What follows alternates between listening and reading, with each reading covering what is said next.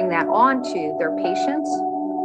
Positive psychology is beginning to ask these provocative questions about, well, what impact does well-being and positive psychology have in really defining the future? Our job is really to harness the brilliant minds that are talking about flourishing, that are talking about gratitude, talking about building relationships, reducing stress, and so much more.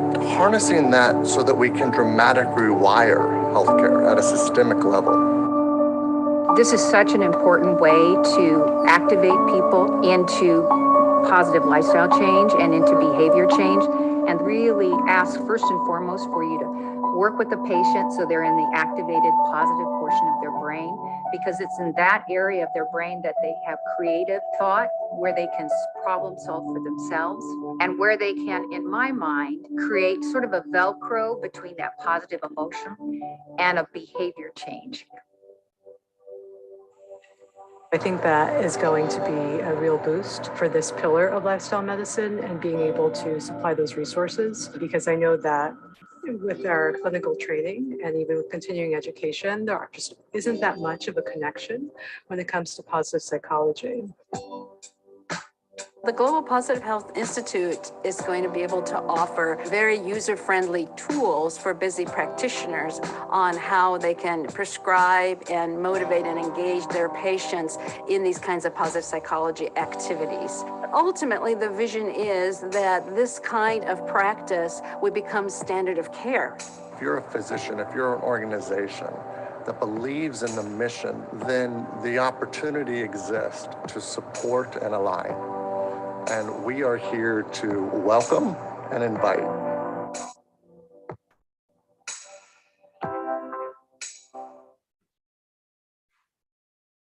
So this was the message, just to tell you that we are not alone. We are part of a global movement. And believe me, when I started in 2019, this movement, I was alone, because people thought that she is a crazy woman who is always doing things which are against the normal system existing in the country. But I am so proud and feel honored that I have a very I would say, academically trained, mashallah, professionals with me today who have joined me as a team and who are part of this movement in Pakistan.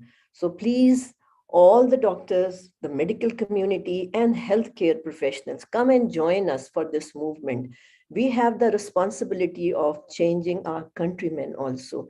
So take this as a sadqa jariya and join our movement of happiness, join our movement of lifestyle medicine. Now I am again very proudly would like to introduce the host of this summit today, and I would like them to introduce themselves. So Samia, would you like to introduce yourself, Samia? Assalamu alaikum everyone. This is Samia Khalid from Lifestyle Medicine, Pakistan Institute of Lifestyle Medicine. By profession, I'm a psychologist and IBLM diplomat and PhD scholar. And I am practicing lifestyle medicine from last 4 to 5 years. Our team member main aim is to sync the people with nature, natural food, and connect the people with their social relations. So join our team and be the part of lifestyle medicine. Thank you. Thank you, Samia. Thank you very much. Thank you for part of our team, mashallah. Dr. Zia, would you like to introduce yourself? Sure, ma'am. My name is Mohammad Zia Abbas. I'm an MD, doctor in medicine, and I am now practicing in Islamabad. I became a lifestyle member last year, and ma'am blessed me with so many things that I incorporated my lifestyle medicine in my practice. And Alhamdulillah, by the grace of Almighty Allah, and definitely the guidance of Dr. Shagufta, it was such a rewarding feeling when you have patients with disease reversal. I cannot put those things in word, but I am so blessed to be a part of this team. Thank you, Dr. Shagufta. Thank you, Dr. Zia, being part of my team, giving me energy also. Summer, would you like to introduce yourself? जी बिल्कुल. Assalamu alaikum everybody. I welcome you all to the International Happiness Summit. It's our second online happiness summit, and I'm so honored and I'm so proud to be part of this team and working for Pakistan Association of Lifestyle Medicine. Especially, thank you to Dr. Shagufta, who's given me the responsibility of handling the social media, which is the most one of the most important things to do for this association. So to introduce myself, I'm basically not a doctor. I'm an architect by profession. And what brought me to this field was healing for myself, healing for my family, healing for my loved ones, and healing for everybody in the world whom I can reach out to. And this I did this short course of lifestyle medicine about 4 years back, and this was just for my own self grooming, but I didn't know that this science would actually change my life forever. And I put everything aside and I said, enough is enough. This has to come first. And now I'm on my journey to pursuing it as a profession, inshallah. And presently I've enrolled myself into one of the leading college of naturopathy in the United Kingdom, known as College of Naturopathic Medicine. And knowing Pakistan, that obviously there are lots of departments and lots of sciences attached to natural medicine, but I've chosen nutrition. I hope I can finish this course successfully and be a benefit to my country, Pakistan, inshallah. Thank you. Ameen. Inshallah. Thank you very much, Samar. You have added color to our association, by the way. Artist hona bhi bada zaruri hota hai. She has added colors to our activities, which we were into dull colors. After Samar is being added to our team, she has given colors to our organization. And lastly, I would like to invite Dr. Umar Zafar Jagra. And I would like to just say that Umar was given to me. Allah has blessed me with this doctor. He just came to me in a conference. I am introduced to him in December conference, lifestyle medicine conference. And I was a bit reluctant. I thought, okay, this gentleman, how come he is having so much passion about lifestyle medicine? I don't know. I don't know him. But his potential is revealed during this summit. He is bit, I would say he's a bit shy. He was not revealing his potential. His potential is revealed during this summit. And Dr. Umar, I am thankful to you because you will, inshallah, add strength to this movement. And thank you for being part of this movement. Dr. Umar, over to you. Wow, ma'am. So much praise. Thank you very much. And honored to be part of this team. I must say, I still remember the day when I met you, and when you did the talk, and you said that whenever I hear the national anthem of Pakistan, it gives me goosebumps. I still remember your words, and I must say that is the same feeling I've always had since I was a kid. So I thought this is something I have to join. I have to join your team and be part of it. Well, welcome everyone. Once again, we are back on the second day of the Happiness Summit. Happiness does healing. And those who were with us yesterday, welcome back. Those who are joining us today, very warm welcome. We'll be all with you, and it will be a great day as it was yesterday. As for me, I don't know, ma'am has given me so much praise. I'll just briefly say I'm a cardiologist, a general physician, and I have developed special interest in lifestyle medicine. I have my passions like life coaching, thought transformation, and with all that, I would be one of the hosts along with Samar, Zia, and Samia. Thank you very much. Now, being the elder member of this community, now I feel that you should take over the show and I should be relaxing now. Like Urdu में I would like to से, जब माँ के बच्चे बड़े हो जाते हैं तो वो बच्चों को कहती है अब तुम काम संभालो. So I am so confident on you all. So you can this now conduct the show, and I am there. If you need me, I'll be always there. So Dr. Omar, over to you now. Thank you very much, ma'am, once again. And we will be starting our day today with lots and lots of things to come. The first speaker of the day would be none other than Dr. Liana Lianov, and she would be giving us a message about promoting health and behavior change with positive psychology. I must say, as an innovative global leader in lifestyle medicine, Dr. Lianov has advanced the movement for integrating positive psychology into healthcare. She led the development of the original lifestyle medicine core competencies for physicians and health professionals, which have recently expanded to include positive psychology-based knowledge and skills. She serves as the president of Positive Health and Wellbeing Division of the International Positive Psychology Association, chair of the Happiness, Science, and Positive Health Committee of the American College of Lifestyle Medicine, vice chair of American Board of Lifestyle Medicine, and founder president of Global Positive Health Institute. So, Dr. Liana Lianov, thank you. Hello and welcome to this session on promoting health and behavior change with positive psychology. My name is Dr. Liana Lianov, and I am the president of the Global Positive Health Institute, the president of the Positive Health and Wellbeing Division of the International Positive Psychology Association, and the chair of the Happiness, Science, and Positive Health Committee of the American College of Lifestyle Medicine. And by way of disclosures, I am on the scientific advisory board of Solera Health. I'm founder and principal of Health Type and the president of the Global Positive Health Institute.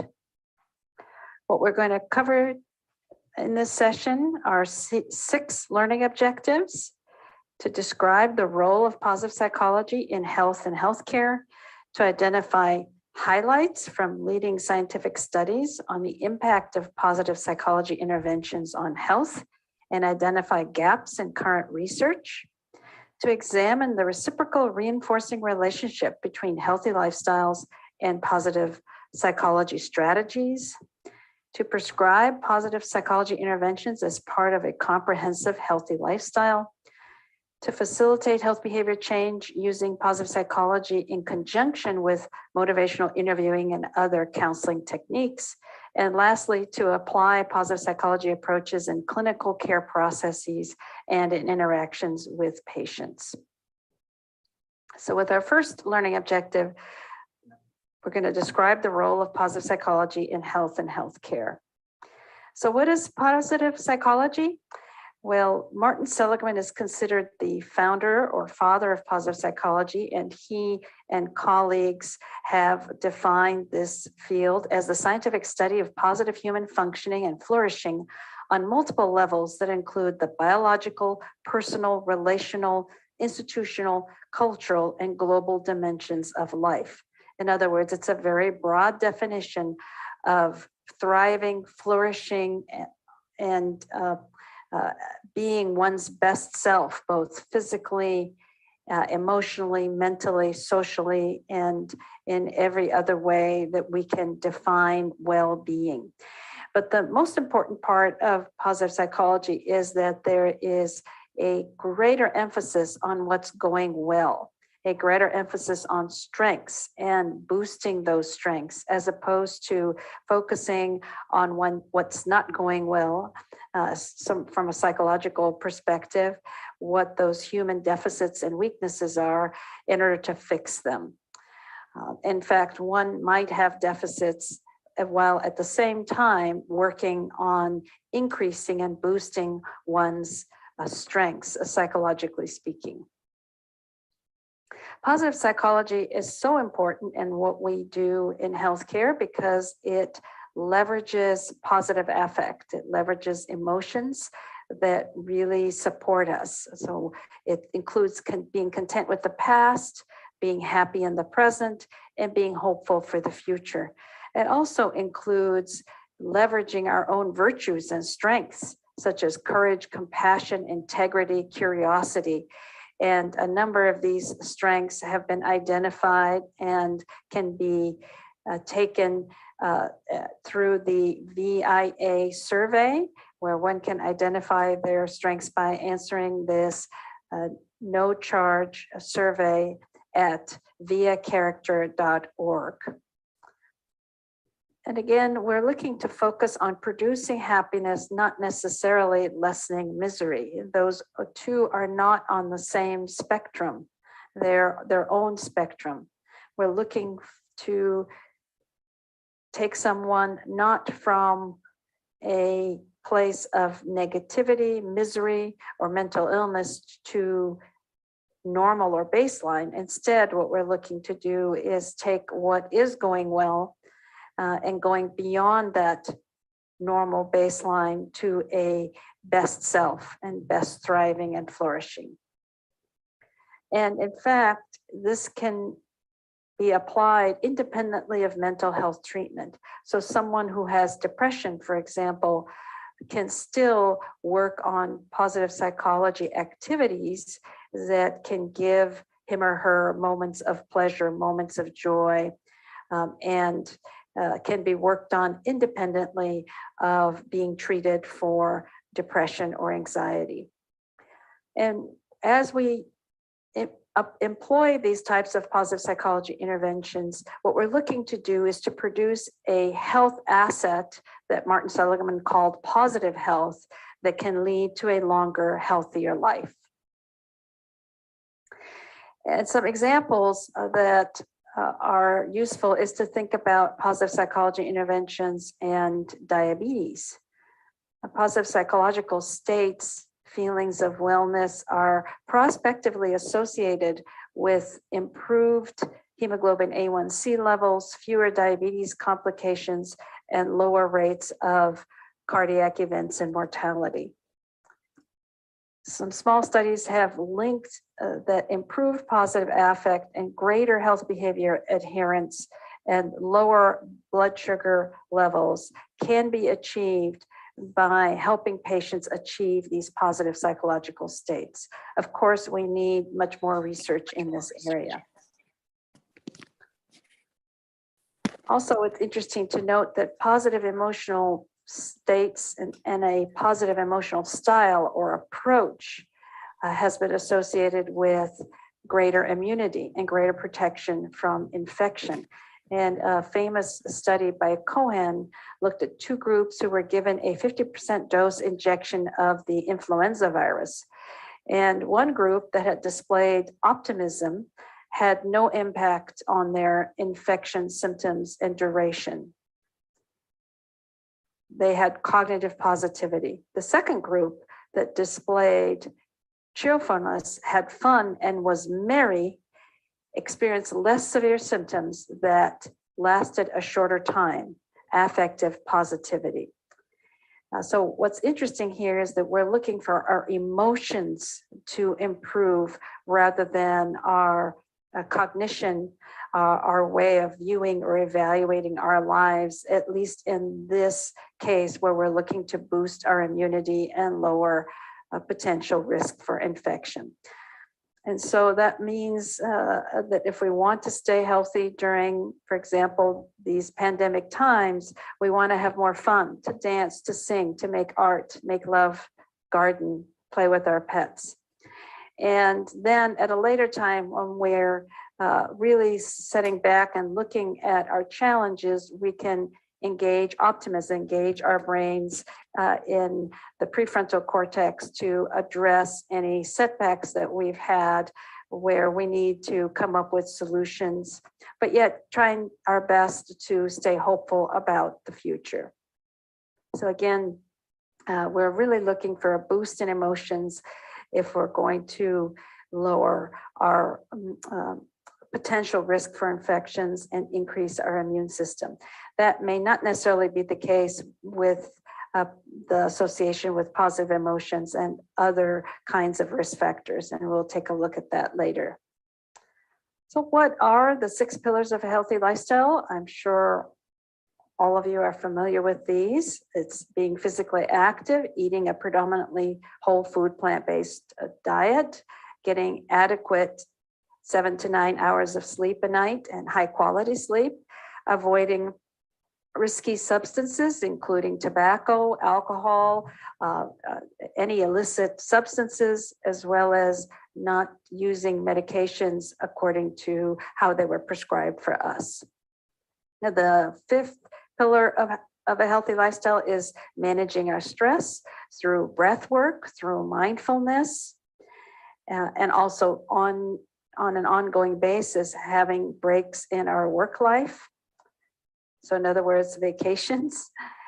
And the 6th pillar is the broad umbrella of positive psychology that includes social connection, but it also includes all the elements of positive psychology as defined by Martin Seligman and his acronym PERMA, P for all kinds of activities that can boost our positive emotions, such as gratitude practice and forgiveness, acts of kindness.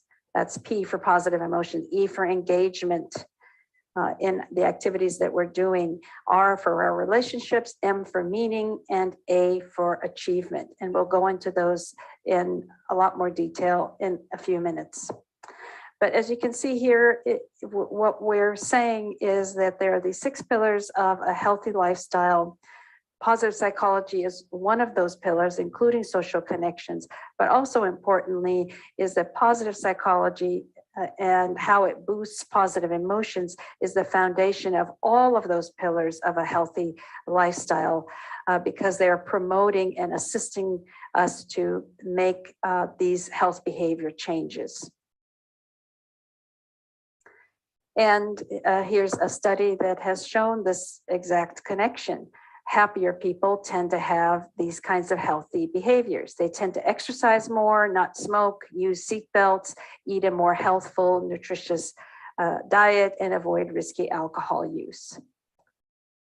The second learning objective is for us to dig deeper and take a look at positive psychology elements and some of the important scientific studies that are showing this connection and the impact of positive psychology on health, and also to talk about some of the gaps in our current research. An important study by Hendrick looked at, it was a meta-analysis that looked at a wide variety of positive psychology interventions, and here's a list of just a few of those kinds of interventions. And in the meta-analysis, he was looking to see if, despite the fact that these are a wide variety of interventions and also even the quality of the studies varied, but as he put those in the meta-analysis, it is very interesting to know that he found that indeed, despite the variety of the quality of the studies, that there was an impact in both psychological well-being and emotional well-being, subjective well-being in people who practiced these kinds of activities. And why is that? What are the mediating mechanisms then that we know happier people, people who have the subjective well-being and psychological well-being might then lead them to be healthier? So we know doing those activities, according to Hendricks, helps us in essence be happier. And then how does being happier help us to be healthier and to live longer? Well, it's through our health behaviors. And we'll talk about how positive emotions are essential in getting us in an upward spiral of positivity that helps us pursue those behaviors. Also through a boost in the parasympathetic nervous system, producing cardiovascular health, lower rates of inflammation, greater immune system strength, longer telomeres, which are associated, of course, with living longer, and better endocrine regulation. we do have to keep culture in mind, and I'm cognizant that this is a conference in Pakistan, and you have your own culture and your own beliefs. Here in the United States, we are just starting to explore and learn more about the differences in how these kinds of positive psychology interventions will be benefiting people from different cultures and backgrounds. And so we might even have to look at how happiness is defined. And we have so much more work to really tease that out. What we do know in the early studies is that there appeared to be greater gains in well-being from positive psychology interventions in European Americans than in Asian Americans. But that's not to say that there's no benefit for Asian Americans, or extrapolating that to other Asians in other countries. There's a very interesting randomized controlled study where they offered a rotating intervention to a group of Korean Americans and a group of traditional Western Americans. They randomized to either participate in an act of kindness first and then write a gratitude letter, or the other way around, write a gratitude letter and then do an act of kindness. And then they surveyed them about their well-being, what benefits, how they changed their emotional states as a result of doing these activities.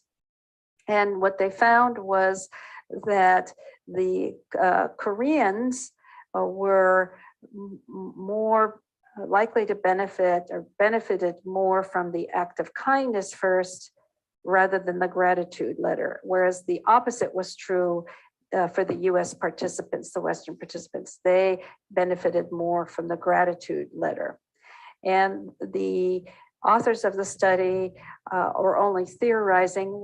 They don't have an exact answer for this, but they were theorizing that perhaps in the Korean culture where they value independence, when they're being asked to write a gratitude letter, it's showing that they've actually been dependent on someone else to help them, and that actually was associated with negative emotions.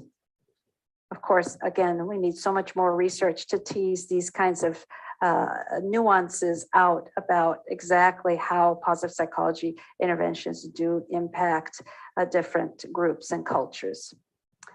So as I promised you, we are going to go over the positive psychology framework of PERMA. Those are the 5 elements of positive psychology as identified by Martin Seligman: P for positive emotions, E for engagement, R for relationships, M for meaning, and A for achievement. So P, positive emotions, those can help physicians and health professionals to be more open-minded when diagnosing patients or creating action plans. And they help everyone through an improved vagal tone that's associated with greater heart rate variability and other physiologic benefits.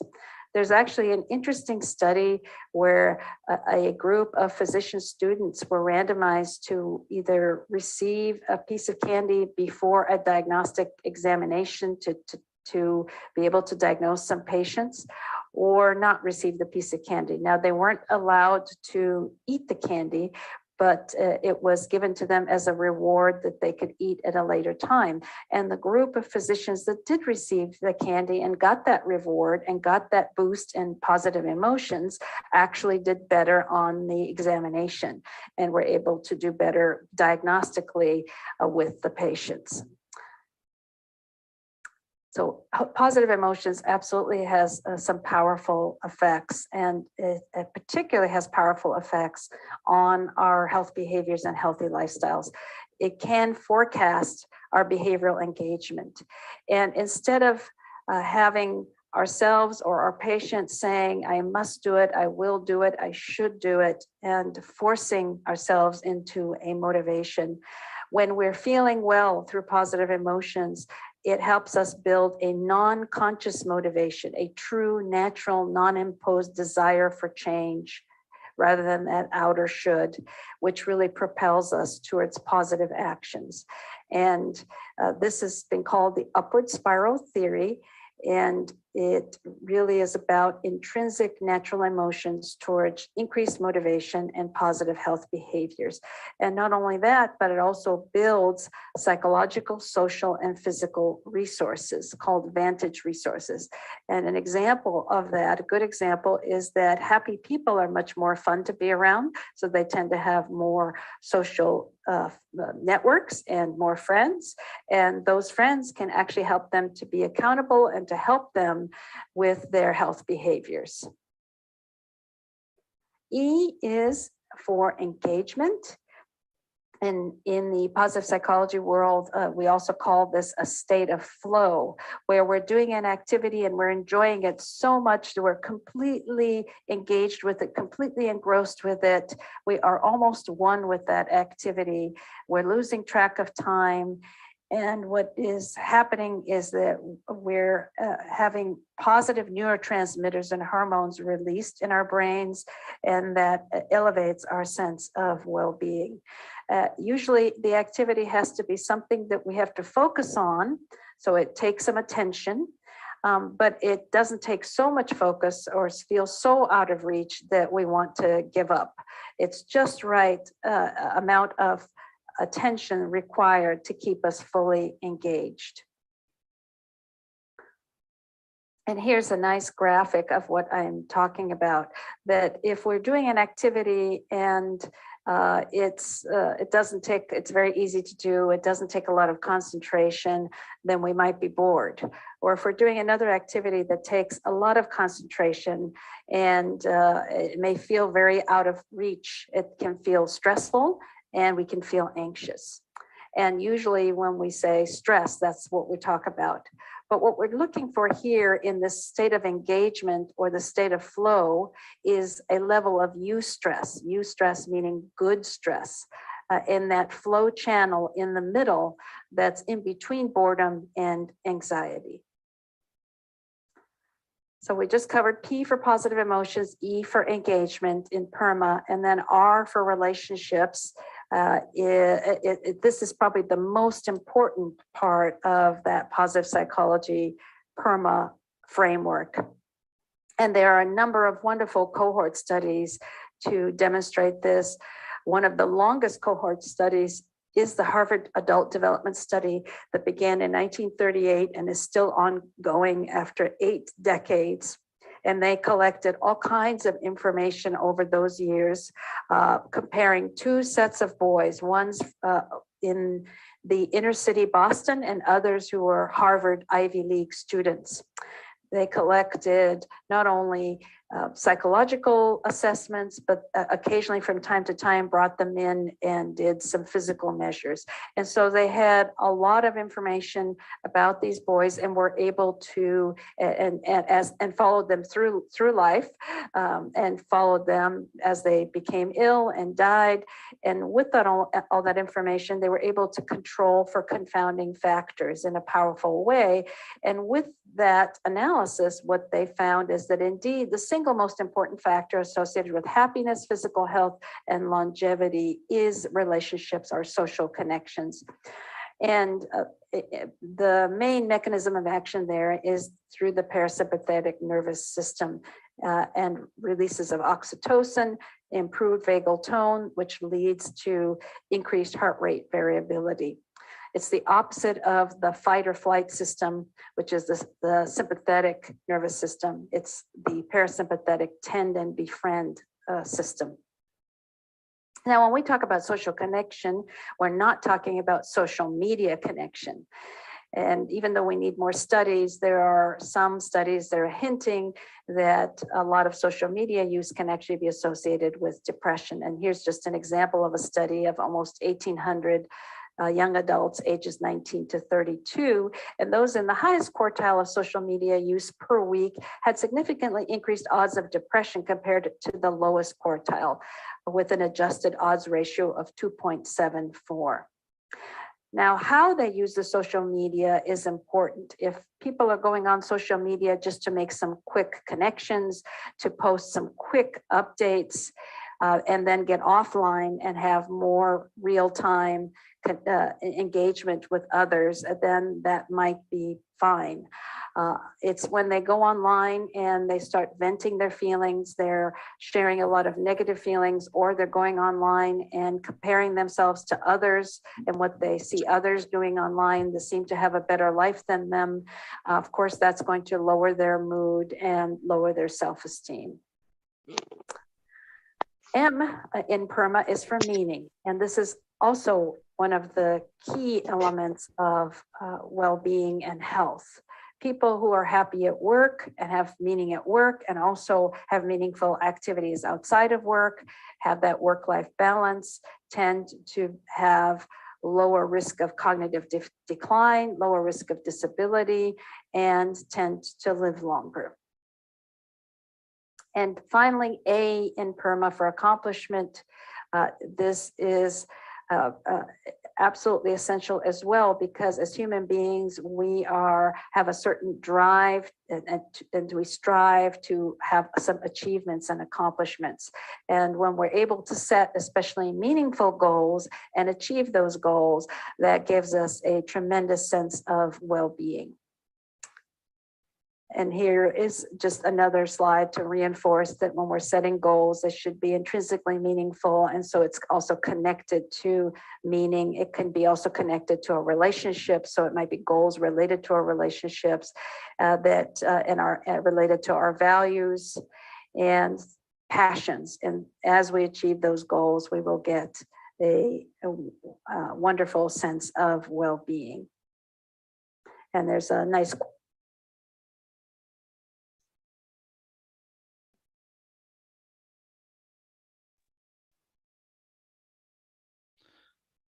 Wow, that was too much knowledge, positive knowledge.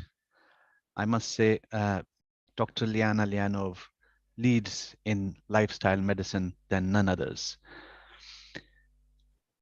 Better keep yourself clean and bright. You are the window through which you must see the world. George Bernard Shaw. You can't always control circumstances, but you can control your thoughts. Charles Poppleston. There's nothing good or bad, but thinking makes it so. William Shakespeare. These are some of the sayings. And as kids, we have clean windows. The heart is clean, we are innocent. A point comes in life when life starts throwing some dirt at our windows. And here's what happens. Our windows get splattered by criticism from, must say, parents and teachers sometimes. Our windows get smeared by rejection. They get soiled by disappointment. And so the dirt keeps building up. And all too many people don't do anything about it. And this is where positive psychology comes. This positive attitude is what Dr. Liana Lianov has been talking about sleep. Do you know that a single night's sleep of 4 hours or less, now listen to that, 4 hours or less, decreases the natural killer cells. Now, natural killer cells are cancer fighting cells, I tell you that. And they punch a hole in the cancer cell and destroys it. And it has been seen that the natural killer cells with a 4 hours or less sleep, they just go down by 70% in an individual compared to an individual who takes 7 to 8 hours or more sleep. That is really some facts which we should be thinking about, alarming facts. Did you know another alarming fact? about deprivation of sleep is that Denmark is the first country to pay worker compensation to women who developed breast cancer because of years of night shift working. Now that again is because there has been an association between sleep deprivation and breast cancers in women. So again, sleep is very, very important. And coming to cardiovascular, which is my field, as Dr. Lianov mentioned, better parasympathetic system means we should be calm, we should be thinking positively, as it was mentioned by Dr. Javed in his talk, Surah Rahman, forgive everyone, keep your heart clean, and that carry on. And with that, the heart starts functioning better. And obviously, you would have noticed yourself as well when you become angry at that moment in time, when anything makes you angry, you lose focus, you lose clarity. And when you calm down, you think, I should have said that. I should have said that. It's just because in that angry, frustrating situation, you lose clarity. Your fight and flight response, the sympathetic response, it overpowers the parasympathetic response, which is the calm response, the positive response. So obviously, even with that, you should be working on that. Another thing is that, growth hormone is a great healer hormone of the body. And it usually surges at night. So if you have less nights sleep, what happens is that the growth hormone is not released properly. In kids, you will have slowing down of the growth process. Obviously, sometimes it can be short statureness as well. And in adults, when they have reached a full height and obviously their bones and everything are formed and fused, what the growth hormone does is it actually repairs the inside vessels and rest of the body and tissues and everything after the surge during the night. So imagine if you've had a busy day, a stressful day, obviously your body gets affected in that. Your body gets affected. It needs some repair mechanism. If you don't go to sleep, like a lot of our younger generation nowadays who are addicted to gadgets, I must say my kids are as well, who are addicted to gadgets, and they are up looking at their screens till 2, 3, 4 o'clock at night, and then they have to go to school.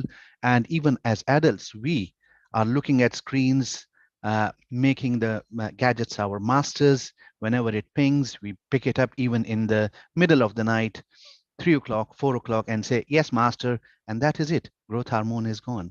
The surge goes down. And the repair we need in our coronary arteries, in our other arteries, that slows down or perhaps may not even happen. I must say, there is another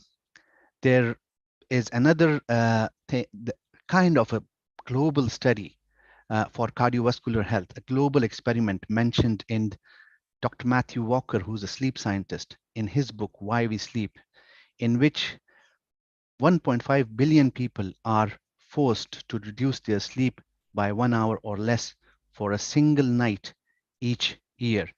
And that is actually what happens is that, when in the Northern Hemisphere, the switch to daylight saving time in March results in most people losing an hour of sleep opportunity. Should you tabulate millions of daily hospital records, as researchers have done, you discover that this seemingly trivial sleep reduction comes with a frightening spike in heart attacks the following day. That's it, the following day. And obviously, impressively, it works both ways. In autumn, with Northern Hemisphere, when the clock moves back and we gain an hour of sleep opportunity, rates of heart attacks plummet the day after. A similar rise and fall relationship can be seen with number of traffic accidents, proving that brain, by way of intentional lapses and micro sleeps is just as sensitive as heart to very small perturbations of sleep. This is actually Matthew Walker telling in his book Why We Sleep. And so look at all these. This is data. This is evidence about just about sleep. Imagine we all know if nutrition is not good, obviously that affects our health as well. I must say there is a Ayurvedic proverb which says when diet is wrong, medicines is of no use. When diet is correct, medicine is of no need. So look at that. If we have a good diet, good nutrition, obviously that means that though it may take time, but in the longer term, we'll live more happy, more healthy, more longer lives, increasing longevity. That's what we want, longer lives, to live with our our young ones, our dear ones, create social connections like sitting together, having a nice talk together. All these kind of activities of positive psychology, pillars of lifestyle medicine, they are absolutely important for our life. Absolutely important. And obviously, and it just carries on and on and on. And as Dr. Lianov mentioned, PERMA, engagement, social connections. There has been a recent study on about more than 5,000 people, in which it has been seen that real world social network connections have more of a positive effect on ourselves compared to, now that is that, compared to social network connections on Facebook. Now this is also alarming, and more use of Facebook, the worse you felt. We may feel that on our Facebook account we have 1,000 friends. I must say that sitting with one friend who is your best friend, who has a connection with you, who with whom since school, since college, you've been together with lots of memories together. Even if you people just sit and don't talk, you will still feel positive, you will still feel healthy. Now, along with that, as you all heard, it was an absolutely full of knowledge, great talk by Dr. Liana Lianov. I hope it will make you think. It will make you think, because as Shakespeare said, I mentioned earlier, there's nothing good or bad, but thinking makes it so. It will make you think that we have to be more positive, with clean minds, clean hearts, and the only way to do that is join hands with us on today, Happiness Does Healing Day. Join hands with Palm, join hands with International Lifestyle Medicine, and become part of this. Now, along after this, I will just hand over to Summer, who is going to tell us about the next presentation. Thank you.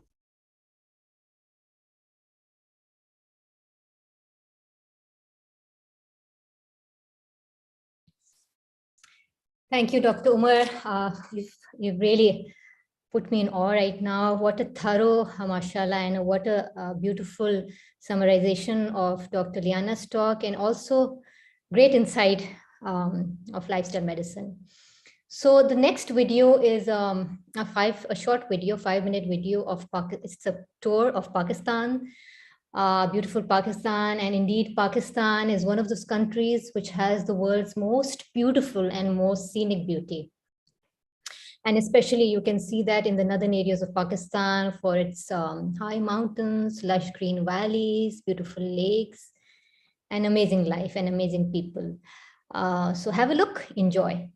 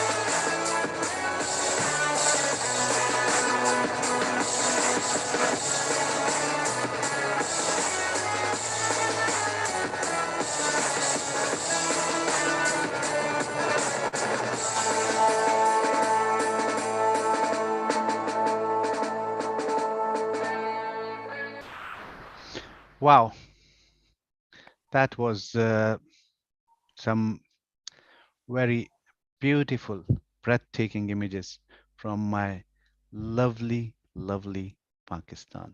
I must say, it has reminded me of my student life when I went to Chitral. Chitral is in the north of Pakistan, and I visited places there which I didn't think even did exist, and the beauty there, the culture there, when I visited Kafiristan, oh my God, the culture there, I could see the people. They were living lives which we could not even imagine, such simple, nice lives, free of all the stress of the cities, free of all negative attitudes. That was great. And obviously the lakes in Pakistan, Lalusar Lake, Babusar Top, these are actually breathtaking images. Coming to Punjab, the fruits of Punjab, kinos, well, it's mouth-watering. And going to Sindh, obviously Sindh with its nice desert and the oasis in the deserts and real lakes rather than mirages. And then coming to Balochistan, which obviously is again something full of beauty, and Gilgit-Baltistan. Well, you just can just go on and on all your day, talking about Pakistan, talking about Pakistan, my great Pakistan. So along with that, one more thing, and that is to ma'am. Ma'am, it really gave me the goosebumps. Over to Summer. Thank you. Thank you, Dr. Umar. Likewise, it really gave me goosebumps as well. And I was just seeing the diversity, mashallah. If we were just to survive as a tourist-based country, we could easily do that because we have it all. We have deserts, we have the oceans, we have the lakes, the swamps, the rivers, the forests, we have it all. We just need to protect them and be responsible citizens. And be contributors in the future to our country as much as we can. So the next presentation, a short talk by Salima Hashmi. And before I go on to her video, let me introduce you to her. Salima Hashmi is a renowned artist, international artist. She's a curator. She's a contemporary art historian. And she is a professor as well, and the founding dean at the Mariam Daud School of Visual Arts and Design at the Beacon House National University in Lahore. She was also professor of fine arts back in those days when I used to be studying at the National College of Arts. This was, I think, in 2000, year 2000 and so. And she served as the role of a principal also. The government of Pakistan has given her the President's Medal for the Pride of Performance for art education back in 1999. She was also awarded an honorary doctorate by the Bath Spa University in 2016. That's another thing that she doesn't prefer to put doctor before her name, but she's a doctorate. She's also council member of the Human Rights Commission of Pakistan. And last but not the least, she's the daughter of a famous poet of the subcontinent, Faiz Ahmad Faiz. In this short video, she guides us to a pursuit towards happiness. Happiness, according to the American Constitution, is the basic right which all human beings should have. It is one of the main objectives for us to be in this world right now. I hope you enjoy this short video. Thank you. The pursuit of happiness is supposed to be one of the objectives of human beings and the point of our existence. In fact, the pursuit of happiness is enshrined in the American Constitution as one of the basic rights that human beings should have. But what is happiness? How do we define it? Surely it is something that is elusive, that has as many definitions as there are human beings. To a hungry child, the arrival of a piece of bread may be a moment of happiness.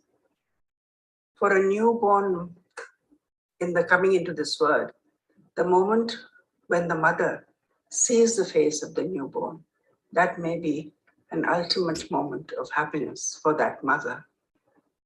Or when, after a long illness, when there is a moment in which there is peace, or as Faiz said, "Si bimar ko bewajah qarar aa jaye," that perhaps may be a moment of happiness. But how does this happiness extend into a state of being in which we feel that come what may, we are able to induce in ourselves that state of happiness, which is what people pursue, what human beings pursue?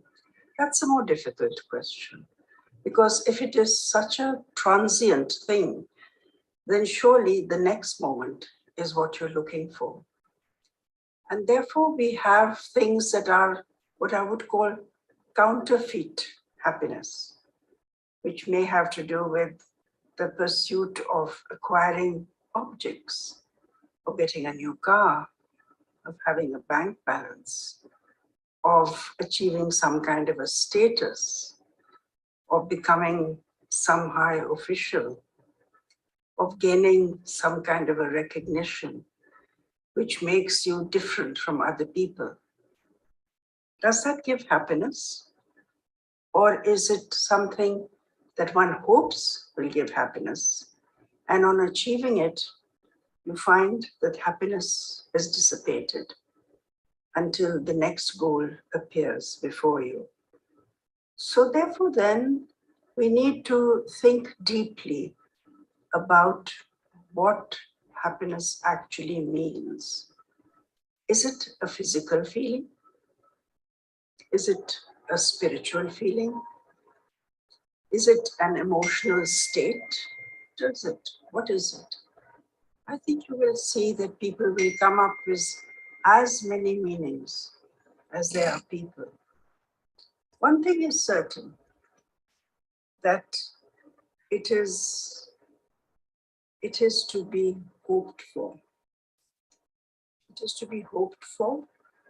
If there is to be a pursuit of that, then perhaps it's best the pursuit continues. If in fact you don't achieve it, but you long to achieve it, and those few moments when you feel you can hope for in a lifetime. I think that the joy, that a moment, the spiritual feeling, the love in someone else's eyes, the laughter on the face of a child, all of these things can be termed happiness. The thing is to have the heart and to have the eye and to have the insight for understanding it, for relishing it, and always, always valuing it. One thing is for sure, it's not a personal state of being. It is always relative to other human beings, because human beings are social animals. Happiness cannot be achieved by one human being alone. It has to be a collective feeling. And once you have that collective feeling, then you can truly say that yes, it is the pursuit of happiness which makes this life worthwhile. Therefore, spreading happiness so that others share in it is perhaps the key to the state of happiness.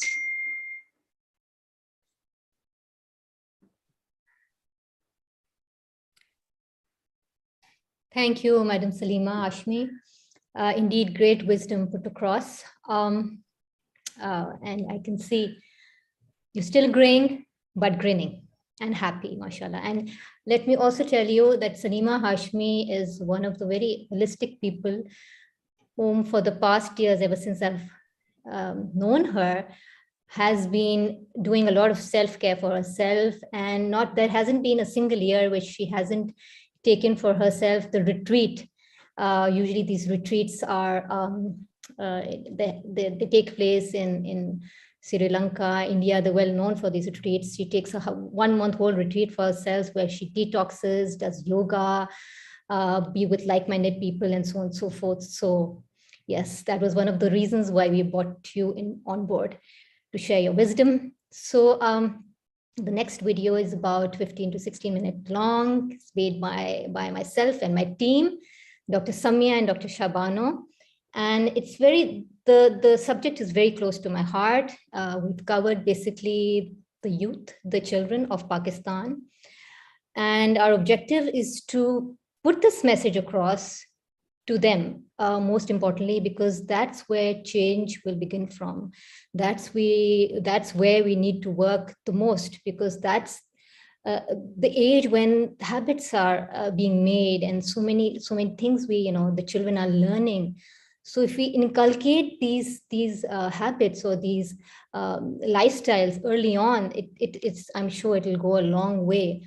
And so far, I've been working with children for the past, let's say, for lifestyle medicine, it's been 3 years, frankly speaking. But apart from that, I've been working with children for the past 10 years, and I've been doing great. I myself I'm not trained for this, but it's all self-taught, and I've been doing project-based learning with children, teaching them art, teaching them science, the laws of physics, through project-based learning. So after I did my lifestyle medicine course, I thought that the fun ways through experiments and projects, what a beautiful way it would be to teach them lifestyle medicine in a fun way, learning through activities. So this video, which you're about to see, we did this about a week or two back with the children of Nordic International School in Lahore, and after the presentation which we showed them, and it was an interactive presentation which we did, we help them first and foremost, we help them identify the basic emotions which all of us carry. So identification of these emotions was very important, and then how to deal with them, because even we as adults don't know how to deal with them, and we fail in emotional IQ, as we call it. So that was a very fun activity, and it was also very I would say heartbreaking, because we did also do a survey in which we asked them how many of them were happy, and what things made them happy, what things made them sad, and what things made them angry. And according to the analysis, I was reading those papers last night as well, and it brought tears in my eye, that in the column in which they wrote what makes them sad were two things: not being with their family, not being with their mom and dad. And Abibi, I'm having goosebumps, and which shows that how much we are neglecting our children, and how much we need to work on them and give them the love and the support which they so importantly need. And then comes other things. So in the happy column, it was interesting to read what made them happy was the friends, being with family, being with mom and dad, and food. So majority also wrote food, which was a good thing, because food does, physical health does bring happiness. And what the video will show you is that how, the basic thing which we try to teach children, that mental health is not possible without physical health. You have to, and that's what a teacher, Dr. Shagufta Feroz, also teaches us, that the body supports the mind.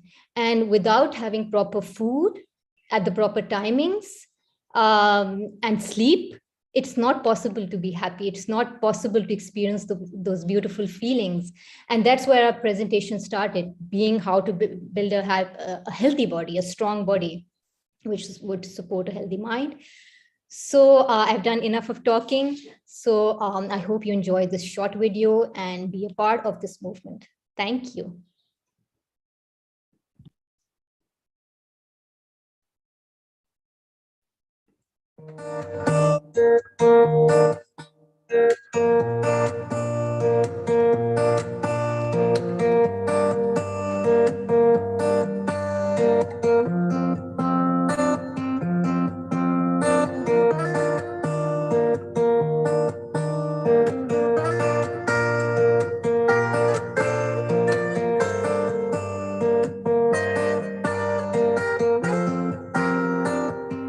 happens is nice.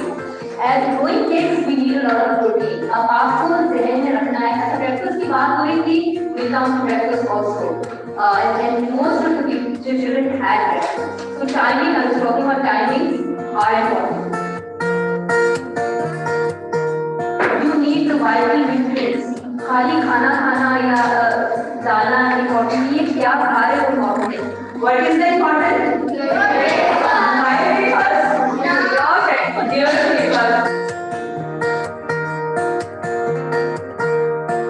पानी दिए हैं तो वो सारी चीजें डाल ली है और डाइट खाना जो भी खाया है वो हमारे सेल्स में. और आपको पता है कि आपकी मेंटल हेल्थ पे कैसे काम करेगा.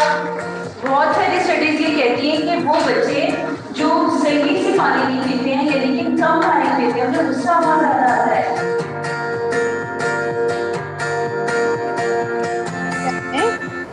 मुझसे बोलिए एक बात.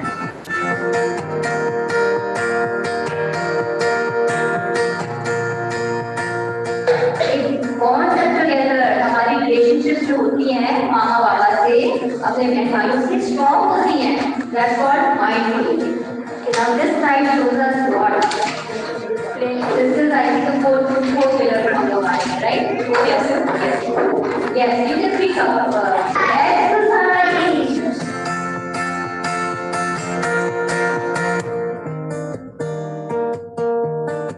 Healthy lifestyle. Okay, this is the end of the slide, but आगे भी है. So this is the main pillar. Number one was food. Second one was breakfast, early breakfast, and a good breakfast full of protein and carbohydrates. Third was exercise. Fourth was water. Fifth was I'm not going about it, but sequence है बस आप लोग की देखना चाहती हूँ कितना आपको याद है. Mindful eating and variety of food.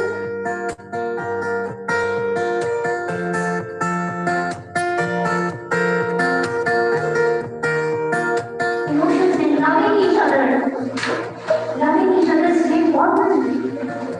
और हमें शो नहीं करना था. हम कभी चाहते हैं दिल करता है कि खाना को आगे भी शायद होती है. We can't take it out. We will this Samya will teach you all how to better handle this emotions.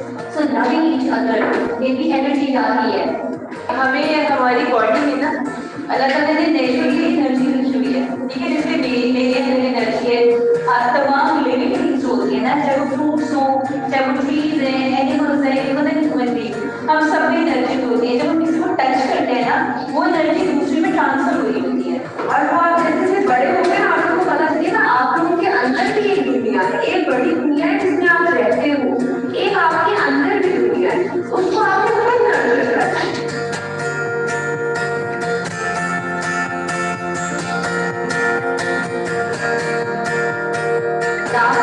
खाली लाफिंग a lot. लेकिन ये तो नहीं करता. हंसना भी क्या हो नहीं करना. और people will make fun of you but laughing.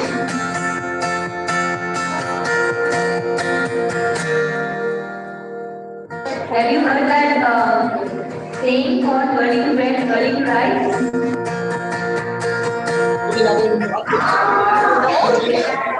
तो फिर आप जल्दी क्यों नहीं सोते? आप तो लेट सोते हो, वो क्यों? अगर आपके लिए डिफिकल्ट नहीं है तो आपको रात को 10 बजे के बाद 11 बजे तक मैक्सिमम सोना है. क्यों सोना है? ताकि नंबर आपकी फिजिकल बॉडी एनर्जी आ जाए, नंबर 2 आपको मेंटल एनर्जी मिल जाए ताकि आपके अंदर खुद ही से अलग अलग तरह से हैप्पीनेस वर्क हो जाए. Is it clear?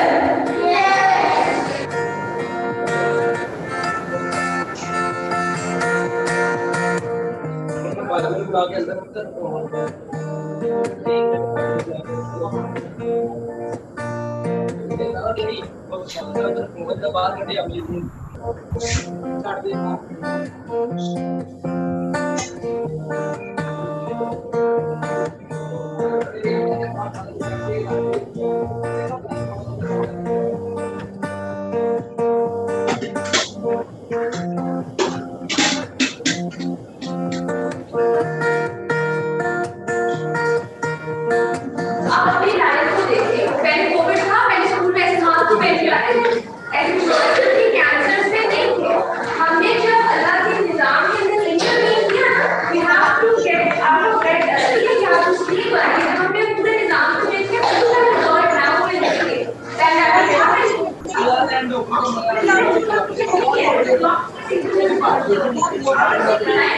चीजें खराब होगी तो birds follow things, the plants follow things. हम इंसान बचपन ऐसी चीजों के ऊपर कुछ अच्छा आपको छोटी सी स्टोरी मैंने सुनानी है और एक्चुअल में रियल स्टोरी है क्योंकि मेरे भी आप जैसे छोटे बेबीज हैं जब मैंने उनको कहा कि आप इन सब नहीं करना उठा करो जब रात को किया सो जाया करो एंड से क्यों मामा हम क्यों ऐसे करें क्योंकि जब हम रात को जागते होते हैं जैसे आप भी जागते हो तो उसे भी ऐसी और प्रॉब्लम नहीं है अगर हमने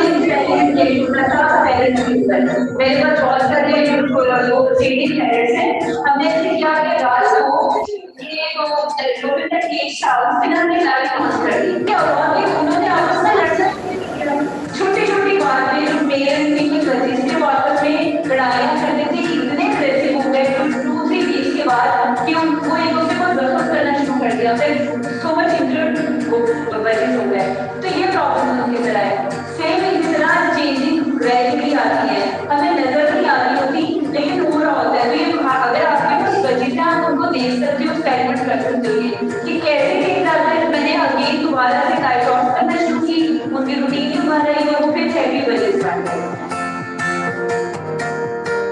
अच्छा एक और मेरे पास स्टोरी है कि देखो ये लोग जो हमारे काम में रहते हैं मतलब कि हमारे जो बर्ड्स हैं और भी other animals are waking up at one single time and going to sleep at the same time. तो cock-a-doodle-doo होती है वो एक टाइम पर अजान देती है हम सब अजान सुनते हैं ना दूसरे तो किस तरह वो फजर के टाइम उसको पता होता है क्योंकि उसकी क्लॉक है ना वो सूरज की रोशनी के साथ सिंक हुई हुई है मैच करती है नेक्स्ट स्लाइड अच्छा ये हमारी क्लॉक है you can read this little bit like a joke. What you wake up, एक hand पूछती है कॉक से, why you wake up early and doodle at exactly the same time every morning? And what do you say? Says because I'm the alarm clock. So this is a small joke.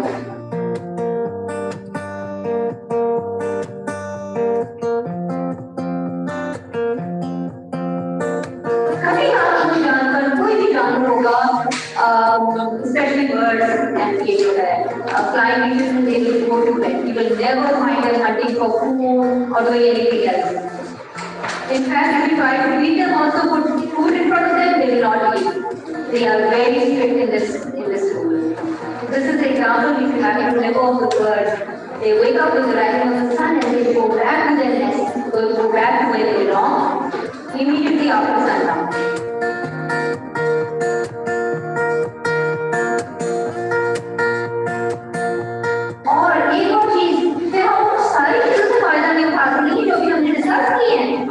ना हम nature से फायदा उठा सकेंगे ना बाहर जा सकेंगे ना हम लोग मिल के बैठ के खाना खा सकेंगे क्योंकि हम इतने इन्वॉल्व हैं अपने स्क्रीन और अपने गेम में जिससे हमें कुछ हासिल नहीं nothing we are gaining zero बल्कि in fact we are losing we not gaining we losing all the loving things which we just discuss right next slide अच्छा एक और चीज last I think this is the last one and should not be the last one to come forward What is this slide for you?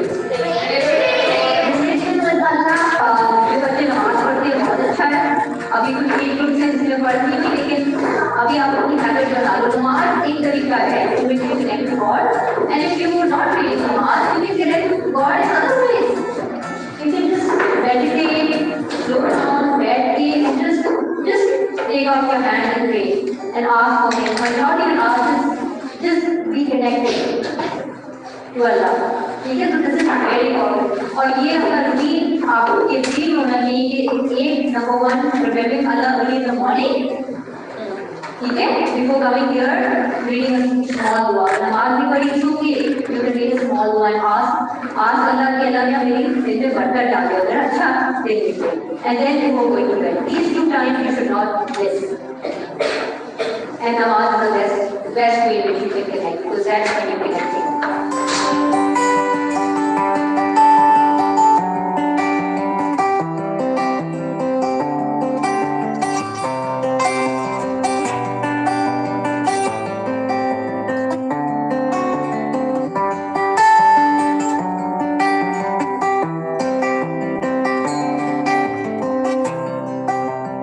This is what happens when you don't exercise.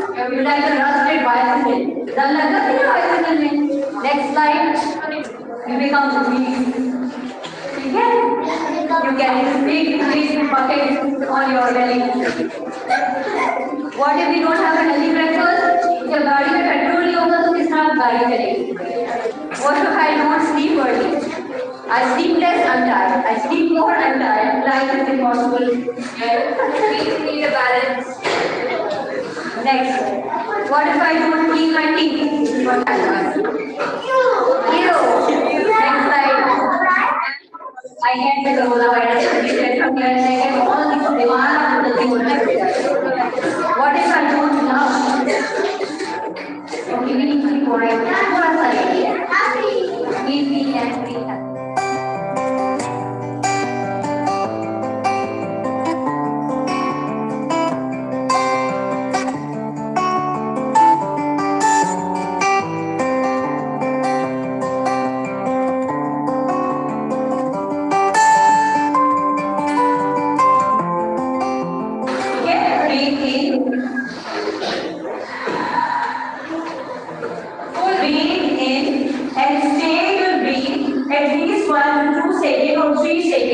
Then breathe out as deep as possible. ठीक है, again मेरे साथ करना आपने. Stay 1 to 2 seconds. Stay in there, breathing or breathe out. Breathe. Again breathe in. Stay for 1 to 2 seconds and breathe out very slowly. Yes.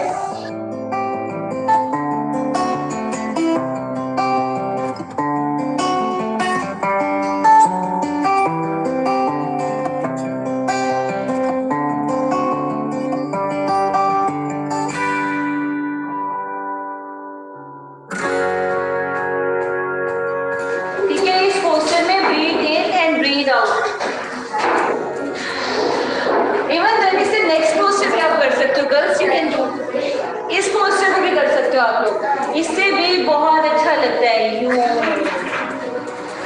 ठीक है, तो ये पोस्टर आप बना सकते हैं.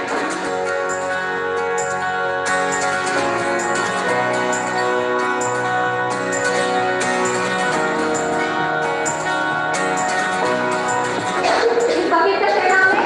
Number 1 bucket fillers. और इस बकेट का क्या नाम है? Bucket differs. अब बकेट फिलर क्या है, बकेट डिपर क्या है? हमारी आप इमेजिन करो हमारी बॉडी एक बकेट है. थॉट या नेगेटिव चीजें अपने बकेट में डाल दो तो होगा क्या? अभी देखो, मुझे बहुत गुस्सा आया और मैंने जो उनसे अपने माइंड में बिठा लिया कि उसने मेरे साथ बहुत बुरा किया है. ठीक है, ये थॉट है जो मैंने अपने माइंड में बिठा ली. सेकेंड, मेरी टीचर भी नहीं अच्छी हैं, सबके सामने डांट देती हैं और हेवी बैग हो गया. यू फील टायर्ड, आप थक जाओगे ना.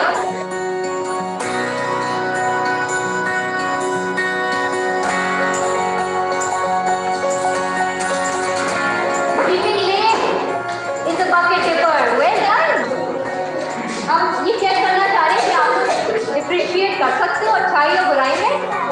Okay, somebody says fighting. Is it a dipper or a killer? Fighting is a killer? Dipper. Okay. Then somebody says, I fought with my sister.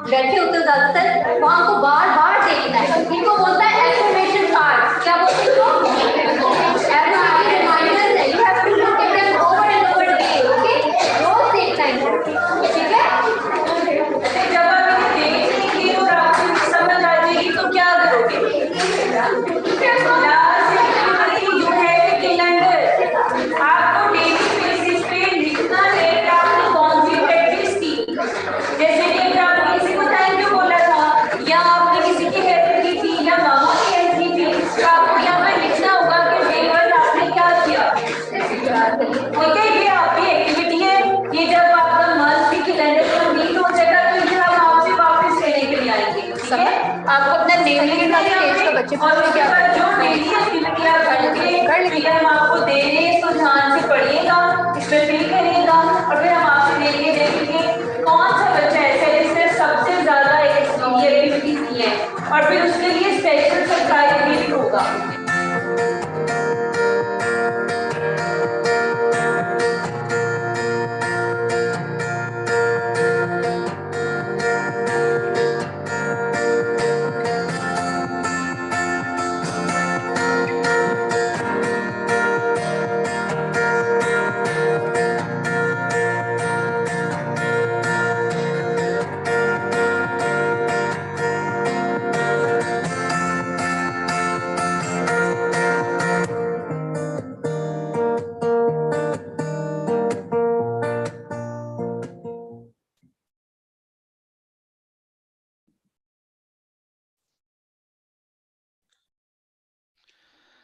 That was fascinating. That was fantastic. I think the effort by Summer, Samia, and Shabano is amazing.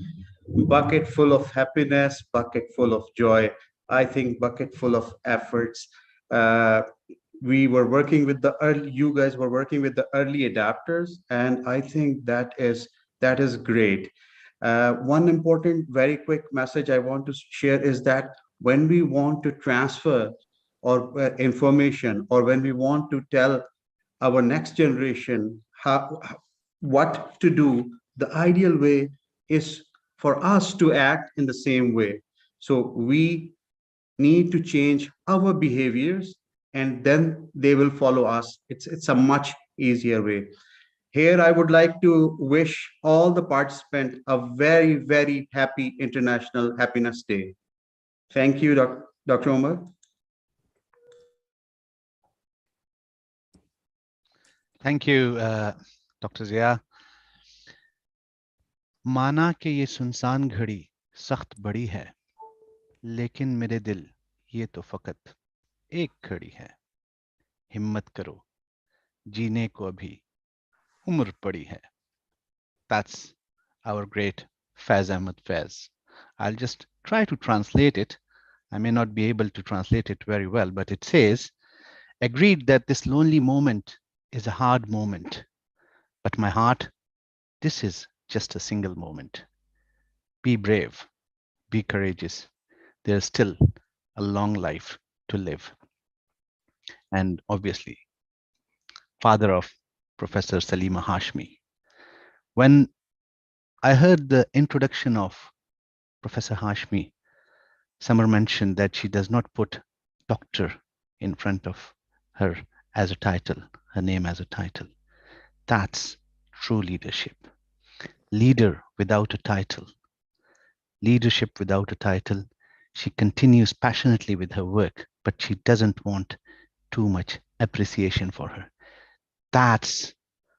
These are the kinds of leaders we need in Pakistan, we need in this world to make this world happy and healthy. And obviously, the video, Summer, Samia, Dr. Shabano, excellent video, I must say. The kids, they were so innocent, so positive. We need to keep them like that. Don't put negativity into their minds.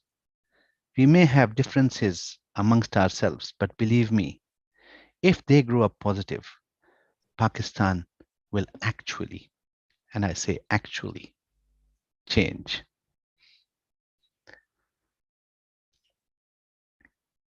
Graying but not grinning, or graying but still grinning, sorry. Last night when I shared the link with some of my friends in UK, one of my friends, she said, I won't be able to attend because I have some medical tests going on. And she was not very positive. And I said to her, stay positive. We are all here for you. Start some meditation and mindfulness exercises. It helps. Keep a plant-based diet. Go out on walks with your husband. And she said, Omar, just don't grow old. And this is something a lot of my patients in United Kingdom used to tell me, "Doctor, don't grow old." And my answer would be, if I don't grow old, I have to die young. So that's a hard choice. And last night she replied, just don't think about getting old or you will age quickly. And that is so scientific. As I mentioned, cortisol gives you aging. So don't get stressed. If you're less stressed, DHEA gets released, which is an anti-aging hormone. So don't think that you're getting old. Just carry on with life. And now with this, we'll move on to our next speaker. And she is Dr. Anika Sohail. Dr. Anika Sohail is head of pediatrics department in Wabda Teaching Hospital Complex. She is one of the best graduates of King Edward Medical College and served as associate professor in Central Park Medical College. She is global ABA consultant and trained herself in multiple interventions of autism from abroad. She is founder of Help Autism Pakistan, an organization that is helping, empowering, and educating the autism community around the globe. She did her international board certification in lifestyle medicine physician exam. She is a member of Pakistan Society of Lifestyle Medicine, and she is going to talk in this Happiness Summit. And her topic for today's summit is Happiness, the Joy of Giving. Welcome.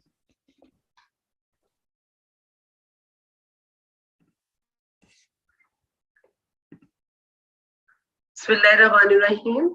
I welcome you all on behalf of Pakistan Association of Lifestyle Medicine in this International Happiness Summit and this happiness movement initiated by Dr. Shagufta Feroz.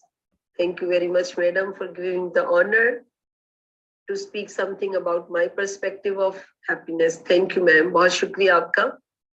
Happiness is something very special. It's a wonderful feeling. It's a direction, it's not a place. Happiness ऐसे नहीं है कि happiness कहें और happiness आप feel करना शुरू कर दें. It is not something that just happened. Happiness is a skill that you need to build on. आप कैसे खुश रह सकते हैं और उसके बाद आप अपनी खुशी को कैसे sustain कर सकते हैं, that is important. I am Dr. Anika Haider. I'm heading the unit of pediatrics in Wabda Teaching Hospital Complex for the last 15 years. I have been given the Award of Excellence for my services, and recently I have cleared my International Board Certificate exam for Lifestyle Medicine under the umbrella of PALM with the kind supervision of Dr. Shagufta Feroz. इसके अलावा मेरी एक और identity भी है जिसकी वजह से आज मैं यहाँ आप लोगों से मुखातिब हूँ, और वो आइडेंटिटी ये है कि मैं एक 17 साल के ऑटिज्म के बच्चे की मदर भी हूँ. अब सवाल ये पैदा होता है कि ऑटिज्म क्या है. आज हम ऑटिज्म पर तो बात नहीं करेंगे, लेकिन इसकी 2-4 कुछ जरूरी बातें आपको मैं जरूर बताऊंगी ताकि आपको ये समझने में आसानी हो कि ऑटिज्म के से हैप्पीनेस मूवमेंट का क्या ताल्लुक है. ऑटिज्म एक ऐसा न्यूरो डेवलपमेंटल डिसऑर्डर है जो क्लासिफाई किया गया है as one of the most stressful situation for the affected families. Autism parents specially mothers को जब उनके ब्लड में स्ट्रेस हार्मोन का लेवल निकाला गया थ्रू सम रिसर्चेस, तो पता चला कि उनके ब्लड में स्ट्रेस हार्मोन्स का लेवल वो था जो आर्मी के उन फौजियों को था जो बॉर्डर पे खड़े होकर जंगे लड़ रहे थे. इसके अलावा ऑटिज्म का इंसिडेंस बहुत ज्यादा बढ़ रहा है. After every minute an autism child is born. पर ये ऐसे नहीं है कि एक बच्चा या एक फर्द इससे इफेक्ट होता है. इस तरह का मसला है कि पूरी की पूरी फैमिली इसके लपेट में आ जाती है और सबके सब इससे इक्वली इफेक्ट हो जाते हैं. It's very distressing situation. होता क्या है कि बच्चे पैदा तो नॉर्मल होते हैं, लेकिन समहाउ आपको कुछ ऐसे बात पता चलता है कि बहुत ज्यादा उनमें poor eye contact, poor respond to their name, बहुत ज्यादा उनकी मल्टीपल सेंसरी इश्यूज हो जाते हैं. उसके अलावा उनको बहुत मल्टी सिस्टम उनको कंप्लेंट्स आना शुरू हो जाती है. बहुत हाइपर एक्टिविटी होती है. उनकी जिंदगी में ये functional skills, self help skills acquire करना बहुत मुश्किल हो जाते हैं.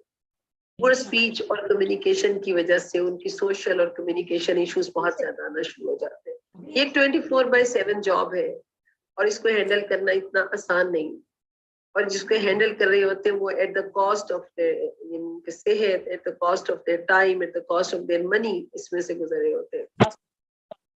और इन सारी ऑटिज्म के बच्चे ना खुद बैठते हैं, ना किसी को बैठने देते हैं, ना खुद सोते हैं, ना दूसरों को सोने देते हैं, और एक फुल टाइम इनकी एक इरिटेबिलिटी, क्राइंग और सब कुछ आपके साथ साथ चल रहा है। और इनको संभालने वालों को in spite of their exhausting efforts bad parenting का टाइटल लग जाता है।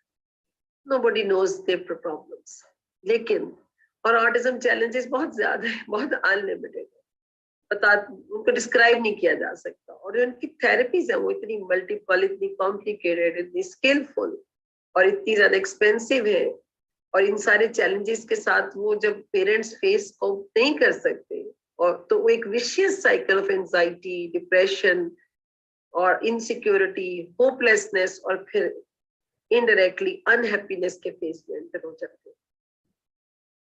और इस सारे चक्कर में सबसे ज्यादा इंसिडेंट्स डिवोर्स का, सिंगल पेरेंटिंग का, ऑटिज्म डिसऑर्डर्स के साथ देखा गया, और इस वक्त एक बहुत बड़ा चैलेंज बना हुआ है। लेकिन अगर हम तस्वीर का दूसरा रुख देखें तो वो बहुत ब्राइट है। आप देखें कि हर शख्स की जिंदगी में कोई ना कोई दुख है, जहां सुख है वहां दुख है, और चैलेंजेस हर बंदा फेस कर रहा है। तो अगर मैं अपने आप को देखूं और मैं अपनी जर्नी को आपके साथ शेयर करूं, तो मैंने भी तस्वीर का दूसरा रुख देखा, और अगर मैं तस्वीर का दूसरा रुख ना देखती तो शायद मैं हैप्पीनेस के मीनिंग्स को ना समझ सकती।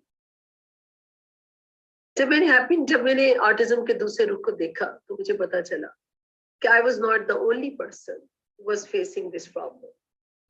बहुत सारे और लोग भी हैं मेरे जैसे जो इस तरह की जर्नी से गुजर रहे हैं, एक ही बोट में हैं, but they are facing the same challenges. दूसरी चीज जो मैंने इसकी गुड साइड से देखी, अपने बच्चे से सीखी, I saw my child struggling every day for the world around him, लेकिन मैंने देखा कि my child never gives up. So I thought, why should I? Why should I feel self-pity on me? I should stand up. I should also fight and never give up. तीसरी चीज मैंने देखी कि autism को label किया जाता है autism spectrum disorder. It is called spectrum क्योंकि जैसे स्पेक्ट्रम के कलर्स होते हैं ढेर सारे, इस तरह स्पेक्ट्रम में जो बच्चा फॉल करता है वो दूसरे बच्चे से एंटायरली डिफरेंट होता है। अगर आपने एक बच्चा देखा है ऑटिज्म का तो आपने एक ही देखा, वो दूसरे से इंटायरली डिफरेंट। और ये जिंदगी का बहुत बड़ा लेसन दे गया। हमें बताया गया never compare your child with other one, it will create stress to you. और अगर हम अपनी जिंदगी में देखें तो मैंने देखा कि हमें अपनी जिंदगी को कभी किसी के साथ कंपेयर नहीं करना चाहिए। कौन क्या है, क्या कर रहा है, किसकी जिंदगी किस मुश्किल में है, कौन कितना क्राइसिस में से गुजर रहा है, इसका हमारे से कोई लेन देन नहीं होना चाहिए। We should not compare our lives, our problems with the other. Everybody has got his or her own challenges. उसके बाद इस बीमारी ने सिखाया एक्सेप्टेंस, एक्सेप्ट करना, स्टेट ऑफ डिनाइल से निकलना, और फिर स्टेट ऑफ ग्रीफ से भी अल्लाह निकाल देता है। और अगर हम एक्सेप्टेंस देखें तो एक्सेप्ट हमें करना चाहिए, हमें अल्लाह की तकसीम पर राजी होना चाहिए और हर हाल में शुक्रगुजार होना चाहिए उन सारी नेमतों के लिए जो हमारे पास है। और जो चीज हमारे पास नहीं है उस पर हमें बहुत ज्यादा गिले शिकवे नहीं करने चाहिए। उससे आगे बढ़े तो इस बीमारी ने सिखाया कि बहुत सारी थेरेपीज थी इसके इलाज में। कोई बिहेवियर बेस्ड थी, कोई स्ट्रक्चर बेस्ड थी, कोई रिलेशनशिप बेस्ड थी, कोई कनेक्शन बेस्ड थी, और बहुत सारा कुछ। लेकिन बहुत टॉप पे जो थेरेपीज बहुत ज्यादा इन्फ्लुएंसिंग थी वो थी जब बच्चों के साथ कनेक्शन बनाया जाता है। जब बच्चे के साथ कनेक्शन बनाया जाता है तो फिर उन बच्चों के नॉन वर्बल बच्चों का भी ट्रस्ट बिल्ड ऑन होता है, कॉन्फिडेंस बिल्ड ऑन होता है। और अगर एट द सेम टाइम हम एज्यूम करते हैं कि वो भी कॉम्पिटेंट है और हम भी कॉम्पिटेंट, तो फिर आपको बहुत अच्छे तरीके से हेल्प आउट होता है। अगर हम इस सारे सिनेरियो को अपनी नॉर्मल जिंदगी में अप्लाई करें तो हमें पता चलता है कि अगर हम अपने अल्लाह पर ट्रस्ट रखें तो और अपने ऊपर कॉन्फिडेंट रहे तो क्या वजह है कि हम इस मुश्किल से नहीं निकल सकेंगे। और बेशक हर तकलीफ में अल्लाह ताला ही संभालने वाला। उसके बाद जब हमने देखा कि सबसे इंपॉर्टेंट कनेक्शन बेस्ड ट्रीटमेंट थे तो अपनी जिंदगी में भी हमें बहुत सारे कनेक्शंस बनाने पड़े और हमने उन न्यू लोगों के साथ कनेक्शंस बनाए जिनका हमारे साथ ताल्लुक था, जो हमें समझते थे या जो हमारी प्रॉब्लम्स को समझते थे, हमें अंडरस्टैंड करते थे और जो हमसे रिलेटेड थे। और उन लोगों ने जिन्होंने हमें नहीं समझा, हमने उनके ऊपर टाइम वेस्ट नहीं किया और हमने उन्हें इग्नोर कर दिया। तो मैंने तो ऑटिज्म मैनेजमेंट से सीखा कि इग्नोरिंग और फॉरगिविंग की बहुत ज्यादा वैल्यू है। आप अपने ट्रैक पर चलते रहते हो। इसके बाद जब हमने देखा कि इन बच्चों के जब हम टेंट्रम्स और मेल्टडाउन्स को मैनेज करते हैं और उनको काम डाउन करने की कोशिश करते हैं, तब भी हम बहुत सारी चीजों को अप्लाई करते हैं। लेकिन जो सबसे टॉप चीज जिसको हमें इम्प्लीमेंट करना है वो ये कि इनके टेंट्रम्स को मैनेज करने वाला खुद सबसे पहले काम डाउन हो। अगर वो काम डाउन नहीं होगा, वो पैनिक में आ जाएगा, तो फिर वो इन बच्चों को कैसे मैनेज कर सकेगा। तब जिंदगी में जब हम इसको अप्लाई करते हैं तो हम ये देखते हैं कि जब हम अपने चैलेंजेस के साथ काम डाउन ना हो और पैनिक हो जाए और गिले शिकवे शुरू हो जाए और जो हमारे पास नेमतें हैं उन पे शुक्र करने की बजाय जो नहीं है चीजें उन पे हिसाब किताब करते रहे या बहुत एंगरनेस में चले जाए, बहुत इमोशनल हो जाए, तो नो डाउट हम अपने डी ट्रैक हो जाते हैं, हम अपने पूरे रास्ते से हिल जाते हैं। इसके अलावा इस चीज ने हमें ये भी सिखाया कि जब ये इनको काम डाउन किया जाता है और उसके बाद सब लोग ही काम डाउन हो जाते हैं, एक चुप और एक सुख। बिल्कुल इसी तरह हम लोगों को भी उस सिचुएशन को एनालाइज करते हुए अपने आप को काम डाउन रखने, सब्र करने, सब्र और नमाज का सहारा लें और बहुत सारी रीजंस ढूंढनी है जो हमें बताएं कि उससे भी खुश हुआ जा सकता है। अपने आपके अंदर पॉजिटिविटी लानी पड़ती है ताकि हमारे अंदर से पॉजिटिव रेडिएशंस निकले और सारे लोगों को हम प्रॉपरली हेल्प आउट करें। इसके अलावा हमें हमेशा न्यू चीजें सीखनी चाहिए। जब भी हम न्यू चीजें सीखते हैं हम नो डाउट ना सिर्फ दुनिया के लिए हेल्पफुल हो जाते हैं बल्कि अपने अंदर भी बहुत इनर स्ट्रेंथ फील करते हैं। यही मैंने किया, मैंने अपने आप को एजुकेट किया, अपने बच्चे के लिए दिन रात मेहनत की और उसकी हेल्प भी की। और एक ऐसा वक्त भी आया जब दूसरे माँ बाप की भी हेल्प करना शुरू कर दी और ये वक्त भी आया जब प्रोफेशनल डॉक्टर्स को भी ट्रेन किया मुख्तलिफ सिटीज ऑफ पाकिस्तान में और एक हेल्प ऑटिज्म पाकिस्तान की ऑर्गेनाइजेशन मौजूद है। एक स्टोरी एक बच्चे से शुरू हुई और उसके बाद वो आगे मजीद चलती चली गई। ये सिर्फ ये दिखाया गया है इसमें कि किस तरीके से हमने ऑल पाकिस्तान डॉक्टर्स को, पेरेंट को एम्पावर किया और जो सीखा उसको आगे डिलीवर किया और माँ बाप को न सिर्फ एजुकेट किया बल्कि उन प्रॉब्लम्स को जो वो फेस कर रहे थे उनकी ईज करने में, उनको आसानियां देने में हमने थोड़ा सा किरदार अदा किया। और हैप्पीनेस की पीक तब आती है जब हम attitude of thankfulness, gratitude, positivity और गिविंग की तरफ जाते हैं। मेरे लिए सबसे ज्यादा हैप्पी फीलिंग ये थी कि मैं एक ऐसी टीम को जनरेट करूं जिसका सेम माइंडसेट हो, जो न सिर्फ खुद बहुत काइंड हार्टेड हो बल्कि हार्डशिप्स को फेस कर सकती है, जो बहुत ओपन हार्टेड हो और पॉजिटिव हो और जो बिलीव करती हो और ट्रस्ट करती हो अल्लाह पर और उसकी मखलूक की मदद करने पर। वक्त बहुत तेजी के साथ गुजर रहा है और हमें अपना माइंड सेट चेंज करने की जरूरत है। अगर मेरी जर्नी की बात करें तो जर्नी तो अभी स्टॉप नहीं हुई, जर्नी तो कंटिन्यूड है। हर दिन के मसाइल फर्क है, हर जगह के मसाइल फर्क है। आज भी उस बच्चे को हेल्प चाहिए, आज भी कनेक्शंस चाहिए, आज भी उसको सपोर्ट चाहिए, आज भी उसकी टीचिंग्स हो रही है, आज भी उसको असिस्टेंस चाहिए और उसकी मदद हम लोगों ने ही करनी। लेकिन मेरा ईमान है कि अगर हम लोगों की मदद करेंगे तो हमारा भी भला होगा, कहीं ना कहीं वो रिवॉर्ड की फॉर्म में हमारे सामने जरूर है। So help others and start giving. कुछ भी जो आप दे सकते हैं, give your wisdom, give your skill, give your expertise, be the reason someone smiles, be the reason someone feels loved. Your life is hard, I know, because I'm living it too, but you still can be happy. Do you want to be happy? Then do something you relate on and work on self. Make new connections. Try to find the people that match your style. उन लोगों से ताल्लुक रखें जो आपको understand करते हैं. खुशियों के लम्हों को अपने इर्द गिर्द रहने दें. Positive role play करें in the world you live in. Hold the happy moments close. Get an attitude of giving. Happiness becomes easier. Happiness spreads by giving. We are happy. Happy. We are happy. Thank you very much. Thank you so much for listening.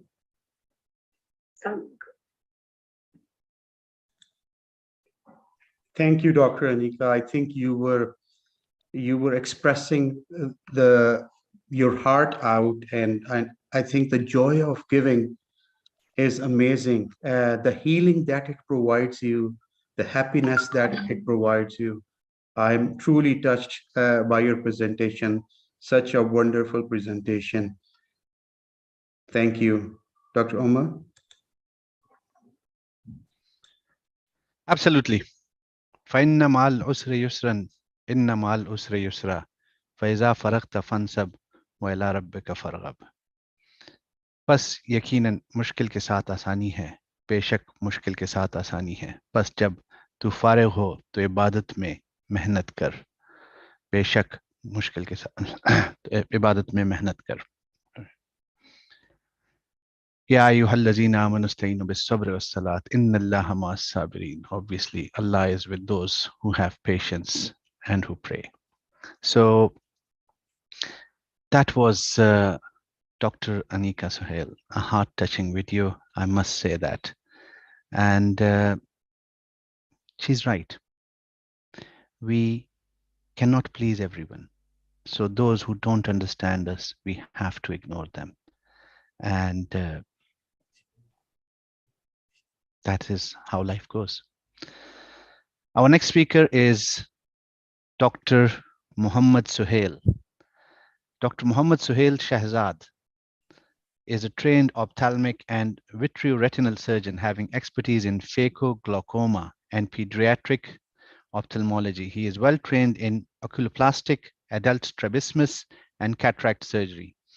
He is among few surgeons of the world who have done more than 50,000 cataract surgeries. Wow. Thousands of retinal and refractive surgeries, and skilled in diagnostics. And today he is going to talk to us about the reality of everlasting happiness. Welcome, Dr. Suhail.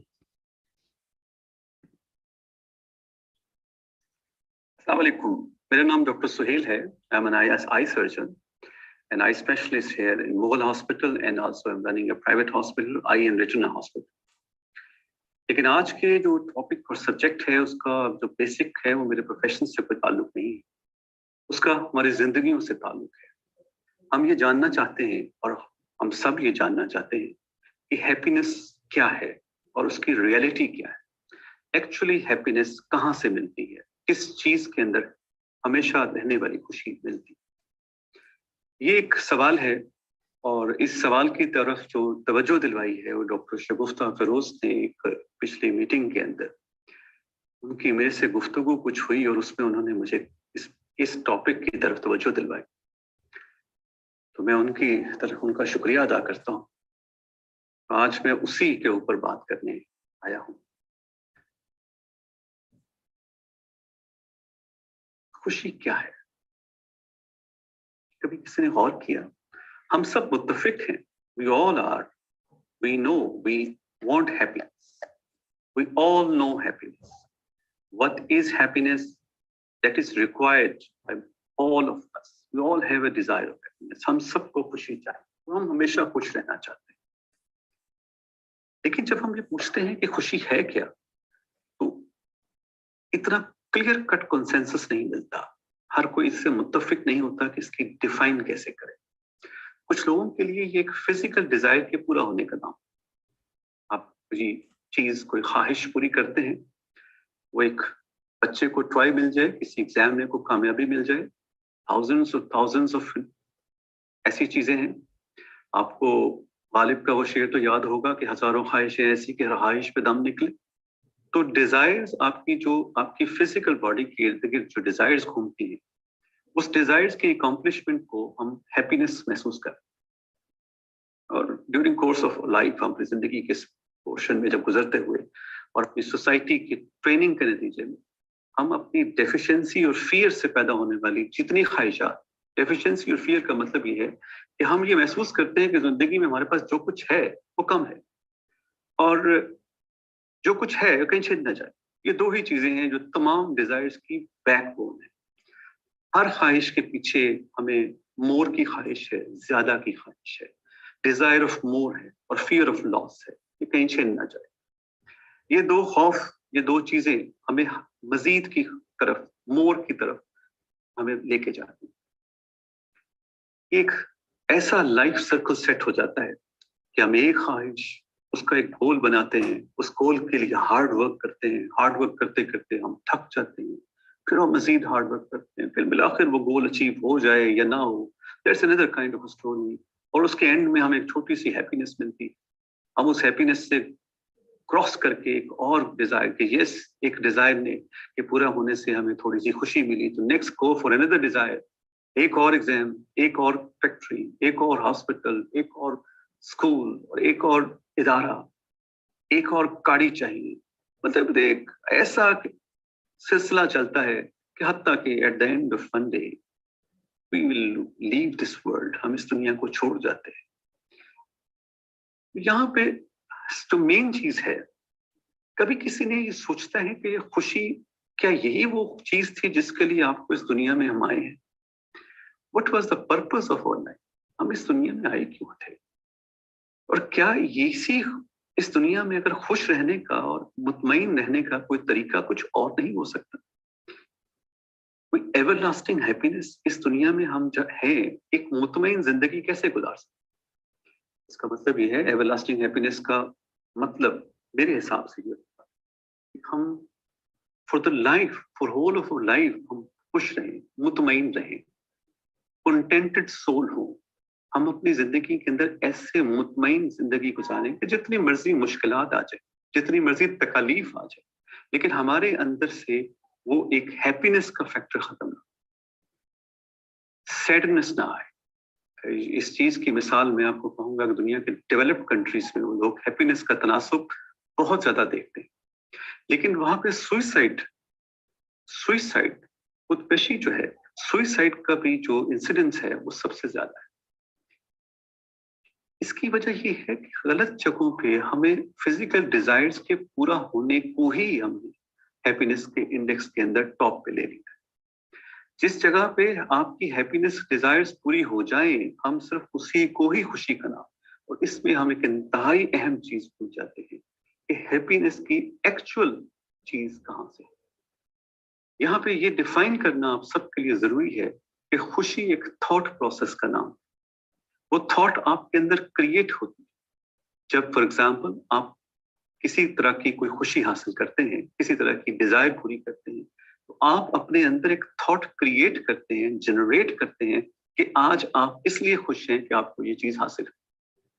तो question ये आता है कि happiness जो कि हमारा हर time साथ रहना चाहिए, है खुशी जो हमारे हर टाइम मौजूद होनी चाहिए, हमारे इर्द गिर्द नहीं, हमारे अंदर तक एक इत्मीनान की कैफियत होनी चाहिए, वो हमारा गोल बन जाती है, हमारा कंपेनियन ही रहती है। Reason is in our thought process.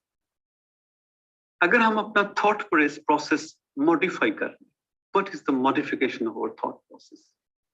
अगर हम अपने थॉट को इस तरह से मॉडिफाई कर लें कि हम हैप्पीनेस को अपने अंदर से महसूस करना शुरू कर दें, तो आपसे ज्यादा मुतमईन शख्स कोई नहीं। कैसे हो सकता है? एक सवाल है, कैसे हो सकता है? इसको समझने के लिए हमें अपनी बॉडी को अंडरस्टैंड करना पड़ेगा। हमें अंडरस्टैंड करना पड़ेगा एक बहुत ही अहम कॉन्सेप्ट जो कि सोल और बॉडी का कॉन्सेप्ट है। We are combination of two different things. हम अपनी इस फिजिकल बॉडी के बारे में हमेशा परेशान रहते हैं, इसको हम मैटर कहेंगे। Our physical body surrounds matter and is surrounded by matter. इस फिजिकल मैटर की डिजायर्स को पूरा होने को ऐसे समझ लीजिए کہ جیسے ایک اینیمل لائف ہے. صبح اٹھتا ہے جانور, گھاس پھوس کھاتا ہے یا شکار کرتا ہے, جنریشن اپنی نیکسٹ جنریشن بھی پیدا کرتا ہے, اور پھر خاص ٹائم آنے کے بعد مر جاتا ہے. کیا یہ جو کچھ انسان ہم جو کہ اس سے مائنڈ کے لحاظ سے دماغی طور پر بہت بہتر ہیں, اگر اینیمل کی طرح ہی زندگی گزار کے چلے جائیں تو پھر اس کو سوچنا تو چاہیے نہیں کہ آپ اپنی کچھ نہ کچھ تو مس کر دیں. تو اگر آپ ہیپینس کو اپنے اندر محسوس کرنا چاہتے ہیں تو آپ کو ایک انتہائی اہم چیز ڈسائڈ کرنی چاہیے. اگر آپ میٹر کے گرد ہی رہنا, فزیکل باڈی کے گرد ہی رہنا, تو فزیکل باڈی کو بھی کم از کم صحیح طریقے سے کر لیں, کچھ نہ کچھ معاملہ ٹھیک ہو سکتا ہے. فزیکل باڈی کے بھی 3 لیول ہیں. لیول 1 یہ ہے جو کہ اینیمل لیول ہونا چاہیے. لیول 1 لیول تو اس میں وہ اینیمل لیول ہے جس کا میں نے بھی ذکر کیا. دوسرا لیول یہ ہے کہ اینیملز کے اندر 2 چیزیں نہیں ہوتی جو آپ سب اینیمل لیول میں پروڈیوس کر لیتے. 2 چیزیں کیا ہیں؟ جانور, اینیملز کبھی حسد نہیں کرتے. there is no jealousy and there is no greed. لالچ اور حسد, یہ 2 چیزیں ایسی ہیں جو ہیومنز زندگی تو اسی اینیمل لیول پہ گزار رہے ہوتے ہیں, لیکن اس کے اندر لالچ اور حسد پیدا کر کے سب اینیمل کیٹیگری میں. اب جب آپ کے اندر جیلسی موجود ہوگا اور لالچ موجود ہوگا, مجھے بتائیں کہ آپ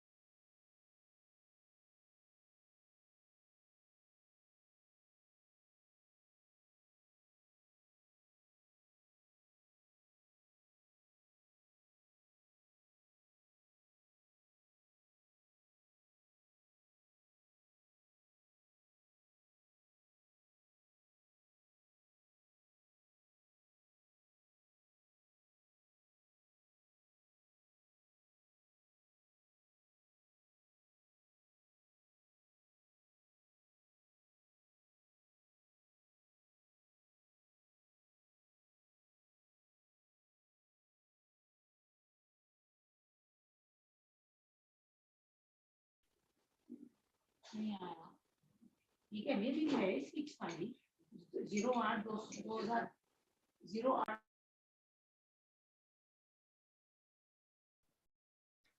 Assalamu alaikum everybody. Could we request everybody to turn off their mics?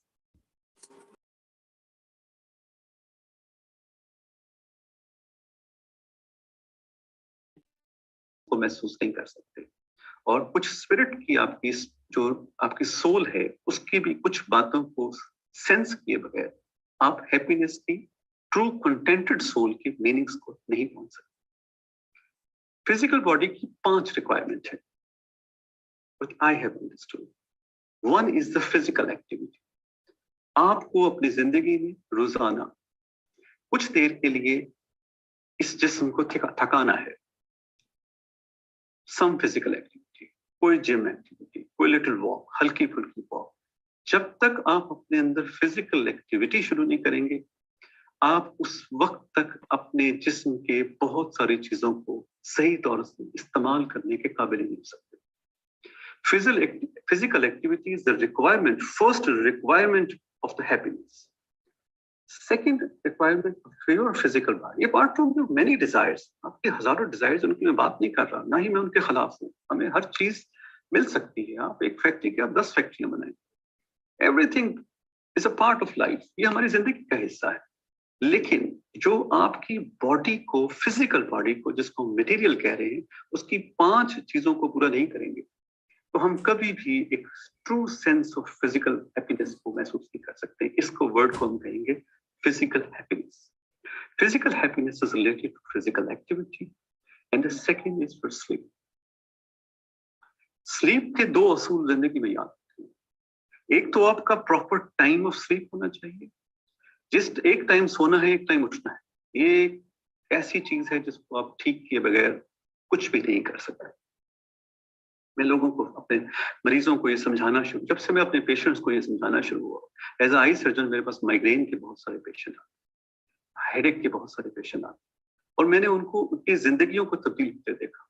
जब मैंने उनसे कहा कि आपके मेलेटोनिन रिलीज का एक टाइम है, आपने उस टाइम सोना है, और आपकी कॉर्टिसोल रिलीज का एक टाइम है, उस टाइम आपने उठना है, और अगर आप उसको फॉलो नहीं करेंगे तो आप कभी भी एक टायर्डनेस और हेडेक की कैफियत से निकल नहीं सकते। मैंने उनकी जिंदगी को तब्दील होते देखा। इसके बाद तीसरी जो चीज है वो है आपकी eating habits. Again animal level पे जाएं, कभी किसी घोड़े को देखा है जब उसका पेट भर जाए तो मजीद घास को देखे भी सही, वो देखता तक नहीं उस घास। कम से कम हमें एनिमल लेवल पे तो अपनी फिजिकल बॉडी को लेके आए ना, कम से कम। सब एनिमल लेवल पे लेकर रखा हुआ है, एनिमल लेवल का कम से कम उससे तो बेहतर होना चाहिए। हमें थोड़ा सा कॉग्निशन और माइंडफुल लेवल पे होना चाहिए, माइंड लेवल पे होना चाहिए, कॉग्निशन, गुड कॉग्निशन लेवल पे होना चाहिए। लेकिन इसमें ईटिंग हैबिट्स को दुरुस्त कीजिए। उस पे मुझसे ज्यादा, उससे कई हजार गुना ज्यादा डॉक्टर शगुफ्ता आपको गाइड कर सकती हैं। लेकिन ये तीसरी अहम चीज है, जब तक इसको पूरा नहीं करेंगे you will not get your physical happiness. Fourth thing is connection with others. When you connect with other people, this will give you a physical happiness. That is such an important thing. कि जो आपके दोस्तों और आपके family members को आप जो लोग ज्यादा सोशली इंटरेक्ट करते हैं, मैंने देखा है कि वो लाइफ में बहुत ज्यादा कामयाब रहते हैं। मैंने उनको जिंदगी भर और अपनी पूरी जिंदगी के दौरान ही में खुश देखा है। और वो लोग जो तन्हाई पसंद होते जा रहे हैं आजकल के दौर में, हाथों में मोबाइल पकड़े हुए और तन्हाई पसंद होते जा रहे हैं, मैंने उनकी जिंदगियों को तबाह होते हुए। फिफ्थ थिंग जो हमारी बॉडी को चाहिए, फिजिकल रिक्वायरमेंट, हमारे मेंटल लेवल को, हमारे दिमाग पे तो है ना, हमारा कॉग्निशन लेवल है, हमारे कॉग्निशन सिस्टम को बेहतर करने के हमेशा ऐसा बिहेव करें कि नई चीजों को लर्न करने के लिए तैयार रहें, eager to learn, must be eager to learn new things. हर नई चीज, किसी नए सब्जेक्ट के बारे में, किसी नए टॉपिक के बारे में, किसी ऐसी चीज, अपने कैद से निकलें, अपने अकायद के कैद से निकलें, हर तरह की बुक्स पढ़ा करें, हर तरह की चीजें आइडेंटिफाई करें। When you learn new things, you will find happiness. These are the 5 things our physical body requires. इन 5 चीजों को अकम्प्लिश करें, अदर साथ अपने फिजिकल डिजायर्स के साथ चलें, उनके बिल्कुल अपने साथ, उनके वो आपका हक है, बल्कि आपका फर्ज है कि आप उन सब चीजों को भी पूरा करें। थर्ड जो सेकंड चीज है, इसी तरह से 5 चीजें ऐसी हैं जो कि हमारी सोल को चाहिए। 5 थिंग्स हमारी फिजिकल बॉडी को चाहिए थी, 5 थिंग्स हमारी सोल को चाहिए। What are those? पहली चीज जो हमारी soul needs, that is be thankful for what we have and what we are. मौत का खौफ है और जिंदगी को एंजॉय नहीं कर रहे।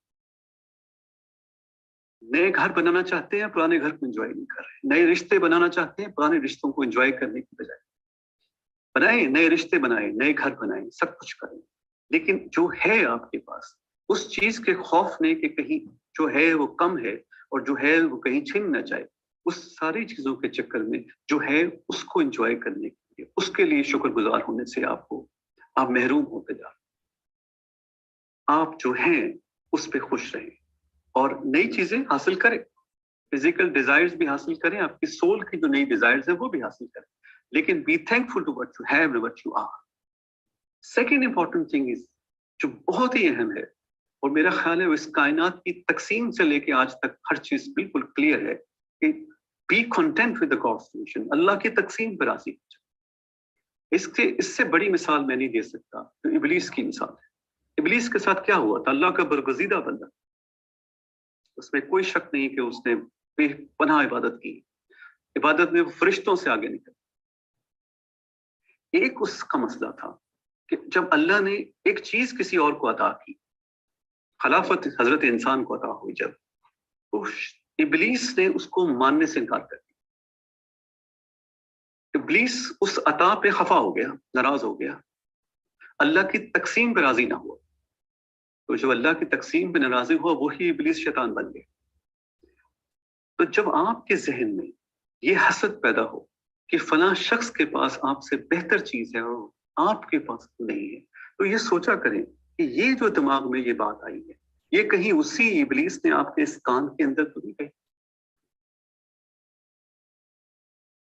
अगर आप अपने गॉड्स डिवीजन से कंटेंटेड हो जाएं, मुतमईन हो जाएं, तो यकीन करें दुनिया के बहुत सारे मसाइल हल हो जाए।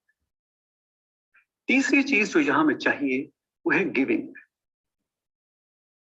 जिंदगी का रोजाना एक दिन आप जो गुजारते हैं, मेरी अपनी आदत है कि पूरा दिन आप गुजारें, रात को सिर्फ एक लम्हे के लिए सोचें कि मैंने इतनी कमाई की, इतना सब कुछ किया, सब रात को सिर्फ एक लम्हे के लिए सोचें कि क्या मैंने इन रिटर्न कुछ दिया भी है किसी को, अपनी नॉलेज में से कुछ दिया हो, अपनी दौलत में से कुछ दिया हो, अपने इल्म में से कुछ दिया हो, अपनी विस्डम में से कुछ दिया हो, किसी को साथ लेके चला हो, कोई गिरा हो तो उसको उठाया हो।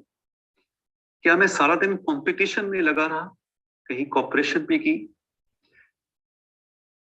किसी ऐसी जगह पे मैंने किसी शख्स की कोई ऐसी मदद की जो अगर मैं ना करता तो वो शख्स शायद गिरा ही रहता।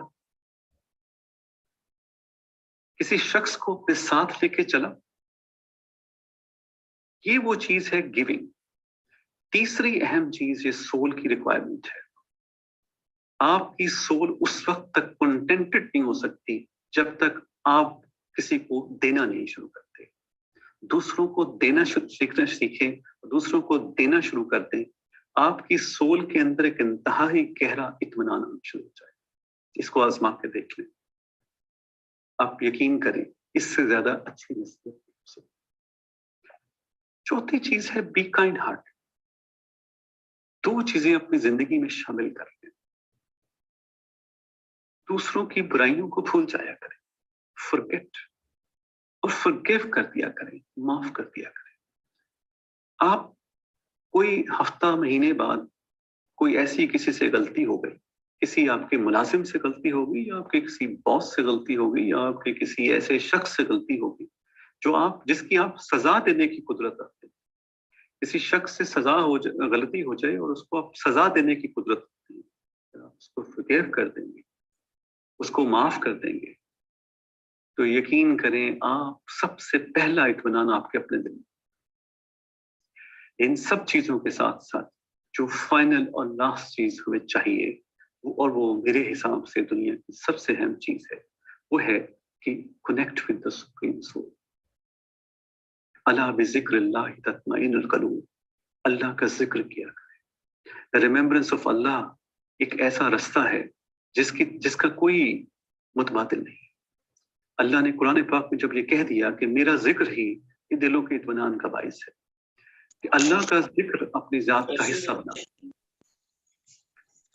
आपकी रूह के अंदर जो इत्मीनान कैफियत eight the end of day होगी वो आप सोच भी नहीं सकते। ये है वो सब बातें, ये फिजिकल बॉडी की 5 चीजें और सोल की 5 चीजों पे कोशिश करें अमल करें। This is what my message is. अपने आप की अपनी जिंदगी को खूबसूरत बनाएं, खुश रहें, मुस्कुराते रहें। Thank you very much.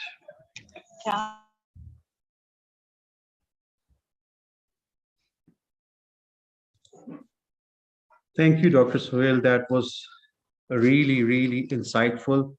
I mean, in the beginning of the presentation, you said this is not my topic, but I am really touched the way you went into the depth and you covered both the needs of the body and the soul, and very nicely you described each one of them.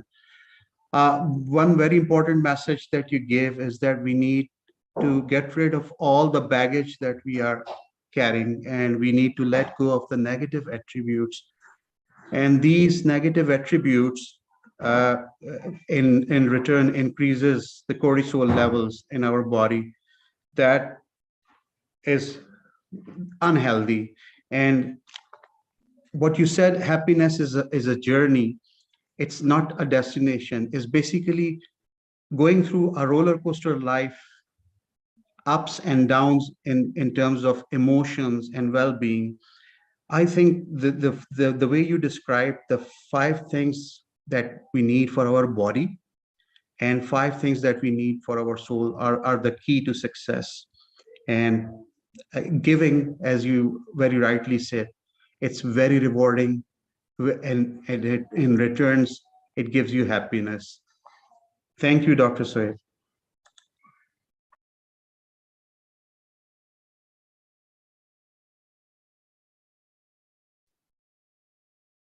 Yes, absolutely. That was a great talk by Dr. Sohail. Physical and metaphysical. Very well explained. 5 things what body want, and then obviously food for soul. And I must say, you don't have to be great to start, but you have to start to be great. You can get everything in life you want if you will just help enough other people get what they want. These are quotes from Zig Ziglar, a thought philosopher from America. And as I said, be thankful.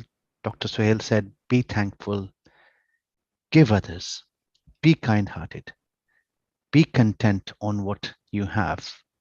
And last but not the least, most important, connect with the Almighty. And I'm 100% you will get happiness. So I'll hand over to Samya to introduce our next speaker. Over to you, Samya.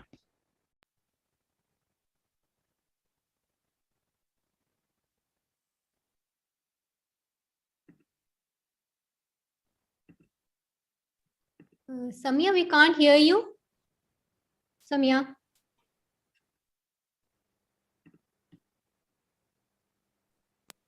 You need to unmute yourself. Thank you. Now you can hear me? Yes, you're audible. Okay, thank you so much.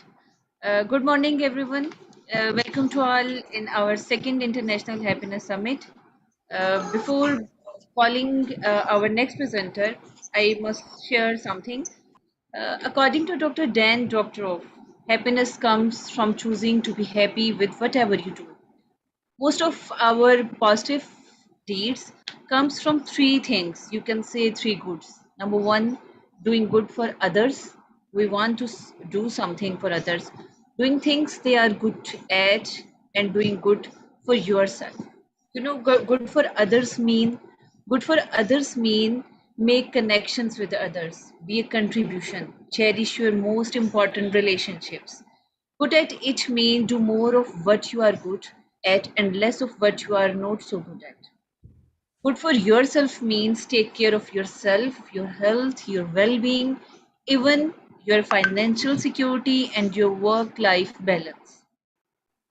Practice of these 3 goods help to generate a true happiness. Means we must say a secret of happiness. So our next presentation is related to the secret of the happiness, and Ms. Simi Rahil is with us that will share lot of things related to her life and what he is doing in his life, in her life. She is a rare combination of development trainer and media professional, a designer, a creative thinker, activist, writer, teacher, and a mentor with over 4 decades. Her pivotal strength is bridging media and development. Her unique combination and diversity gives an edge over most other trainers and activists. Such she has a celebrity status, and her reach is further than most other trainers.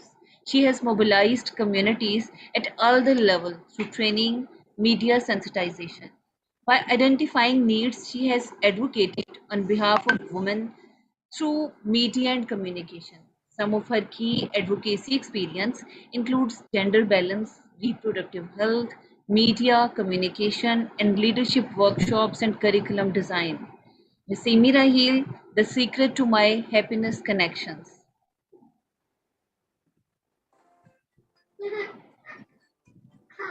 Welcome, Simi Appa.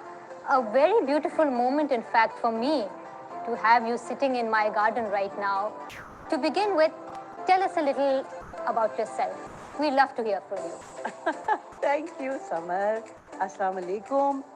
And thank you for inviting me to talk about this wonderful. I'd love to share my journey with you guys because I don't know whether I can be of any help or I can create a holistic healing journey for another person, but it has been for me. And I think a lot of it has to do with what I do and my ability to constantly learn. I was very young when I decided that my life was going to be a learning journey. Whether it would be learning about plants, whether it would be learning about animals, people, housework, children, anything. But I had to learn. And I realized then that in the professional world, I had to learn a lot more. So over the many years, that is why the diversity of my learning.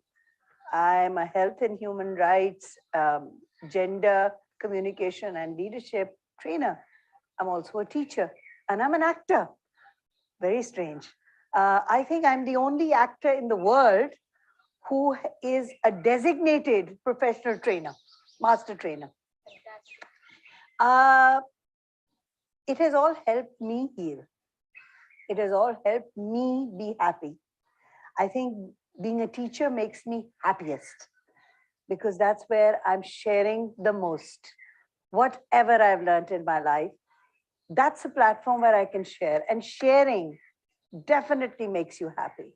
Happiness is not a glass of milk or a big car or a big house or great wardrobe. Happiness is a feeling of acquiring something larger than yourself. It is being happy with the smallest creation of Allah. A ladybug can make you happy. Leaves, birds, animals, people, the wind, the rain, anything can make you happy. But happiness is a practice. You have to absorb it. You have to understand that every day you have to tell yourself, my best friend, who is my mentor, she's like my mother, she's like my friend, she's my companion. She says always the attitude of gratitude. If you are happy, you will thank Allah for all that you have, not for the things you don't have. Because there is never enough for any human being.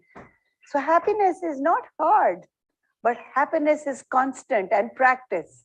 Happiness is something that you cannot learn in a textbook, but you can learn in the journey of life. If you travel and if you go to a city, you stay in a big hotel, you travel in a limousine, you do your high-powered meetings. I don't think that's happiness. I think that's acquisition. I think walking down a street, hearing the culture and smelling the smells of a city is happiness. So I don't know, but most people today forget that acquisition will never make them happy. But unfortunately, Samar, our education system trains us for acquisition, to get the better job, to get more pay, to be in a race with another person. Our educational system is not training us to be happy, to be holistically fulfilled. No one teaches you that. Even the parents today pressurize you to be in that race where you are economically sufficient, but you are never sufficient economically because there's always another thing that you want to buy or acquire. So happiness is something that is a mental, emotional, spiritual well-being. It's health. Happiness is something that another person senses from you. I also feel, Samar, that smiling is it's a very infectious. Agar if somebody is upset and you look at them and you smile, they will smile back at you, and then they will keep that smile, and suddenly over some period of time their mood will change. Smile is something like that. So smiling is very, very important. It's very contagious, very important to continue smiling. Give us a few tips about how to be happy. You're talking about happiness. Just share a few simple tips from your past experiences. Well, happiness, I will tell you how I feel happy. Maybe these are practices that one can, over a period of time, they can absorb, they can make their own, but it is a practice. Noticing nature, noticing the beauty of Allah's greatness, every single moment, the breath that you take, the steps that you walk, the thoughts that you think, everything. That is so, it is so magnificent that I feel happy in doing that. I notice animals. I love animals. I love nature.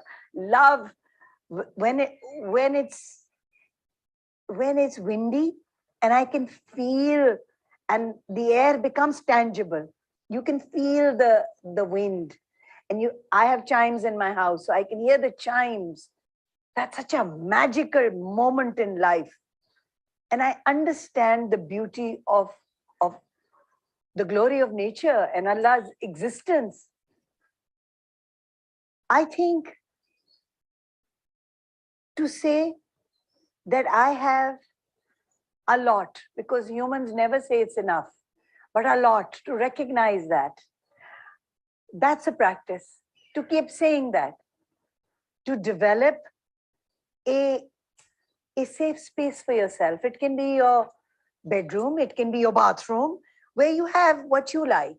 For women, probably some women like cut flowers, they like fragrance, they like aromatherapy.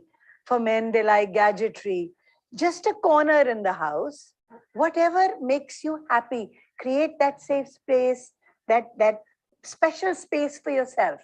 So that will make you feel happy. Also rejuvenate yourself. Yes, refresh. You need to refresh yourself. And I think to go back to that place, yes, very much so. Read, listen to music, paint your nails, anything that makes you happy, anything that makes you feel good. Even if you, like for my daughter, going to the gym makes her feel good. That's cooking makes her feel good. So she does this and she sings. When she cooks, she sings because that's what she enjoys. So it can be anything. There's also an exercise. I think every month one should write down on 2 pieces of paper and be honest with the piece of paper, because that piece of paper is your friend, the best friend you will ever have, because you can be completely honest with that piece of paper. On one piece of paper, you write your strengths, and one you write your weaknesses. Look at your weaknesses and see if you can convert them into your strengths. Give yourself a whole month and try and work on that and put them in that list that says your strengths. So I think that is also something that one can do. Wonderful and a Very simple exercise. And of course, things that make me happy are gardening. I love gardening. I love growing things from seed. Right now, my garden is in full bloom, and they're not elaborate flowers. They're just flowers because I grew them from the seed I collected over many years. Every year I collect the seed, I put it in packets, I name it, and then every October I plant it. So that makes me happy. Feeding street animals makes me feel happy. Sharing whatever I know, little, I know very little, but whatever I know, with everybody I know, sharing it makes me feel happy. Having jamans in the monsoon season and reading a book makes me happy. So happiness is not acquiring this model of the Mercedes or the biggest house on the block. That's not happiness. That is acquisition. Acquisitions never made anybody completely happy. Simi Appa, I was asked initially to give a kind of a small introduction of all the speakers in the summit participating right now. And I got one from you, which was the longest. I was highly impressed. How did you manage to do so much in life? Tell us how you did it all and how did you fit that in one person? I don't know how I fitted them, but I think one person has a huge space inside. We do not recognize the space inside that we have of fitting all that. Allah's gift is for you to understand the universe, to understand your life, to understand the people around you, to try and learn from whatever is around you. And as a young girl, I wanted to learn. And I went to an art college and had a degree in design. But that was so incomplete for me. And then I went and I learned to be a development trainer. My subject is gender and reproductive health. So I became a fellow of the IIE. And then I thought, okay, so something new. And then I became a fellow of the Harvard University School of Medicine and Health and Human Rights. And then I went to Santa Clara and at the School of Business, Levi School of Business. And I am a fellow of the Global Women's Leadership Program. And I am a global women's leader. And I'm now a teacher and I love learning. If today somebody says to me that, you know, this scholarship is available or this course is available, would you like to go do it? I would probably say yes. I would not probably, I would definitely say yes and go and learn something else. Because when I went to the Academy of Art San Francisco, the dean asked me, Jack Isgrove, he asked me, he said, what are you doing here? You could probably teach a program. I remember that. Yeah, and all my class fellows were 20, 21-year-olds and I was 43. And I was like, okay, so I learned how to be an actor by default. There was no school in Pakistan where I could learn to be an actor. But I never know how to teach it. I don't know, how will I teach acting? So I've come here to learn how you teach so I can go back and teach. So he said, that's a first. So yeah. And I don't have a degree from there, but I did learn for 2 semesters. And then I finished and came back. That was all that I was there for. I was not there to get a degree from the Academy of Arts San Francisco. You were an amazing actress for the Pakistan television and for many, many multiple channels we have in our country. And you were lucky that you had so much within yourself and you got a platform to voice your feelings. Not many people have that opportunity. How do you feel about that? How do you feel talking to the audience, voicing your feelings, getting a positive or a negative feedback from the audience. I don't know. Just tell us more about it and tell us what impact you made. Initially, I was really, really happy because you get paid to yell, scream, throw a hissy fit, and laugh and cry. So you get paid to do all that, and that's really fun. But then I realized there was more to it than that. And I realized that I had a voice. I had a voice that the public heard. And I thought, okay, let's use the voice. So my understanding of the craft was one thing. My understanding of the script and the character was another thing. And over the different, over a long period of time, I realized that the characters I played, I could add to them because of my learning, especially because of my gender perspective, because of my human rights perspective. And I could understand it better, and I could play it better. So yeah, I use that. And now on the social media, now we have hyperactive social media. I don't have media managers. I manage it all by myself. And I use the social media to say a lot of things that need to be said. A lot of media professionals do not. Simiapa, in your very extensive biodata and your introduction, like I mentioned earlier, you talked about your teaching skills. And presently you're teaching at the Beacon House University in Lahore, Pakistan. And you say that teaching really excites you. That's one of your passions also. Tell us how teaching made you a complete person.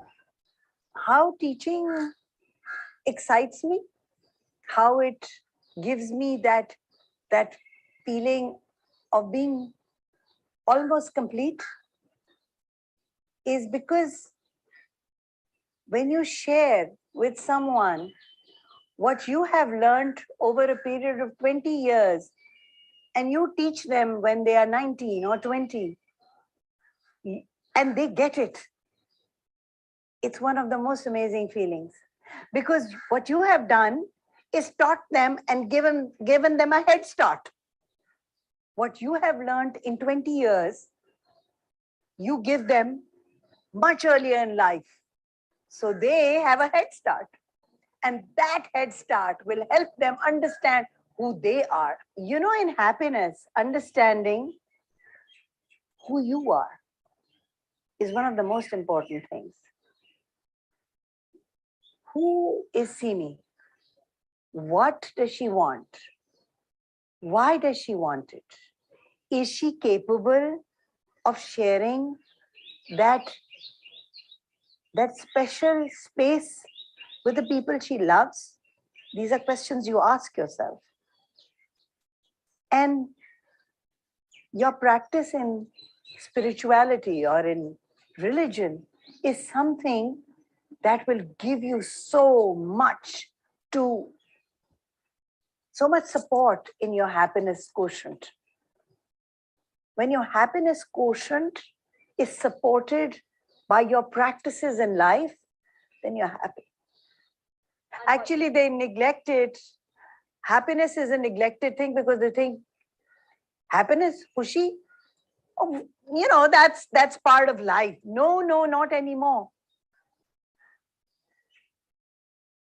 My grandmother or my ancestors taking a frame of embroidery, sitting down, embroidering flowers on a pillowcase was happiness for them. It is a practice unknown today because time has taken over everything. But you cannot allow time to take everything over. You have to find that window to create this for yourself. Why don't people garden? Why do so few people garden? Gardening is like nurturing a child. Bringing up animals is like nurturing a child. It's not for show. It's not you put a lion cub in a cage and show it to people. That's acquisition. That's not nurturing a live being. There's a huge difference between the two. So nurturing others, whether it is plants or animals or people, is what actually gives you happiness. Then, of course, followed by being truthful, by honest, to thine own self be true. And it must follow, like the night, the day. Thou canst be wrong to any man. That's Shakespeare for you. But that's it. That's it. You have to know who you are. And your existence is primary for you, because from that will stem everything that you do. The mother that you are, the father that you are, the brother that you are, the son that you are, the friend that you are, it stems from you. So you will not be a good anyone if you are not good to yourself, because that pain will extend. And learning from pain is also very important. People will say, how do you learn from pain? Well, it's a practice. If you are hurt, be hurt. Allow yourself to cry. Allow yourself to express. Allow yourself to be angry. These are emotions that are part of human nature. But then after you are done with all that, then try and figure out. Okay, so this pain, how did it teach me something new? What did it teach me? Not to touch the hot kettle again. Not to go into a rebound relationship again, or whatever. So yeah, everything teaches us if we are willing to learn. Simiapa, it's been a pleasure to have you with us today, and an absolute moment of joy for me, at least, to have learned so much from you, from your past experiences and the diversity you carry and the messages. To end it all up, though I don't feel like letting you go right now, and then we'll call you next year, inshallah, for the same Happiness Summit. What last message for now would you like to leave to us and the numerous people watching you in Pakistan and abroad? Messages are very big statements. I don't think I have a message. I think I only have something that I do, that when you're sad, when you're upset, when you're angry, break that thought. Consciously break it and smile and just sing or do something that will break that anguish in your life, and make that a practice, because that practice will help you heal. And healing is the most important thing to be happy. So yeah, I don't think I have a message. I think that's the message I have.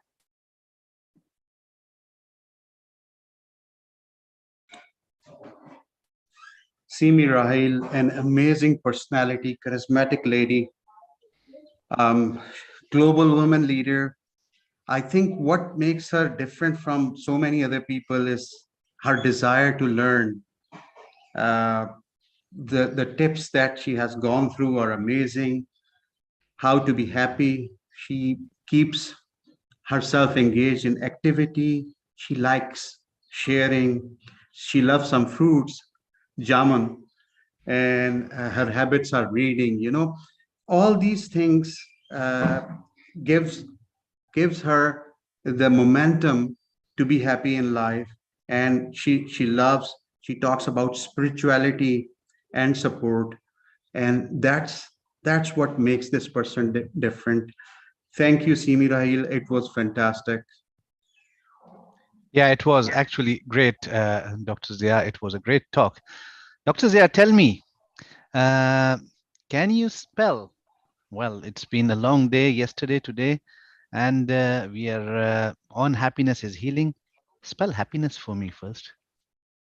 Okay. Would it be UNMARRIED?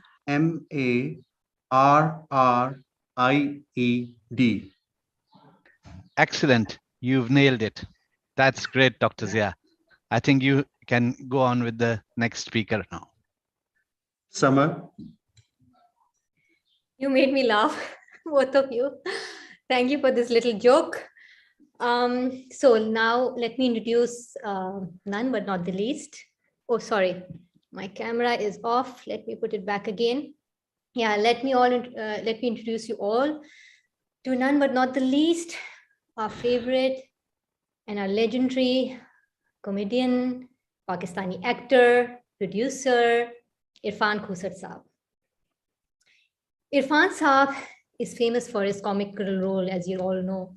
And back in those golden period of PTV days, we used to see them playing the role of Havaldar, or as we may call it, Inspector Karamdad, yes. In the famous Pakistani TV's Andhera Ujala, we all remember it. Oof, it takes me back to those times. And in that role, he portrayed himself as a simpleton and as a blabbermouth character with like a low-ranked policeman. And this was really a golden period of the television dramas and stage shows, and we can't forget his role since then. So Irfan Saab has indeed played various roles as a comedian in stage dramas as well, and he's also won the Nigar Award for his comical role in 1985, Humse Hai Zamana. So right now, it's a 20 or half hour video, which Irfan Saab has recorded for us, and he brings good news to us. And first of all, he's very, very happy that we are arranging this happiness summit, and we're celebrating the International Day of Happiness today. Originally, it is supposed to be today on the 20th of March, identified by the United Nations. And most of all, Irfan Saab is also very, very delighted that we are now sitting together as a team and bringing together this as a team, the movement of happiness. So congratulations to us all for being a support to this movement. So I hope you enjoy his session. Thank you.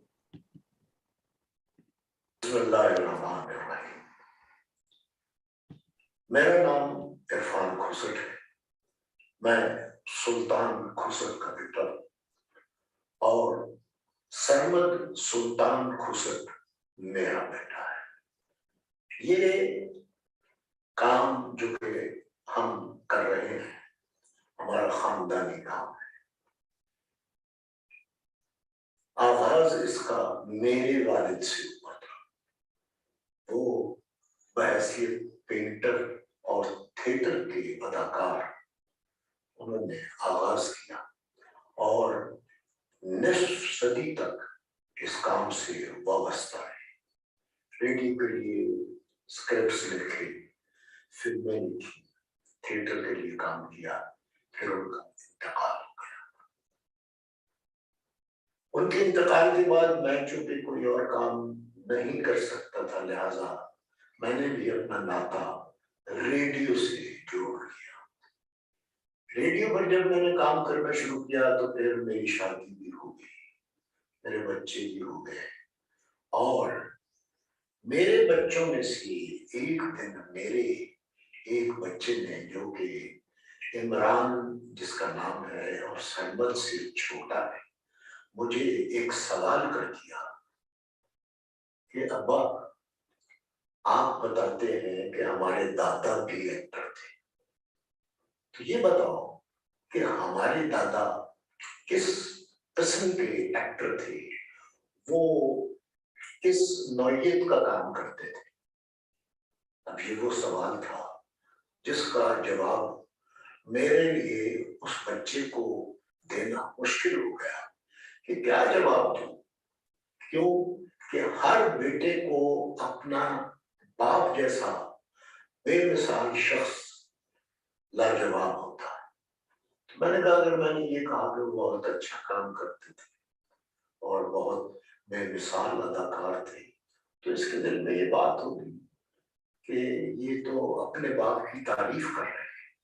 मैंने कहा, अच्छा बेटा, कभी कोई वक्त आया या उनकी कोई फिल्म मुझे मिली तो मैं आपको जरूर दिखाऊंगा, फिर आप खुद ही असेस करना कि आपके दादा कैसे एक्टर थे।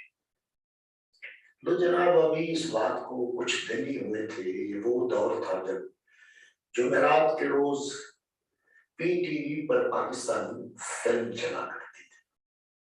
वो हमारा छोटा सा घर था 2-3 कमरों का, तो एक कमरे में टीवी था जहां सब मिलकर टीवी देखा करते थे। तो फिल्म चल रही थी इंतजार, और मैं दूसरे कमरे में था।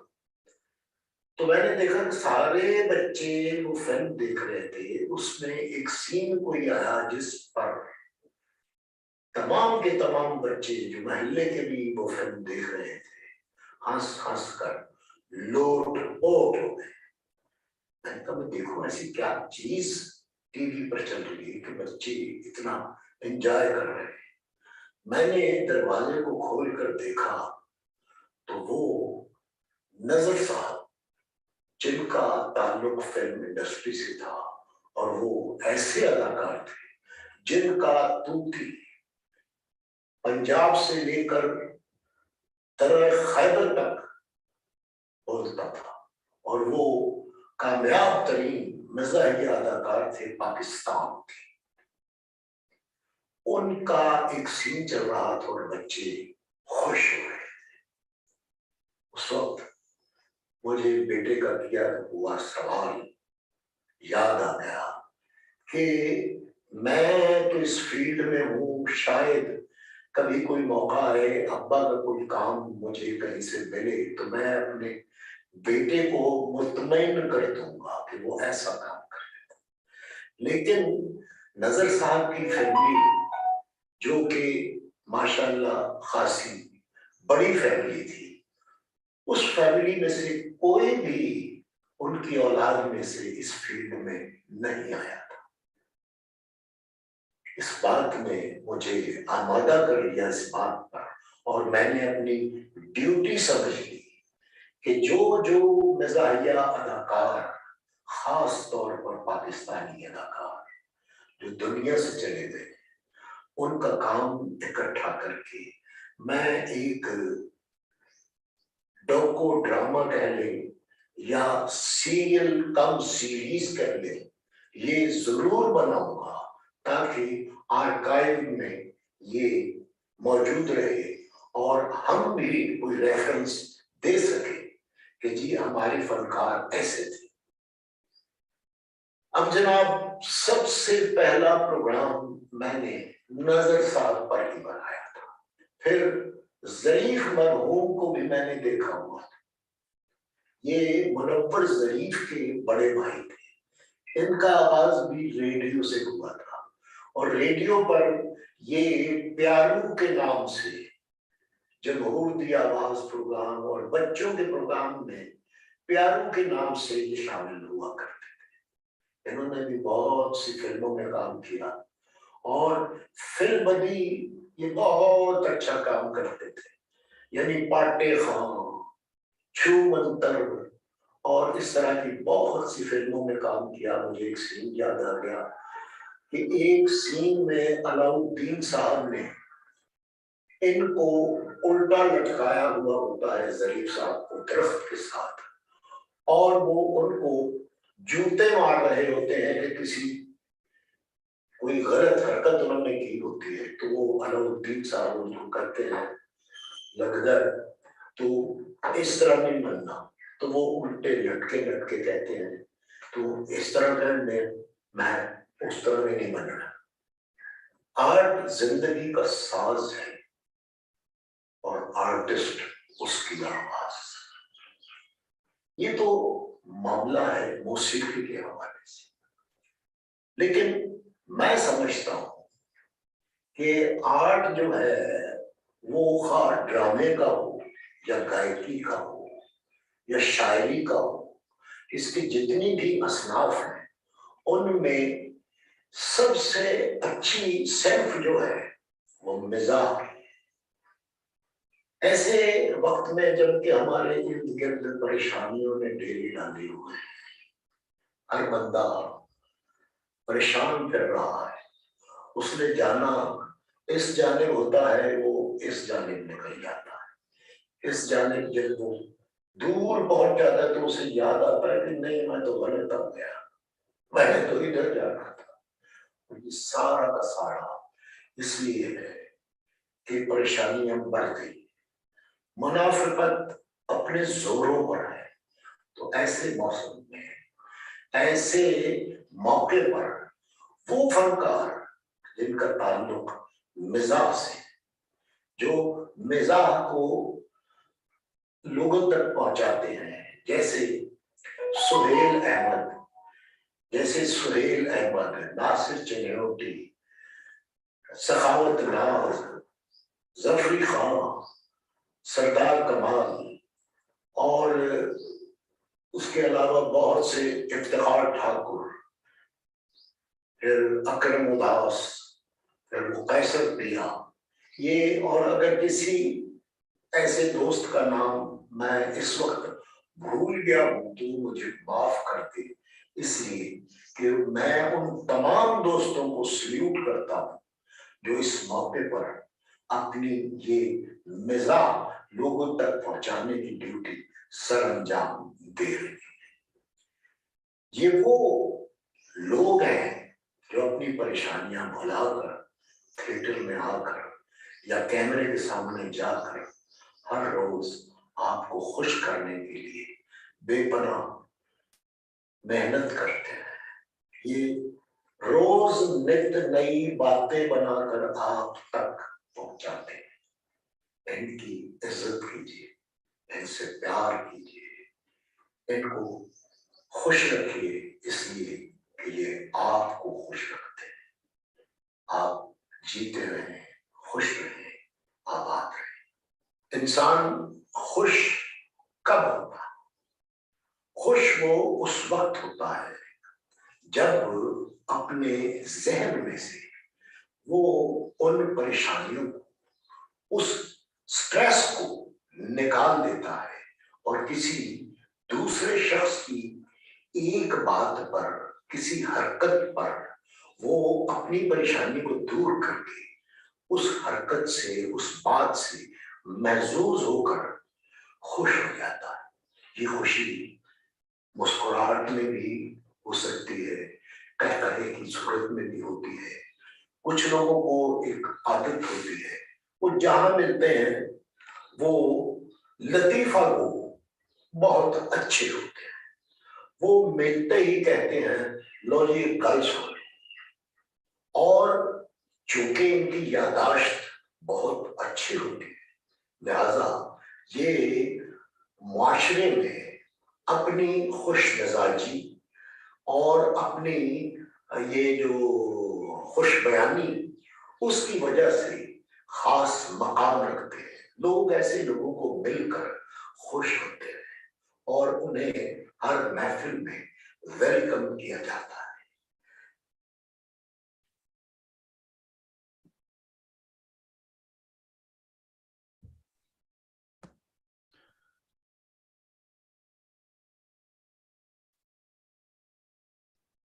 Wow. Wow. This was Irfan Khosat Sahab, and he was talking about aap muskurate hue zyada अच्छे लगते हैं. And one thing he said touched my heart. Art जिंदगी का साज है और artist उसकी आवाज. That were some great words from a legend we have in Pakistan. Dr. Zia, you might remember as well when he used to say, "Balungle, de jamaat paasa, direct hawaldara, koi mazak nahi." Oh, I Bilkul. can't do that. I can't do that. Amazing, But amazing. it He took me takes back. us back to the childhood memories, you know, amazing personality, a very Exactly. strong personality. He spreads laughter like so much. I mean, amazing.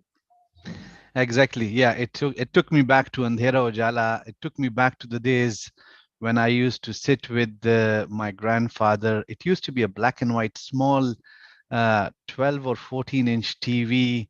We used to sit there and watch Andhera Ujala with my grandparents, everyone else.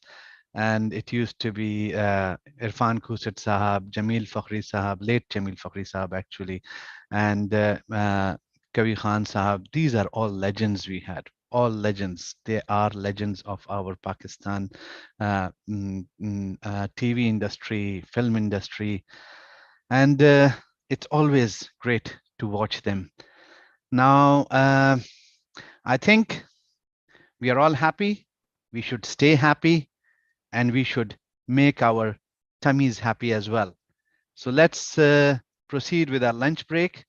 It would be an hour's lunch break, so I think we should be back around 2 o'clock. Take care, everyone. Stay happy. Allah Hafiz.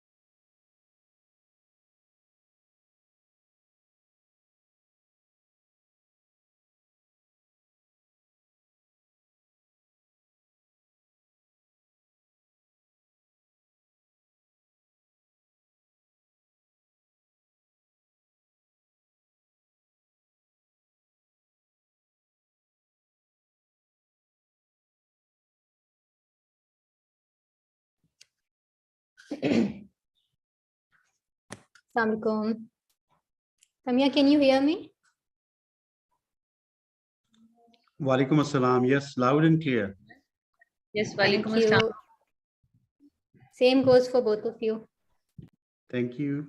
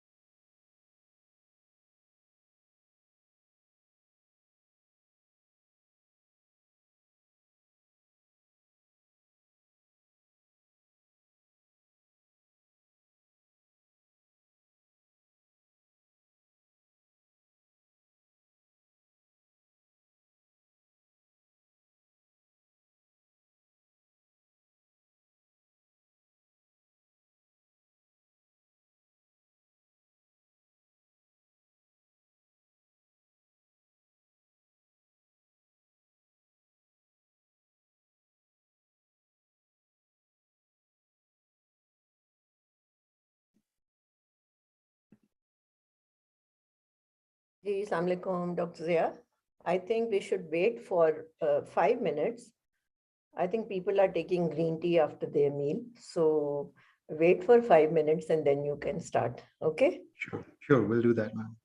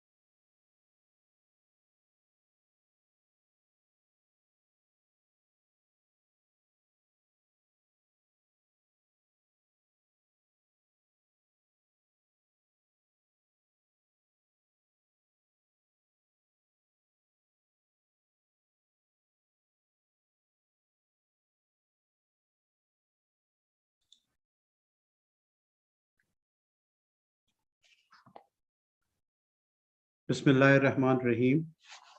Welcome back all the participants. And transitioning from aap muskurate hue zyada achhe lagte hain to another topic, chalo phir muskuraएं. Our next speaker for this session is Adil Hashmi. Adil Hashmi is a multi-talented personality of Pakistan entertainment industry. He is a comedian, TV and film actor, producer, screenwriter, filmmaker, social worker, and a motivational speaker. He is well known for his comical roles and has acted in many advertisement, television production, and radio programs. He has hosted, anchored, and moderated hundreds of live events on television and on stage. Adil Hashmi has also taught acting for 20 years, designing the Better Speaker program to help everyone learn how to be an inspiring and effective speaker. He has performed numerous poetry recitations across the globe, including Pakistan, UAE, and US. Adil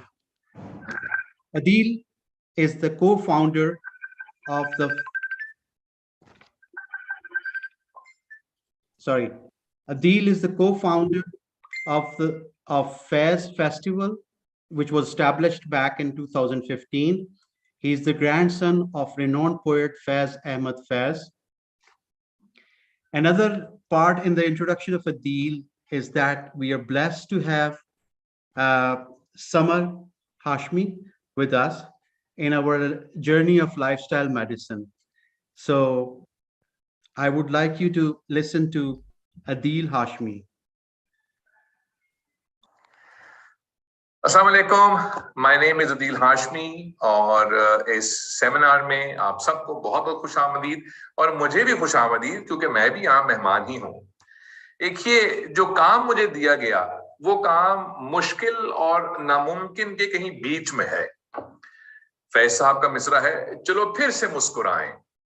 तो एक तो ये कि Covid के बाद 2-2.5 साल इतना कुछ बंद रहा, इतनी मुसीबतें आई, इतनी अनसर्टनिटी थी, गैर यकीनी की एक फजा थी। उसके बाद अब सिस्टम्स दोबारा से खुल रहे हैं, बिजनेसेस खुल रहे हैं, यूनिवर्सिटीज खुल रही हैं, ट्रैवल खुल रहा है, रिश्ते खुल रहे हैं।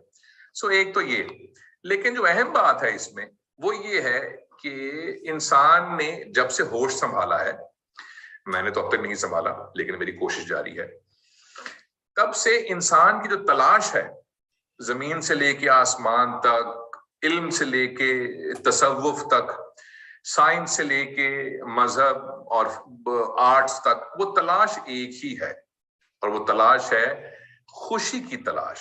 We are all in search of happiness.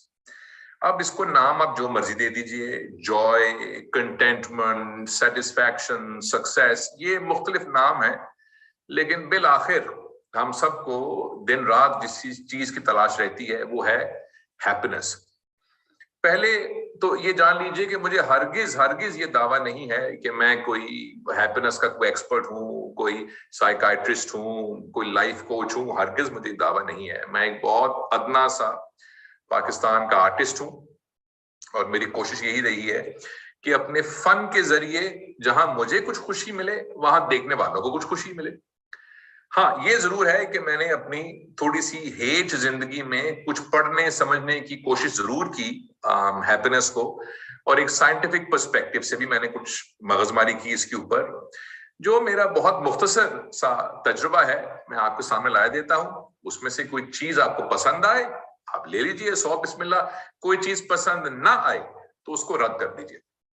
सबसे पहले तो अगर साइंस की बात करें, द साइकोलॉजी, तो साइंस ये कहती है या साइकोलॉजिस्ट ये कहते हैं कि कितनी हैरानी की बात है, एक ऐसी काविश, एक ऐसी तलाश जो हर इंसान की है। हम लोग अच्छा घर चाहते हैं, अच्छी सेहत चाहते हैं, अच्छे रिश्ते चाहते हैं, अच्छा कारोबार चाहते हैं, हम चाहते हैं लोग हमारी तारीफ करें वगैरह वगैरह। सारे जो ये सफर हैं इनका मकसद बिलाखिर ये है कि हमें खुशी हो। मकसद बिलाखिर ये है। तो क्या साइंस ने या साइकोलॉजी ने कभी हैप्पीनेस को क्वांटिफाई करने की या मेजर करने की कोशिश की? वो शायद नहीं की। तो ये एक हैरानकुन बात है। मुझे ये लगता है कि it is one of the greatest oversights in psychology, जहां हमने बहुत देर बाद हैप्पीनेस को एक साइंस के तौर पे समझने की कोशिश की। अच्छा, इस पे बहुत सारी किताबें भी हैं, आप वो भी पढ़ लीजिए। एक डेफिनेशन हैप्पीनेस की है, आप जिस शख्स से पूछेंगे वो आपको एक फर्क डेफिनेशन बताएगा। मैं भी ऐसा ही शख्स हूं, मैं बिल्कुल एक फर्क चीज बताऊंगा आपको। डेफिनेशन हैप्पीनेस की ये है कि आप अपने आप को किसी ऐसे काम के अंदर जुट जाएं जिस काम के करने के दौरान चाहे आपको मुश्किल लगे या पसीना आए या तकलीफ हो, जिसमें दर्द हो, आजमाइश हो, लेकिन आपको वक्त का पता ना चले और वक्त एक पल में गुजर जाए। आपको लगे अरे खत्म हो गया दिन या कुछ घंटे गुजर भी गए। ऐसे आपके साथ कई दफा ऐसे हुआ होगा कि दोस्तों में बैठे हैं तो कितना लुत्फ आ रहा है कि अरे पूरी शाम गुजर गई। या अगर आप आर्टिस्ट हैं या कोई और काम करते हैं तो किसी दिन ऐसा एक मजा आना शुरू हुआ कि आपने काफी काम किया और देखा अरे मैं तो खाना भी भूल गई और पीना भी भूल गई, अरे इतने घंटे गुजर गए। ये जो एक मेंटल स्टेट है, इसे कहते हैं द स्टेट ऑफ फ्लो। ये एक हैप्पीनेस की एक अल्टीमेट फॉर्म है। अच्छा, एक आध चीज और वो ये है कि जो स्टेट ऑफ फ्लो है, जो आमतौर से काम के हवाले से, हॉबीज के हवाले से, जिन लोगों को वर्जिश का शौक है वो एक्सरसाइज ऐसी करते हैं, 6-6 घंटे करते हैं वो लोग वर्जिश। जो लोग पेंटिंग का शौक है, जिनको बहुत, वो कई घंटे पेंटिंग करते हैं, वगैरह वगैरह।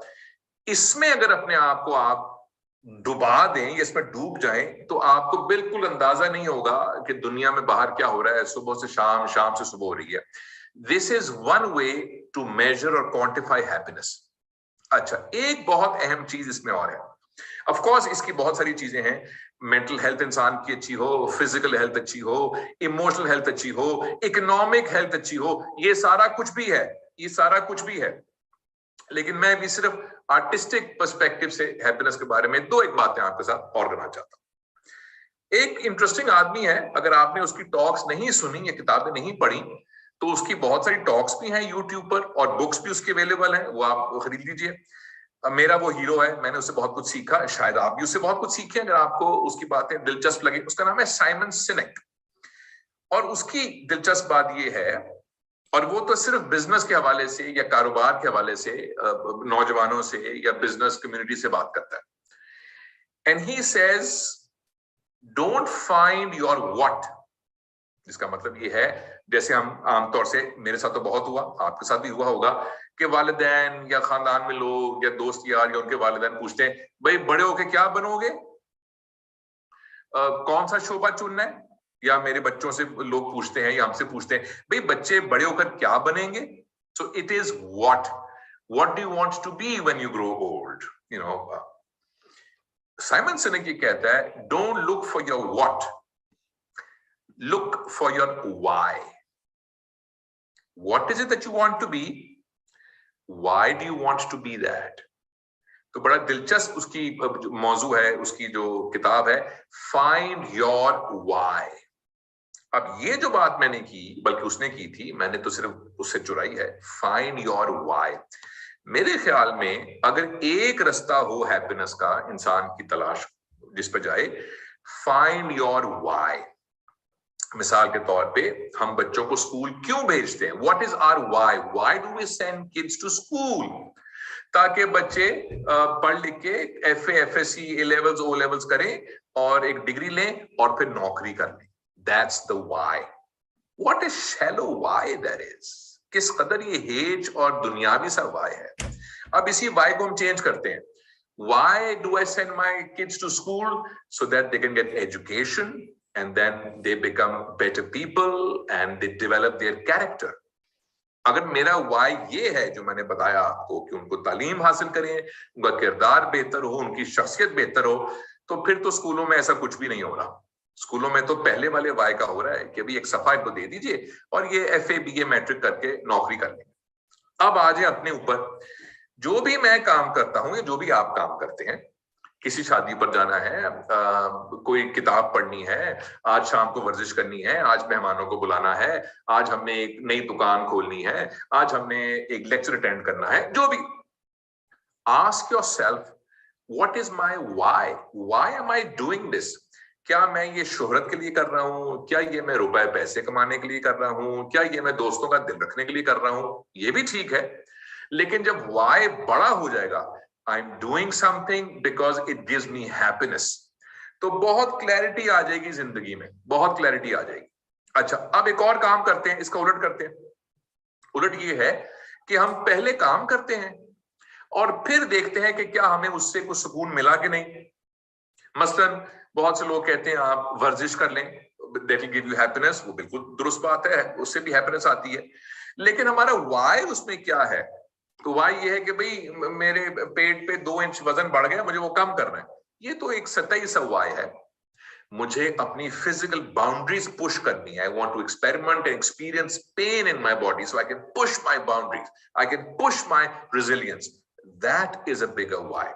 मुझे ही लगता है कि जो वाई का क्वेश्चन है, why am I doing this, find your why, जब मैंने ये जुमला सुना और पढ़ा तो मेरी जिंदगी में प्रोफेशनली बिलखुसूस बहुत क्लैरिटी आ गई। और कभी कभी मुझे ऐसे काम करने पड़ते थे, अब तो बहुत कम करने पड़ते हैं, पहले बहुत करने पड़ते थे, जो मुझे मालूम था कि भी बात यह है कि ये मुझे काम बिल्कुल पसंद नहीं है, मेरा इसमें दिल भी नहीं है, मुझे इसमें एक उकताहट भी होगी, पर इसमें रुपए पैसे बहुत अच्छे हैं, तो वो लेकर मैं घर आऊंगा, मेरे घर का खर्चा चल जाएगा। ये जो वाई है, I am doing it for the money, I am doing it so that I can pay my bills, ये बिल्कुल एक बुनियादी और सतही वाई है। अहम है बिल्कुल, लेकिन इससे खुशी नहीं मिलती। खुशी किससे मिलेगी आपको? वो काम जो दिल करता है करने को। भाई बहुत से बच्चे होते हैं, उनका रुझान होता है आर्ट की तरफ, बहुत सौ का रुझान होता है मैथमेटिक्स की तरफ, बहुत सौ का रुझान होता है खेलने कूदने की तरफ, बहुत सौ का रुझान होता है लैंग्वेज की तरफ, बहुत सौ ने अभी डेवलप ही नहीं किया होता रुझान। वो जब बहुत सारा कुछ तजुर्बा करते हैं फिर उनको ख्याल आता है कि हाँ हमें तो ये करने का शौक है।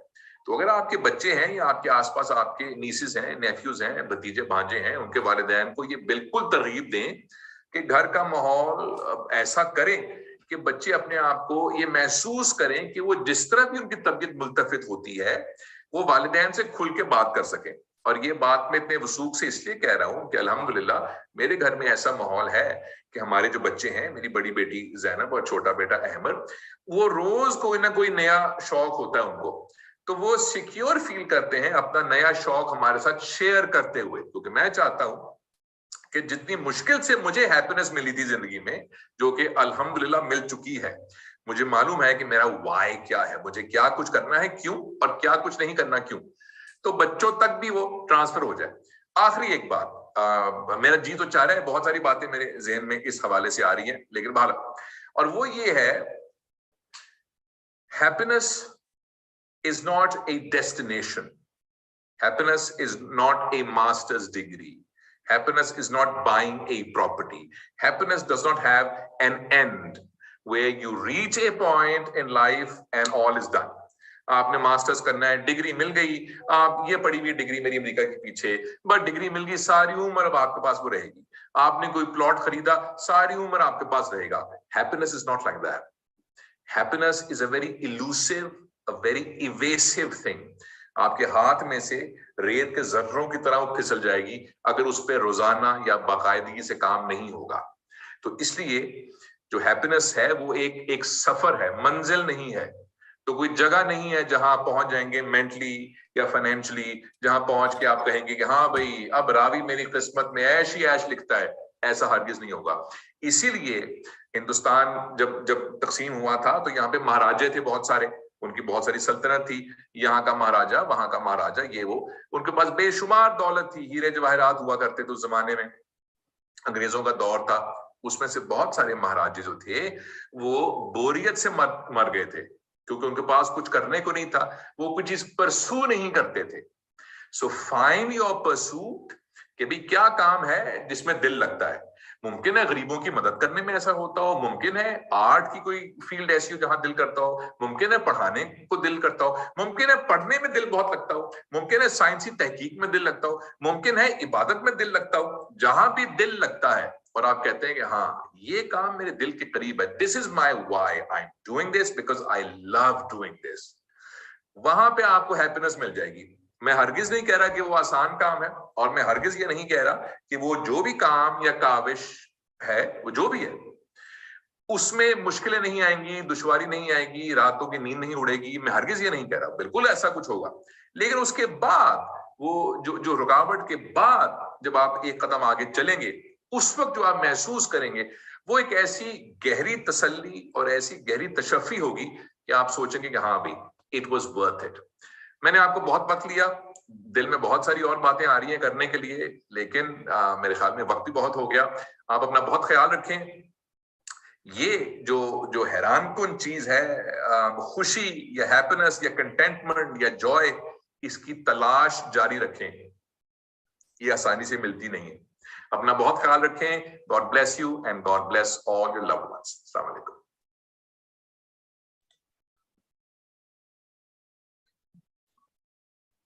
चलो फिर से मुस्कुराएं। Adil is really a very humble person, and he spreads happiness like no other. Really, I think he touched very, very important points. He talked about science, getting into the happiness, the science of happiness. He talks about satisfaction. He talks about reasoning, and he taught us that we need to look at the whys. We need to have goals. We need to have targets, and that's what can bring satisfaction to us. Dr. Umar? Absolutely. Yeah, you are absolutely right. Adil touched my heart. His talk touched my heart. And I must say, Samar, you had really kept this one quiet. Simon Sinek, yes, I have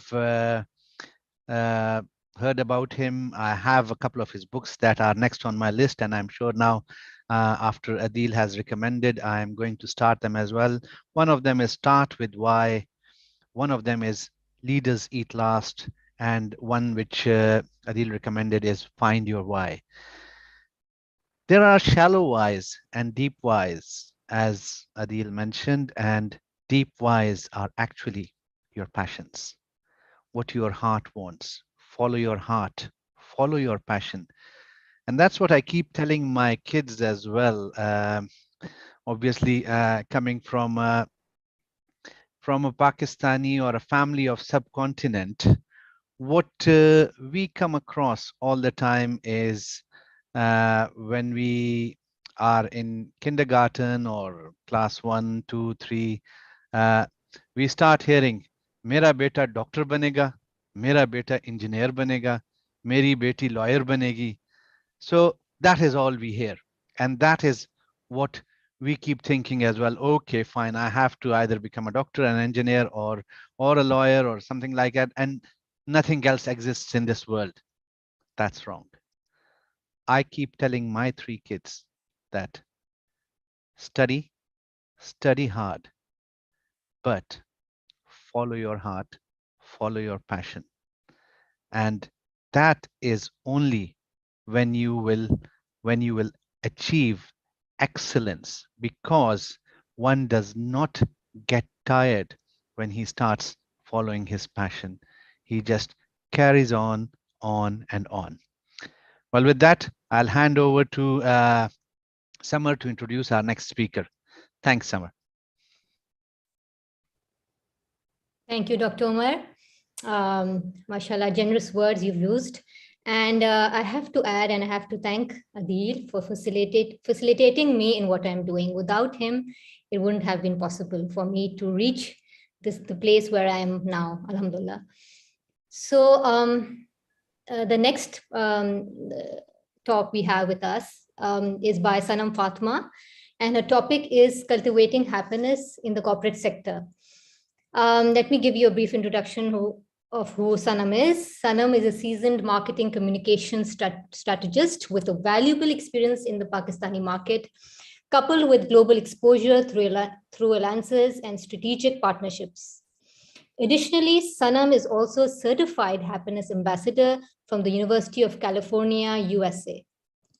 Sanam has developed a unique program. Now, this was the most catchy thing which brought her forward, and she came forward and gave us her program, and we had to say yes there and then, because it was so interesting what she was doing. So Sanam has developed a unique program for young students and professionals to foster the meaningful life personally and professionally. So this is commendable work, mashallah, which Sanam is doing at such a young age. And she believes on keep learning and keep teaching approach. So hence facilitating the seminars in educational as well as corporate institutions on the happiness affair. So Sanam, over to you. Hello, Assalamu alaikum. Welcome to Happiness Daily Journal. I'm Sanam Fatima, here to present today the cultivating happiness in the corporate sector. First of all, I want to congratulate and acknowledge the efforts of Pakistan Association of Lifestyle Medicine on this initiative of International Happiness Summit to celebrate the International Day of Happiness. I would like to start with my introduction to myself. I'm a marketing communication strategist by profession with over 15 years of experience in the marketing communication industry, having worked with many blue chip companies, currently working as an independent consultant on project to project basis. I'm a traveler by passion, having have been to 30 countries and 75 cities all across the world. I have a travel platform with the name of Go Explore Live, where I share my travel stories on different social media platforms. And you're certified happiness ambassador from USA by Mission. So my profession, passion, and mission are all coming together to give path to my Ikigai, which we are going to discuss later in our presentation today. The flow of presentation is set to, first of all, know the meaning, the facts, and some of the misconceptions about happiness in the corporate sector. I'll take you through the advantages of happiness at workplace, how to build the mindful culture in the corporate sector, and the power of you. We'll learn through theory, as well as I'll explain some of the practices that you can incorporate in your daily routine. I want all of you to smile throughout the happiness talk, because scientists experimented some of the depressed patients by putting something in their mouth to fake the smile. And within 4 minutes of that fake smile, they mapped the brain activity and noticed that the areas of sadness were shut down in their brain. However, the areas for happiness were illuminated. So that is how smile is important, and we must all practice that today and thereafter. So our first section is to understand the meaning, the facts, and some of the misconceptions about happiness in the corporate workplace. So happiness is basically to experience the positive well-being, which means the overall subjective well-being, meaning how one is satisfied from their own life at work. Their purpose of being at work, how well do they know their purpose, and which actually matters to them. Motivating the intrinsic values. Happiness does not only derive from the extrinsic rewards, which are basically the bonuses, the increments, and the prize money. Rather, it also comes from the intrinsic values like empathy, gratitude, and kindness. How focused a person is at work and how joyful he is at the workplace. Also, the contentment plays an important role to lead a meaningful life, that how content a person is, how he is getting the real happiness from his work assignments and duties at the workplace. We need to understand what happiness is not. Happiness is not only coming from the momentary positive emotions, the enthusiasm, and the joyful activities, which are very short-lived. Happiness is not suited to all the occasions, all the situations. So a continual cheerfulness is not giving the real happiness. Happiness is not meeting all your needs or satisfying all your desires, like luxurious items, for example, a branded watch or a bigger car. The sense of perfectionism is not just a real happiness. Also, chasing happiness leads to unhappiness. It means that when you are just constantly chasing or following happiness or to be happy and pretending and portraying that we are always happy and I am always a happy person, so that leads to unhappy person, to make you an unhappy person. We will discuss here some of the key pillars to happiness. There are four factors which are essential for happiness at the corporate workplace. So it stands, the four factors make it PERK. We often hear the PERK means at the workplace as giving allowances and other facilities by the organization. So let's understand what PERK means for happiness here. The first factor in the PERK is purpose. Purpose is basically that you know your work is beneficial, how it is beneficial to you, to the organization you're working for, and to the world. So it is your calling, it is your true calling, that it is what is the purpose of your being at workplace. We often hear engagement in the corporate sector these days, but here scientists explain engagement as the positive, fulfilling, work-related state of mind. So they say that an engaged employee brings his whole self to the workplace every day. So that is how he can perform the best of his duties at work. Resilience is basically facing adversity with grace, facing challenges and bouncing back effectively and strongly after going through a difficult situation. It is not that you avoid a difficult situation or you never come across, but how you manage that is a key to happiness. Kindness. Kindness does not only mean being nice to others. However, it is a good start to be nice to everyone around you and to yourself. But here, kindness means forming supportive and genuine connections at your workplace. So this is how to perk up your happiness at the corporate workplace. I will take you through some of the advantages of happiness at the workplace. Happiness actually resolves stress. Research says that 30% of employees say that we feel very stressed at workplace due to our work duties or lacking of your purpose of being at work. So it is important to create an environment where they feel satisfied and stress-free. Happiness resolves health challenges, that you are able to cope with your illnesses in a better way, or you stay in a positive mindset if you're a happy person. You're being more engaged with your work duties throughout your work day, and you don't feel boredom as such while you're working throughout the day. You avoid self-criticism when you are a happy and a content person at the workplace. Rather, you appreciate also, and you're being kind to yourself also.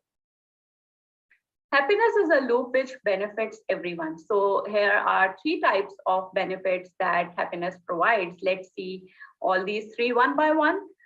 Individual happiness, which is happiness for your own self. What you are doing at work matters to you. So you know the meaning of your being at your workplace. You are more contented and you feel satisfied with what you are doing. You set your goals and achieve those goals with the right actions you perform. You bring in more creativity when you are a happy person at workplace and in your work procedures, and you're able to manage your work-life balance in a good manner. Pro-social benefits, like which are positive and helpful behavior towards each other at workplace. Scientists say that we are connected in a wired world, and your connections at your workplace are your psychic safety net, that when you have good social or strong social ties at your workplace, that you feel safety while performing different assignments, and you are able to connect with cross-functional teams in a better way as well. So this is how promoting the social acceptance for each other at the workplace, forming supportive connections, and appreciating and promoting the cooperative team play. Competitive play at the workplace is essential. However, cooperative team play gives you joy and manage trust in a better manner. So let's see the organizational benefits. The positive and happy environment contributes to organization success.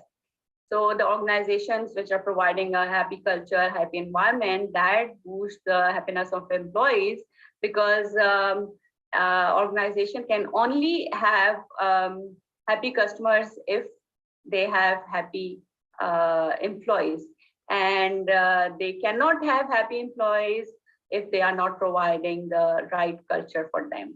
So they should celebrate small wins.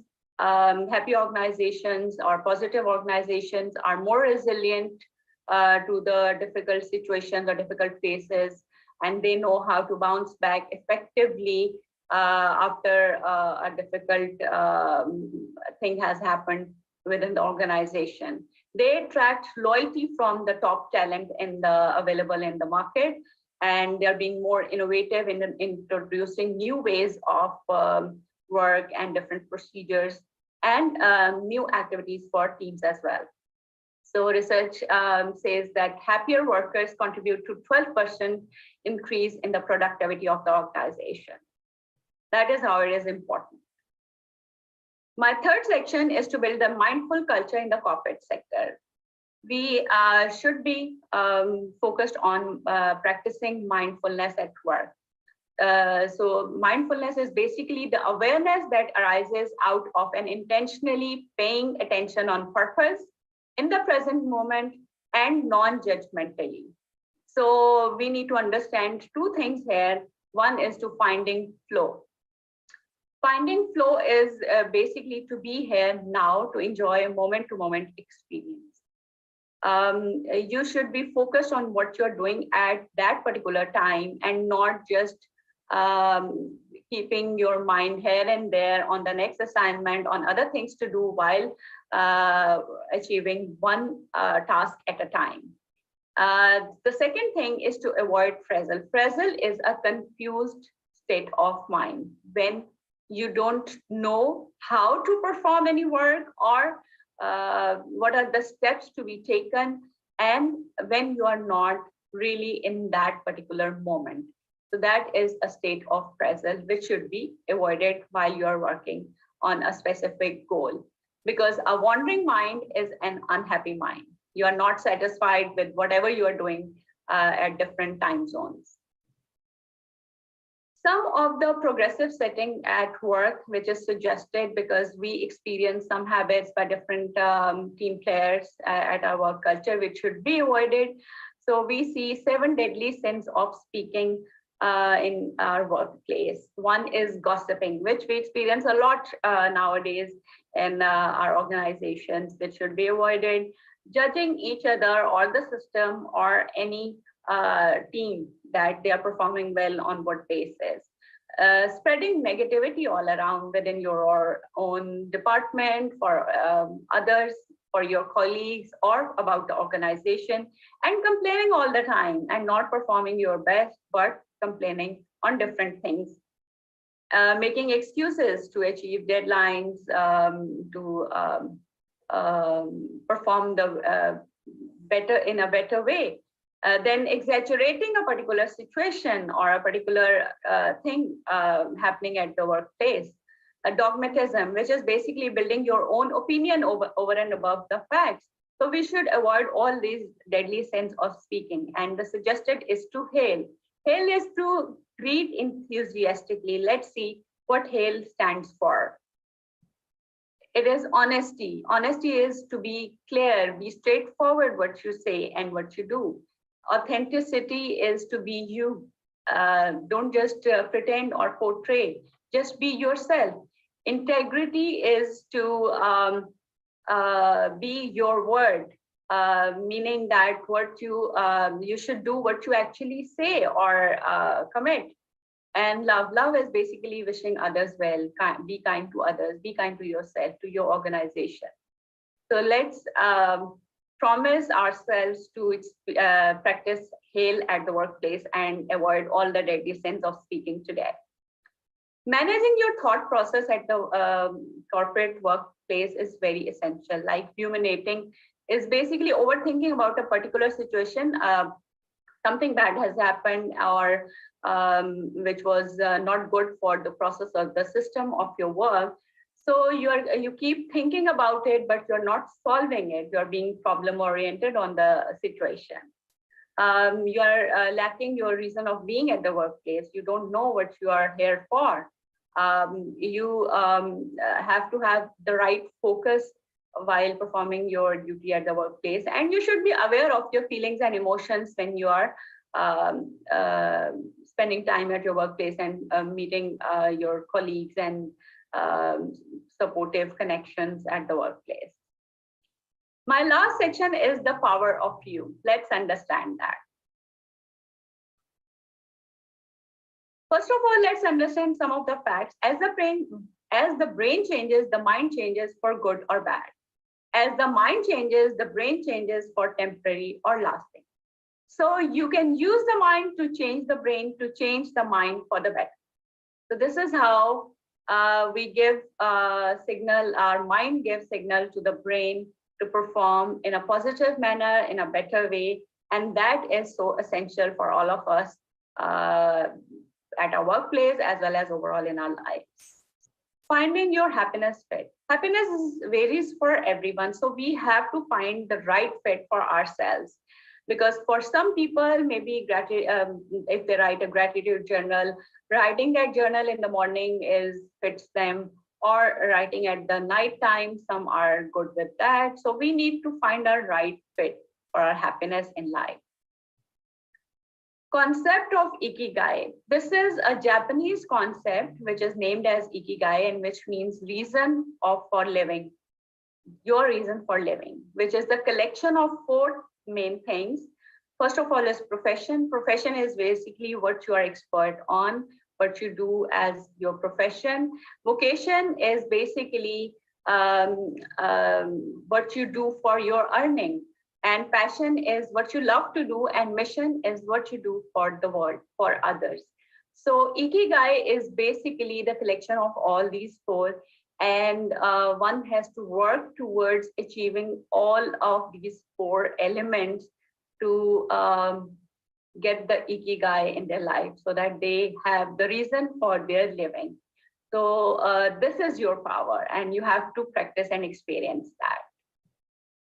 I'm leaving you with one happiness practice today to list 3 meaningful things every day that has happened at your workplace. Make it a habit to list the 3 things, maybe in the morning for the previous day, or while finishing your work in the evening for the same day. Happiness is contagious. Pass it on and keep it going.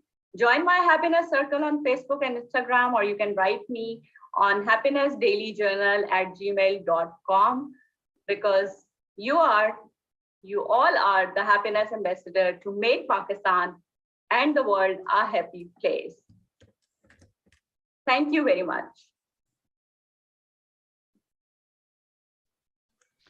Thank you, Dr. Sanam. I think each of the presenter today have given us so many new things to learn, and such a huge task that my list of to-do is getting bigger and bigger. And every presenter come up with a theory or a point or a reading material that really triggers me that, okay, I'm just writing it down, and this is what I have to go and do next. This is what I have to go and do next. And this Ikigai thing is really, really new for me. I mean, I'm not familiar with it. Definitely, I'm going to go, like the previous presenters also had quite a few things and good book sharing that we would need to go and look into.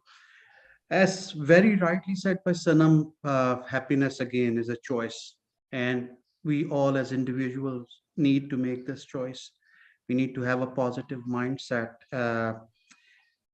sense of belonging is very important. Being a part of something, especially in a corporate culture, if you are a part of a task or an organization, only then you can excel and you can have the joy and happiness within you, and then you can do your task in a much efficient way. Mindfulness, again, mindfulness is very, very important. I mean, you have to find your flow. I mean, you have to blend in. Once you blend in, your life becomes easy and you're a part of it. Again, train the mind, train the mind. I think this is probably today third presenter who's talking about how we need to work and focus on how to train our mind. It's all about mindset. I'm very, very thankful to Sanam Fatma for this lovely presentation. Dr. Umar? Absolutely. Yeah, it was a great presentation. And it reminded me of a small column I read in one of the emotional intelligence books published by Harvard Business Review.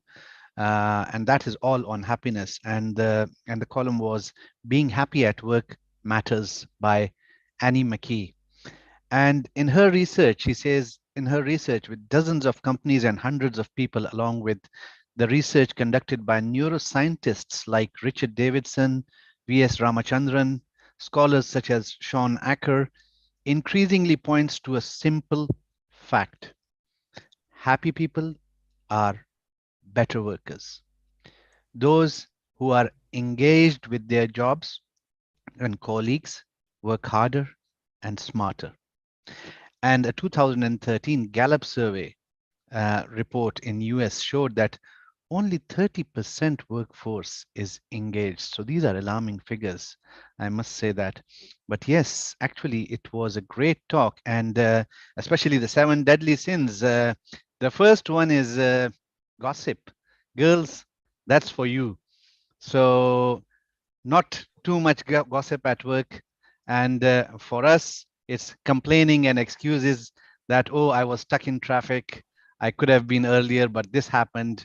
So I think we should start early if we think that we will be late.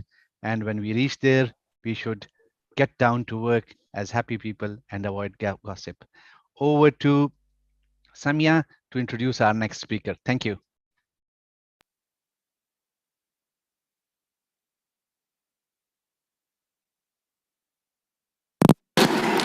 Am I audible? Yes, you Yes, are. you are. Okay. Thank you so much. I want to add something more. Uh, in my research, in one of my research in 2017, I want to know about the in corporate sector. What is the main reasons of employee turnover and tension, and why employees are not creative?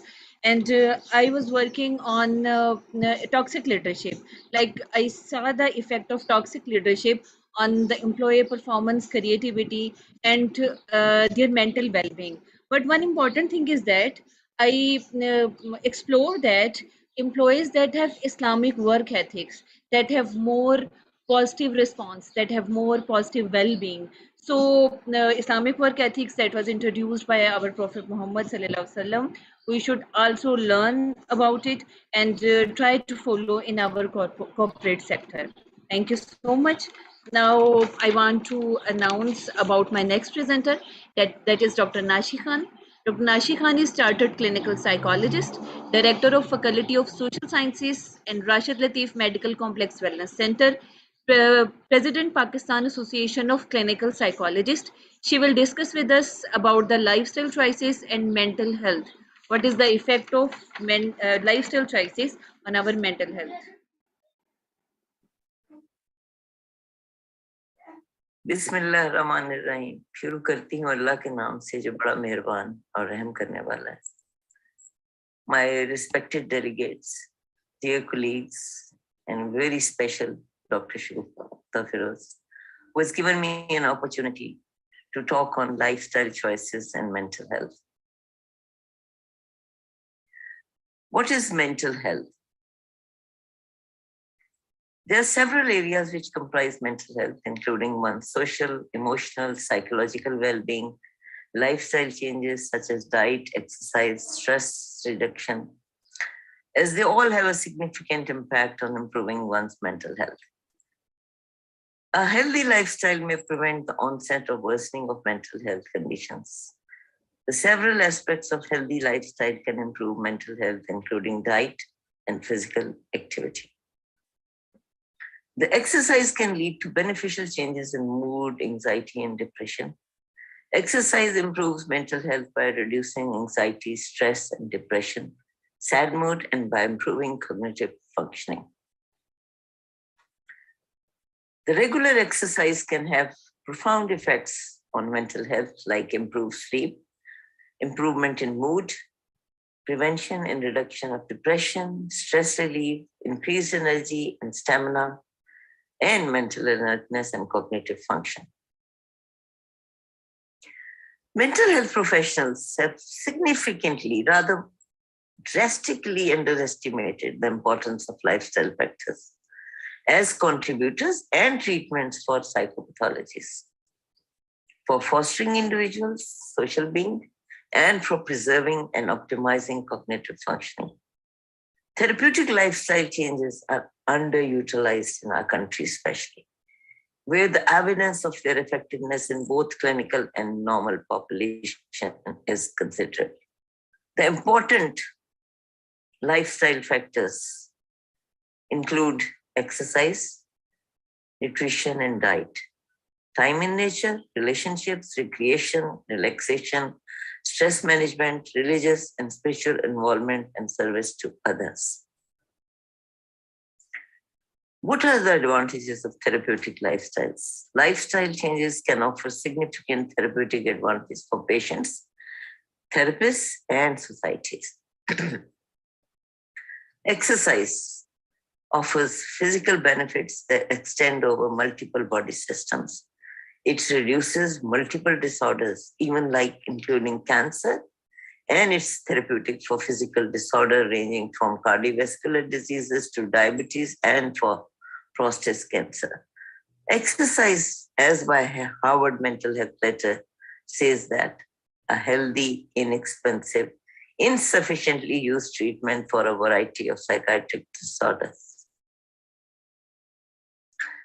Yes, the supplements. Growing evidence suggests that supplements offer valuable prophylactic and therapeutic benefits for mental health. Fish and fish oil are especially important for mental health. Systematically, omega-3 are also considered anti-inflammatory.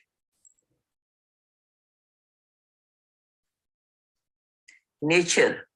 Imagine a therapy that had no side effects, was readily available, and could improve your cognitive function at zero cost. Such a therapy has been known to philosophers, writers, lay people interacting with nature. Many have suggested that nature can improve cognitive functioning and overall well-being, and these effects have recently been documented. Recreation and enjoyable activities. Through experiences of positive emotions, people transform themselves, becoming creative, knowledgeable, resilient, socially integrated, and healthy individuals. Involvement in enjoyable activities is central to healthy lifestyles. And the word recreation summarizes some of the many benefits. In behavioral terms, many people in psychological distress suffer from low reinforcement, and recreation increases reinforcement. Relationships. I suppose relationships are very important. The idea that good relationships are central to both physical and mental well-being is an ancient theme, but now supported by considerable research. Rich relationships reduce health risk, ranging from common cold to stroke, mortality, and multiple psychopathologies.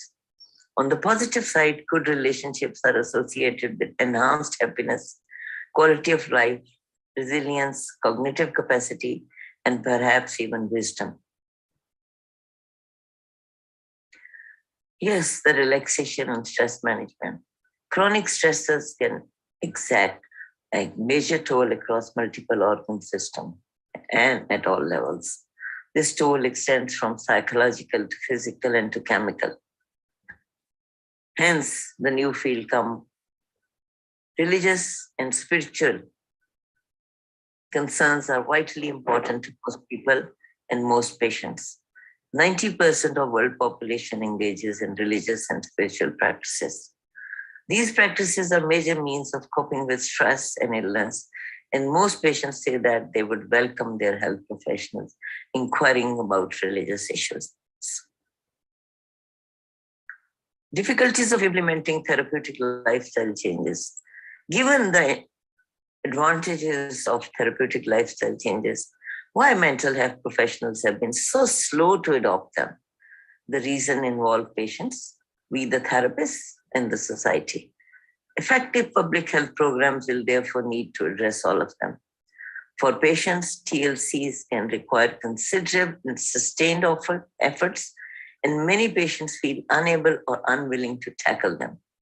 People often have little social support, little understanding of causal lifestyle factors, and a passive expectation that healings can come from outside authority or a pill. Societally, whole industries are geared towards encouraging unhealthy life choices. Very unfortunately, one can never get enough for what one does not really want, but one can certainly ruin one's health and life. Therapists also face challenges. The first is simply to become familiar with the large literature on TLC. However, given the enormous mental, physical, and social and economic cost of contemporary lifestyle, such interventions may be and should be very essential. In the 21st century, therapeutic lifestyle may need to be the very central focus of mental, medical, and public health. Thank you very much.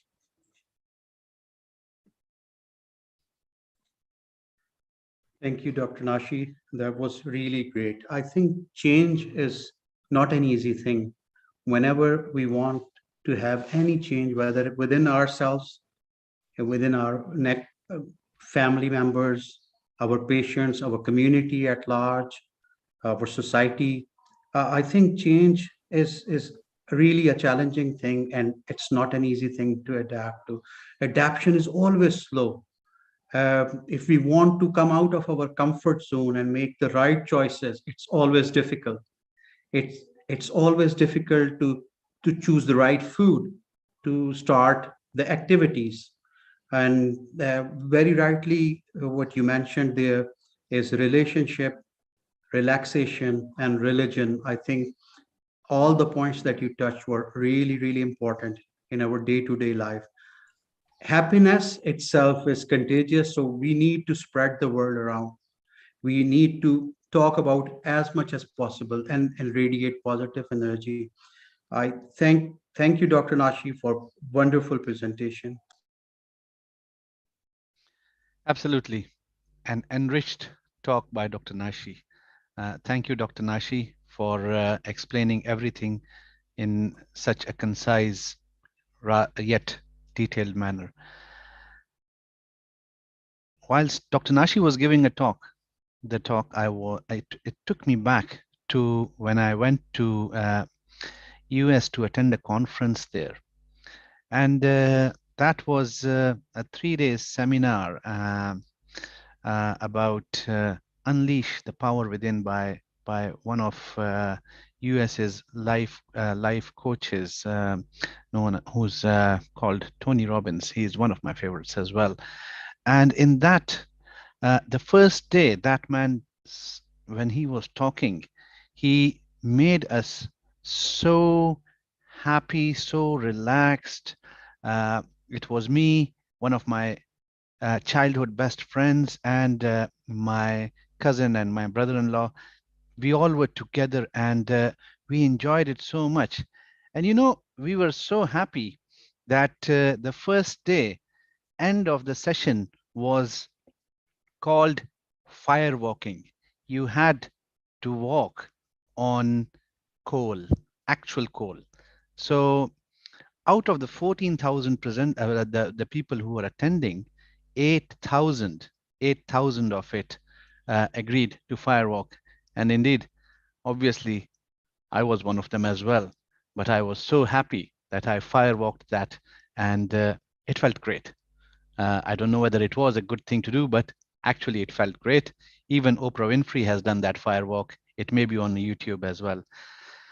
There are books that tell us about happiness, that tell us about healing, and there are certain books now. I don't have any interests in that, but some of them that I like are The Monk Who Sold His Ferrari by Robin Sharma, The Alchemist by Paul Coelho, The 5 a.m. Club, actually a great book for kids to read, and that is by Robin Sharma as well. And last but not the least, it's one of Tony Robbins' book as well, and Awaken the Giant Within. Great books to read. And with this, we move on to our next speaker. And our next speaker will talk about limbic system and happiness. And Dr. Sabahat is a physician and a diplomat, International Board of Lifestyle Medicine. So she is with us today to talk about limbic system and happiness. Welcome, Dr. Sabahat.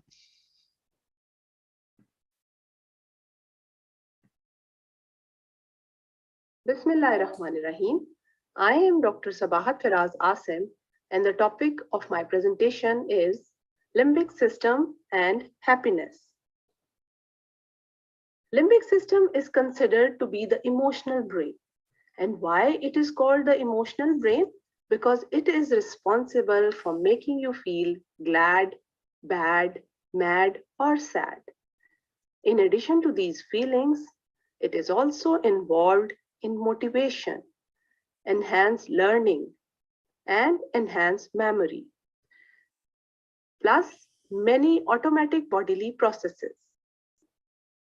We perceive and communicate the world through language, sight, hearing, sense of touch, smell, and taste. These inputs have potential to stimulate your limbic system, for better or for the worse. In other words, these sensations are the actual drivers of your mood. Empower yourself with how these sensations relay the information to the brain and discover the tools to trigger your own happiness. Our limbic system, or the emotional brain, is influenced by the language or the way we speak. Every time you speak to yourself, your logical brain offers guidance to limbic system about the feelings. You feed your feelings with your words. These are not the only words you speak, but also the words you think. This makes the internal dialogue even more important because it is heard by your emotional brain. Optimistic people have the tendency to bombard their emotional brain with uplifting words, while pessimists, they flood it with doom and gloom. Your words either way out or inside, they are literally have the ability to build you up or destroy you. So compliment yourself and others frequently. Intentionally practice positive internal dialogue to change your emotional state and observe the amazing power of language. Optic nerves send message first to the emotional brain and then secondarily to the thinking brain to take the action. Hence, our emotional reaction to a sight, it precedes our thinking response. For example, the sight of a plastic blizzard will suddenly scare you, but when you realize that it is fake, you will be relaxed. Functional MRI studies have shown that scenes of a natural landscape, they light up the parts of limbic system which is associated with positivity. In contrast, the city and road scenes, they increase the activity in the region of limbic system which is associated with threat and stress. That is why natural landscape relax you and bad traffic make you angry. The sight you are exposed to, the images, colors, and especially the brightness, they have profound effect on your limbic system and subsequently how you feel. So light up your emotions with daylight. You need 10,000 lux for 30 minutes per day to get effective benefit from light. A recent studies found that light therapy used for the treatment of depression is more effective than antidepressant medications. Auditory nerves send messages to limbic system. Hence, the sounds can evoke all kinds of emotions. You all must have experienced that hearing a scream evoke fear. Listening to running water can calm you down, and sound of dripping tap can drive you mad. Music can move you emotionally and make you happy, more motivated. Like the upbeat music in the gym, it helps you get into more exercise.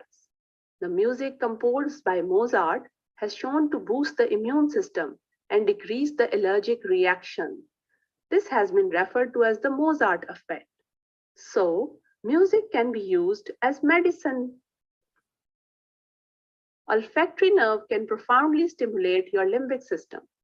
This explains the several interesting phenomena. For example, the slightest whiff of a particular scent can instantly bring back memories flooding to you, which are associated with that scent, and transport you back in time. Aside from this memory-inducing power, certain scents can relieve stress, headache, elevate mood, and you feel happy. Lavender can help you sleep. Our emotional state have strong impact upon our eating habits. When your emotional brain requires stimulation, that is when it is down, you feed yourself with positive emotions to avoid seeking pleasurable lift from the comfort eating pattern, which is mindless and excessive eating. It will result in obesity. Rise and shine mode make us more awake, alert, productive, healthy, and happy. So light up your mornings and your emotional brain with sun. Engage yourself in howling wind, soothing sound of rain, to the chirping of birds. All these natural sounds are the great way to evoke happiness. Let's bring these strategies together into an exciting adventure of your happiness. Thank you.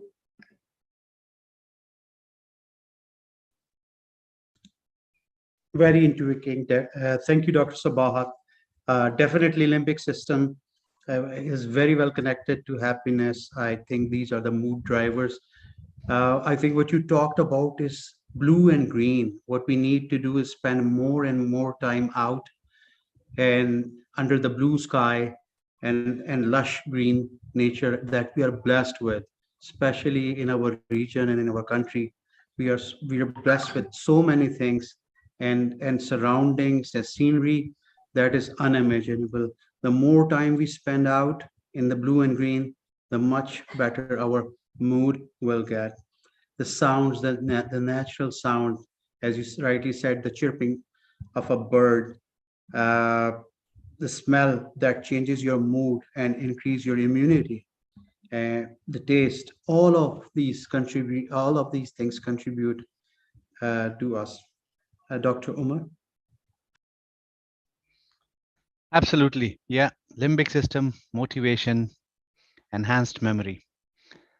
I, Dr. Umar Zafar Jhagra, am an honest, intelligent, organized, responsible, committed, teachable person who is sober, loyal, and clearly understands that regardless of who signs my paycheck, I am self-employed. I am an optimistic, punctual, enthusiastic, goal-setting, smart-working self-starter who is a disciplined, focused, dependable, persistent, positive thinker with great self-control, and am an energetic and diligent team player and hard worker who appreciates the opportunity my company and the free enterprise system offers me. No, all of that? That's not me. That's not me. That's actually what we need to do.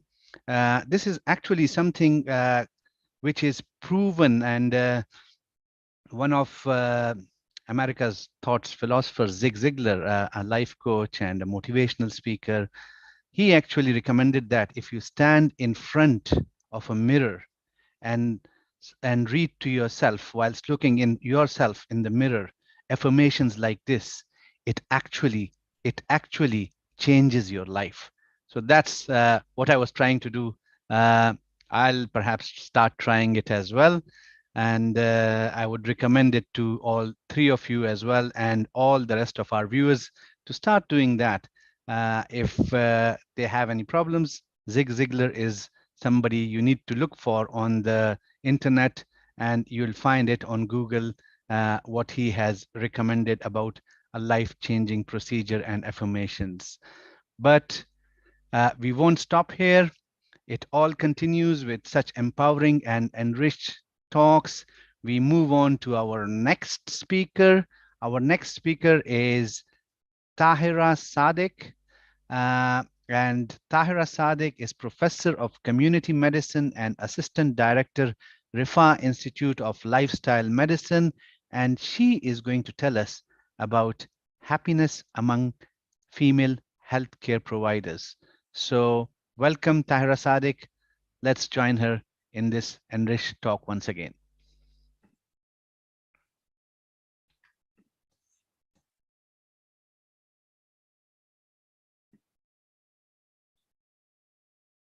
Bismillahirrahmanirrahim. Assalamu alaikum, everyone. I am Professor Dr. Tahira Sadiq, Public Health Specialist and Assistant Director, Rifa Institute of Lifestyle Medicine.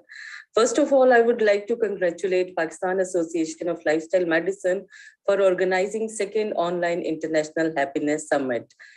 The title of the Happiness Summit is very interesting, that is Happiness Does Healing.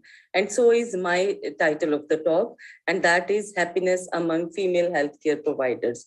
It means we are talking about healing the healers. Session objectives are: what is happiness, what is its importance, determinants of happiness, and what are the perceptions of happiness among female healthcare providers.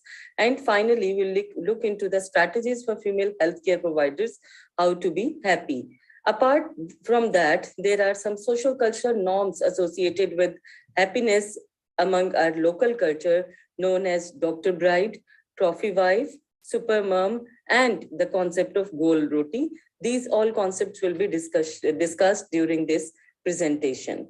So I would like to start with the article, The Healthcare Future is Female. It means that this of medicine is changing, and so is its gender. Statistics show that women now constitute a majority in the ranks of younger doctors as transition that is likely to put pressure on healthcare institutions to change their practices around scheduling, supporting, and promoting female healthcare physicians. Women's happiness has been declining for the past 30 years, according to the recent statistics. And research shows that women are twice as likely to experience depression compared with men. Gender differences in depression are well established, and studies have found that biological, psychological, and social factors contribute to this disparity. So it is very important to make female healthcare providers happy, but their criteria for happiness are different from males. As you can see in the diagram, their satisfaction and happiness lies in many factors as compared with men, including family, life, love, and dreams. And these factors are different because of biological, cultural, moral, and social reasons, and again, professional reasons as well. Up till now, all of you must be thinking of exactly what is happiness. So happiness is an emotional state characterized by feelings of joy, satisfaction, contentment, and fulfillment. While happiness has many different definitions, it is often described as involving positive emotions and life satisfactions. But happiness includes well-being, that is subjective well-being of happiness. its sustainability depends on socioeconomic health, relatedness, and the health of the female healthcare physicians. The two key components of subjective happiness or well-being is the balance of emotions and life satisfactions. How you can know that a person is happy or not? You can self-diagnose yourself as well through these signs: feeling like you are living the life you wanted, feeling that the conditions of your life are good and you are accomplished what you want, and then feeling satisfied with your life. Last but not the least, very important, your feeling of positive emotions are more than the negative emotions. Let's support the happiness among females through the literature. I found a study published in PMJ, the effect of primary care fellowship training on career satisfaction, happiness, and perceived stress. It states that happiness, satisfaction, and stress scales among fellowship trainers were related to the marriage and children, and offer some enhancement to physicians' well-being that seems to be primarily focused on female physicians. Another study was conducted in India on dentists, which clearly says that males were found to have higher happiness score when compared to females, as you can see in this table as well. And this difference was found to be statistically significant. Females in general prioritize doing the right thing over being happy, whereas men are better at the pursuit of pleasure and hedonism. As you know, these are the two types of happiness. Studies have also found that women tend to act more ethically than men and are more likely to suffer feelings of shame if they are not seen to be doing the right thing. But female morality also leads them to engage in more fulfilling and impactful work, and this ultimately brings them greater joy, peace, and contentment. There are certain determinants of happiness among healthcare professionals. This is a survey conducted between 2009 to 2019, which clearly shows that their factors are organizational and individual. Organizational factors includes monthly salary, satisfaction with salary, job satisfaction, quality of life, etc. And individual factors are sense of career, purpose, weekly exercise, self-compassion, even sleep comes in this individual determinants of happiness. There are certain challenges faced by female healthcare workers to achieve satisfaction and happiness. Among those, social cultural expectations, family responsibility, work-home balance, gender discrimination, harassment, workplace environment, and finally, glass ceiling effects. These are the most important challenges or hindrances for happiness among healthcare providers. Coming to the very first determinant, that is social and cultural expectations. We live in a society where education is not only a requirement, but you have to look smart. You should be fresh graduate. It is distressing seeing mother-in-laws demanding gori lambi Dr. Bahu, who also bakes the perfect gold roti for their son. And the dilemma is that our fresh graduates are supposed to force to do that. And to my surprise, I found an article that was presented in International Conference on Health Professional Education about, is gold roti the ultimate goal of female doctors? And I think this is the start of declining their happiness. Another important cultural issue is the search of doctor brides. And everyone wants to show doctor brides as a trophy or medal, but then they also want them to stay at home.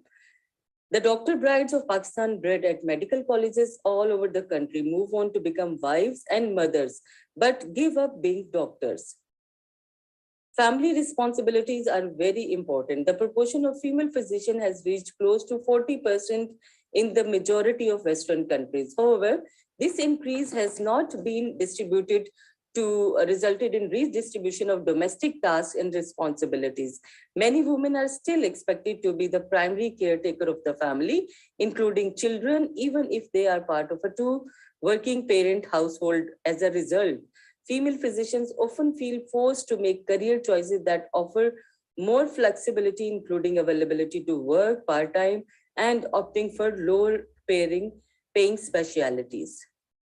The question that often crosses my mind is, can I be a doting parent and an excellent surgeon at the same time?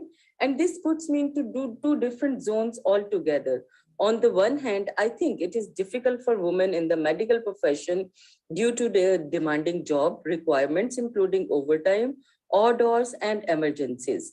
And on the other hand, I wonder if this will stop me from being a good mother. So a balance between work and home is very important. Gender discrimination is again a very important and pertinent factor which needs to be addressed. Men have privilege, men are generally treated better, women hold less authority and receive less credit. Workplace harassment is again a very important and pertinent factor, and it includes different verbal, psychological, cyberbullying, sexual harassment, and physical harassment as well. Workplace environment is usually very challenging for female healthcare providers, and there are many factors which influence the environment, including goals and objectives, relationship with supervisors and colleagues, work stress, unrealistic expectations, colleagues' relationships, salary recognition, sense of belonging, and promotions. And finally, the most important, glass ceiling effect. The front wheel of the bike of life is your time at work, but the rear wheel of the bike of life is your personal life. But what about the situation in workplace? Despite the large number of women in the healthcare field, healthcare management resembles other industries in its several lack of women in upper management positions. And in the glass ceiling, that contributes to this dearth. And that is the main point where females feel unhappy in spite of having equal chances of promotion, just like males, they are not up to that level which is required according to their status. Let's see the perspectives of happiness among healthcare providers from different disciplines.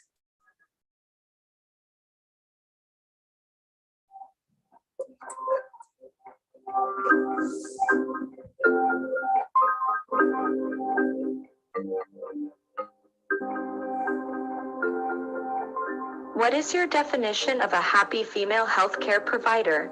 The professional female healthcare worker be a good, happy lady if she has a balance in between is physically, mentally, morally, and spiritually. A happy female healthcare provider is one who is herself healthy. She herself should be mentally and physically healthy and should be happy at home. Healthy ho sakte hain if you have a good diet, you don't have stress, and you have good sleeping habits. A happy female healthcare provider is one who is basically satisfied, and satisfaction comes from home and workplace both. And if you are doing your best at both places, then you feel satisfied. A happy female healthcare provider is what I feel is an empowered woman. And basically, especially on clinical setting, the most important thing is to provide quality patient care as well as patient safety. Well, she's happy. You can see it on the face, obviously. If you feel happy, you'll look happy, right? I think a happy female healthcare provider is one who has a sense of fulfillment, can maintain a healthy work-life balance, and spread happiness all around. How do you balance your role between home and work?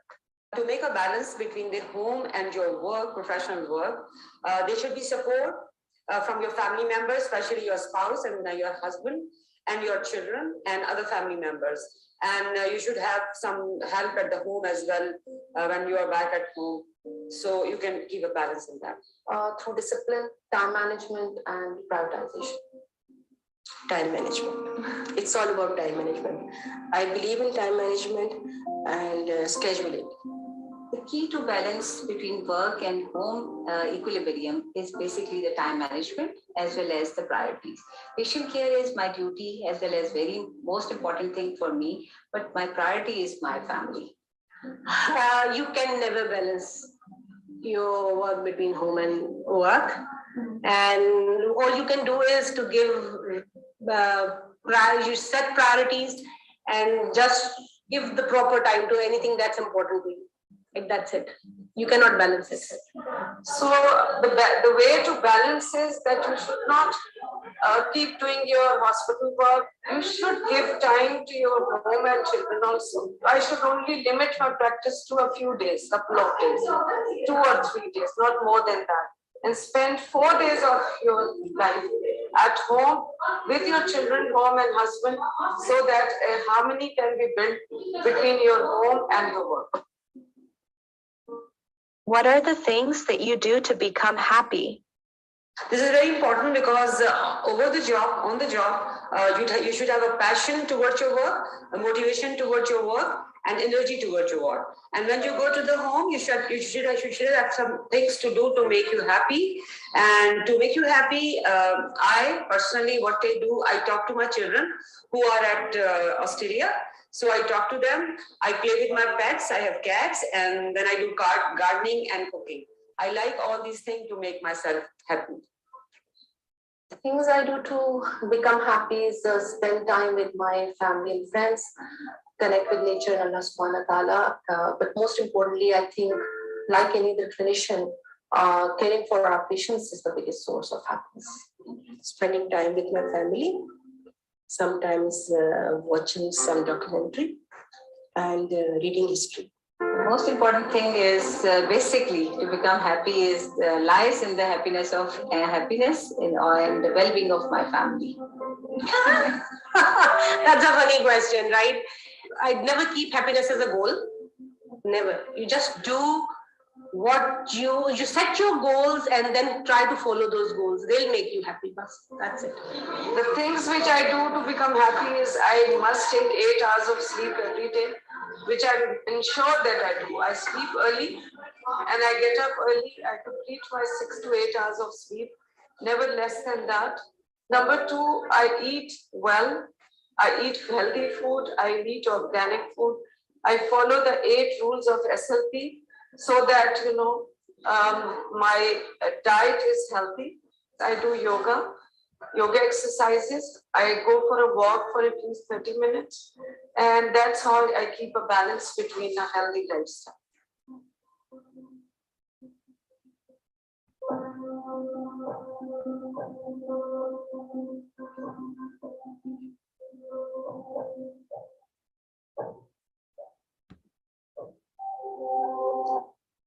So I hope you enjoyed the video clip. That was the perceptions about happiness and how female healthcare physicians spend their time for the search of happiness.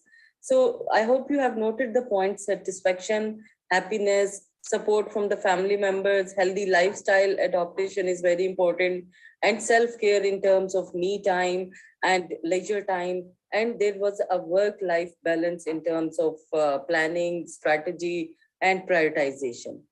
So how to cultivate happiness among female healthcare professionals? So now this is the important thing to know, that grow your happiness by cultivating love, health, freedom, and purpose. These are some factors which can increase happiness. And how you can do it in institutional factors, or you can address personal and institutional factors through knowing the societal expectations and balancing between women and men. Caregiver duties should be equally distributed, and include flexible working hours and family leave options for females. And the success of women physicians, including career development, mentoring, and peer support, should be present. Prioritize physical and mental health, and this can be done through programs which cover both physical and mental health, and when appropriate, gender specific interventions should also be component of these interventions. And it is also important to work to eliminate the stigma that is commonly associated with the mental health issues, including burnout and depression. So it is important to engage women in the development and implementation processes. This will help to ensure these well-being programs and practical and meaningful. Support for women in medicine should be career-long. Change the culture of medicine, and that can be done through minimizing the gender disparities. Female doctors are treated differently than their male counterparts. These kind of issues should be highlighted. Push for equal parental leave for new parents, maternal and parental both. regardless of gender, to send the message that caregiving should not be a gendered activity. Zero tolerance for harassment policy, and work to end the pay gap, because the pay is different for males and females in some institutes. So the transparency process should be asked from the higher management. Professional respect should be there for female healthcare professionals, like calling them by their proper names and giving them full chance of to express their opinions. Developing an action plan for balancing work and family. There should be long-term, medium, and short-term objectives for, and a specific action plan for developing goals for family and work. There are a few more tips for healthy life. These are: train your brain to be more positive, nurture and enjoy your relationships, live in the moment and savor life's pleasure. Focus on helping others and living with meaning. Take better care of your health. That is most important. Where comes the importance of adopting healthy lifestyle? These are references of this presentation. I would like to end my presentation with the quote that happiness is a choice, not a result. Nothing will make you happy until you choose to be happy. So it's time to break the bias. And the very first step would be breaking the biases inside the female healthcare providers, that we are responsible for our own happiness. And the take home message is, yes, I am responsible for setting criteria for my own happiness, and together we can do it. Thank you so much. Thank you very much, Taira. And I'm sorry I got so excited seeing your observing or watching your presentation that I stopped your presentation a little early. But I am very unhappy that you have not recorded my interview also. But I want to tell you that I can make a gold roti also. Taira, where are you, by the way? Thank you. Yes, please resume your duties. Okay, ma'am. So actually, it was a great talk. I must say that. What do you think, Dr. Zia? I mean, as always, Dr. Tahira always takes a very deep dive in whatever topic is given to her, and she takes us quite deep into the research, which is very valuable, and it shows you all the aspects of it. The challenges that our society have, especially for female professionals, is immense. The pressure is immense. The things that they go through is really much more different than the other societies. When they have to, it is very difficult for them to keep a work-life balance, the personal life and the professional life. It is very, very challenging, extremely challenging for us as male gender. I mean, for us, the world is perfect. Uh, so I think she was thorough as always, and I loved the signs of emotion. And again, this was one of the presentation that just flew so fast for me. I really enjoyed it. Yeah, absolutely. As Napoleon said, you would have heard, give me an educated mother, I shall promise you the birth of a civilized, educated nation. And this talk actually reminded me of a story of the famous scientist and inventor Thomas Edison. One day, Thomas Edison came home and gave a paper to his mother. He told her, "My teacher gave this paper to me and told me to only give it to my mother." His mother's eyes were tearful as she read the letter out loud to her child. "Your son is a genius. This school is too small for him and doesn't have enough good teachers for training him. Please teach him yourself." After many, many years, after Edison's mother died and he was now one of the greatest inventors of the century, one day he was looking through old family things. Suddenly he saw a folded paper in the corner of a drawer in a desk. He took it out and opened it.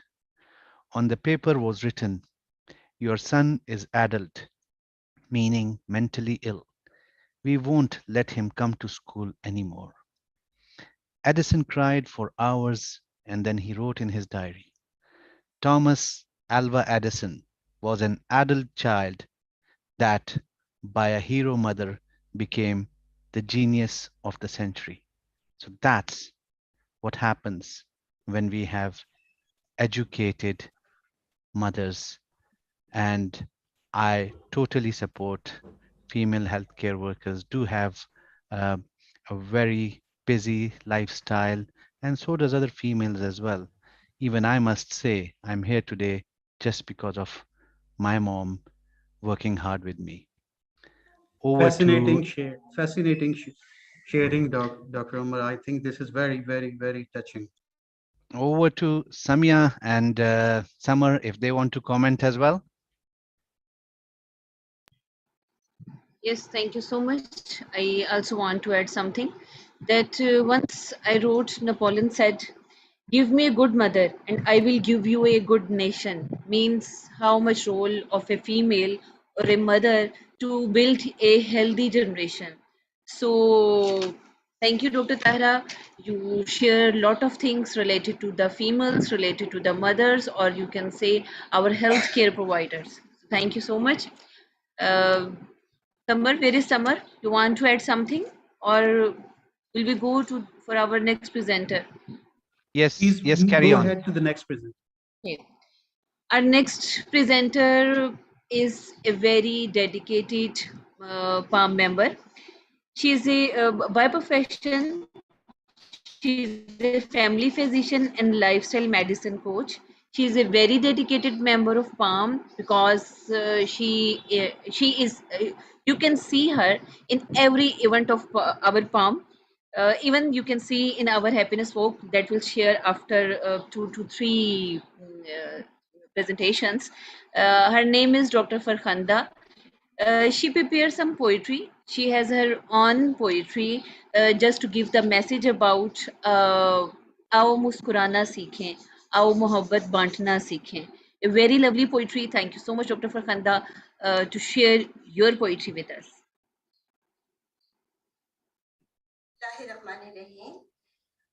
मेरा नाम doctor Farkhanda Kamran है और ये मैं happiness summit के लिए अपनी एक छोटी सी काविश आपसे शेयर करना चाहती हूँ. आओ मुस्कुराना सीखें, आओ मोहब्बत बांटना सीखें. मोहब्बत जिंदगी है, सबसे पहले अपने से मोहब्बत करना सीखें. आओ बर्दाश्त करना सीखें, आओ वक्त की तनाबें हाथ में लेना सीखें. सूरज चांद सितारे बताते हैं वक्त कैसे लम्हों में ढलता है, कैसे लम्हे दिन और साल बनते हैं. वक्त को सही इस्तेमाल करना सीखें, वक्त को अपनी तवानाई बनाना सीखें. आओ मोहब्बत को मरहम बनाना सीखें. मस्जिद मंदिर गिरजा सब मोहब्बत के इस्तिआरे हैं. लताइफ चाकरा सब मोहब्बत की है रह गुजर. आओ मोहब्बत करना सीखें, आओ मोहब्बत बांटना सीखें. आओ मुस्कुराना सीखें, आओ मुस्कुराहट बांटना सीखें. अगर बांट लो गम लोगों के, सुन लो दास्तां इनकी, यही मोहब्बत है इनसे. आओ मोहब्बत करना सीखें, आओ मुस्कुराना सीखें, आओ मुस्कुराहट बांटना सीखें. शुक्रिया.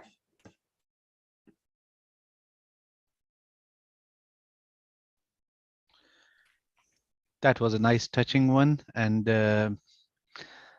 I must say, yes, आओ मोहब्बत करना सीखें, आओ मुस्कुराना सीखें, and that's what all our Happiness Does Healing Summit is all about. That's what lifestyle medicine is all about. I must say that we should all learn from it, and we should all follow what we've listened to today, follow our hearts, and carry on with happiness does healing, carry on with lifestyle medicine, and also carry on with our summit. And I'll hand over to Summer to introduce our next speaker. Over to you, Summer. Thank you, Dr. Umar. Right now, my video, there's some problem with my camera, so you won't be able to see me, but I'll introduce Iram Saeed to you. Iram Saeed, you must be, she's very popular in Pakistan, and mashallah, and all over the world. and she is one of the leading motivational speakers. Mashallah, she's very, her talk is very moving, and she's inspired and motivated a lot of people around the world. So Iram Saeed is one of the leading coaches in online business and rules of consciousness in entrepreneurship. As a highly successful CEO as one of the largest spiritual tele summits in the world. So she has started one of the largest spiritual tele summits in the world and has been teaching these successful principles to numerous women for the past decade.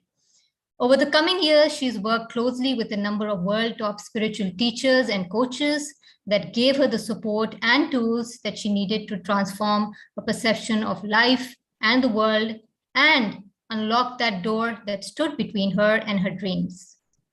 Iram Saeed now lives the conscious, purposeful life of her dreams, but that isn't enough to just live it herself. She has made it her life's mission to share the teachings and support other women living all around the world. So no doubt in a short segment, which you're about to see right now, Iram will be sharing with us some of the practical tools she chooses in her own life to create peace, tranquility, and inner balance.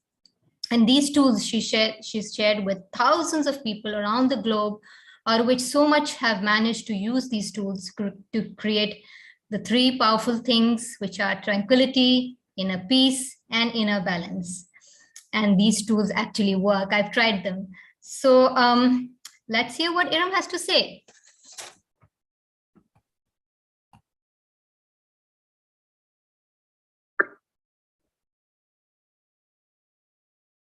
Assalamu alaikum. My name is Iram Saeed, and I am honored that I have been able to speak in this Happiness Summit on the topic of practical ways that are guaranteed to create happiness in our lives. And this happens to be a really dear topic of mine. I've done a lot of research on it. I've talked to a lot of people, interviewed a lot of people that are experts on happiness. And I have a slightly different take now on this pursuit of happiness. I know pursuit of happiness has become a very big topic, especially coming through the Western New Age movement, New Thought, mind sciences, self-development, et cetera, And I feel that happiness is a state which is meant to be temporary in nature. We have it sometimes, and we know that it never stays long-term. It changes, or something else happens in our life, and the happiness that we were feeling tends to vanish. So happiness, if happiness is a state that is temporary in nature, then the pursuit of that state to make it something permanent in our lives is therefore a futile pursuit, because it can't happen. It's impossible to stay happy throughout your life. What is possible instead, I feel, is what we call joy. This state of joy, which is inner joy, which is an inner state. It is connected to what we call peace, what we call fulfillment, what we call a sense of satisfaction. That is possible to have. Because, as you know, there are many, many wise sages, prophets, enlightened people that have gone through this earth, that have been able to withstand all kinds of challenges, very painful, traumatic experiences, and even right in the middle of such a painful experience, their inner state was always calm, it was always balanced, it was always rooted in serenity. Now that is very possible, and I think that is a noble and worthy goal to have in our lives, is to attain that state of inner calm, inner peace, inner balance. And since the topic is about how to be happy, I think what I would like to talk about today is how to not be miserable in life. That's the opposite of happy, is miserable, right? So how can we not be miserable in life? Because majority of people that I have come across in recent years are in what we call misery, stressed out, depressed, panic attacks, grief-stricken. All of these are states that cause misery in life. And if we can pinpoint what causes misery and we can transform that, then what we would experience is what people generally call happiness, which I call, a state of peacefulness, a state of inner balance. So let's look at that. Let's explore that a little bit, if you will. And these are things that I have learned in my own life, things that I have applied in my own life, and things that create results, because I'm all about, getting fast results. So the first thing I want to put in front of you is, what does Quran say about what creates joy? And what Quran says is that it is Allah Ta'ala's zikr that creates joy. Now, what does zikr mean? It is the remembrance of the divine. How do we remember the divine? Now, this is going to be different for different people. And this is where I'm going to differ from a lot of the Orthodox Muslim scholars and teachers, because I personally feel that when you are acting within the blueprint of your soul, the way that the divine created you, everybody's created in a very beautiful, unique, and yet different way. When we connect with our own selves and we begin to express, we begin to really authentically express ourselves, that expression is of the soul. And when you are authentically expressing yourself, you are actually acting out your blueprint, and in a way, that is zikr, that is remembrance of the divine. So you can lead life in a way where you are intellect driven, and you are looking at, cost benefit analysis, that if I, pursue this field of education, then I will have a job which is going to make me a lot of money, and I will be this, big shot in front of people. So that's one way of living life. And you think that is going to, achieving those goals are going to make you happy. Or you can live your life in a way where you say, you know what, I'm going to go pursue this type of education because this is what my heart really desires to do. It's coming from my soul. And once I have mastered whatever it is that I need to learn, then I will use that to the best of my ability to express my talents and gifts, and thereby not only making a decent living for myself, but also helping other people that need these services. So these are two very different ways of living. Both people might end up making the same level of income, but I can guarantee you that their level of satisfaction from life is going to be completely different. The person on the right who is living out their blueprint and serving people with it is going to have a much, much more satisfied life, while the other person is probably going to get really disappointed and feel like this was not the answer, and they keep going and they keep going, and they end up going through midlife crisis and all those stuffs, looking for deeper answers. So fulfillment through a very authentic expression of your soul. Now it could be, I talked about a career, it could be something else. Whatever that is, knowing that you are fulfilling divine will is a way of remembrance of the divine. So whatever way works for you, for some people it is through prayer, for some people it is through helping people, for some people it is through observing nature, finding connections, understanding the connections. These are all ways of remembering the divine. So in other words, living a life that is God aware, that is God conscious. The more it is, the better it's going to be, because this God consciousness, this awareness of the divine at any given moment directly feeds our heart, our soul. It is the heart that creates that inner peace, that sense of inner balance, that level of satisfaction. It does not come from here, it comes from here. So these types of activities that are going to bring more and more remembrance of the divine, because when you're remembering the divine, you're basically shooting out an energetic, let's say, cord that connects to the divine, and now you have a flow of divine energy going into your heart that feeds and nourishes the heart, which is nourishing the soul. So that is one of the best ways to create inner peace, inner fulfillment, inner balance in your life. That's number one. Now, let's look at number 2, how not to be miserable.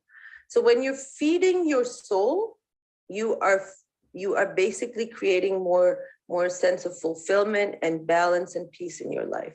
The opposite of that would be feeding your ego. So when you, which is also nafs.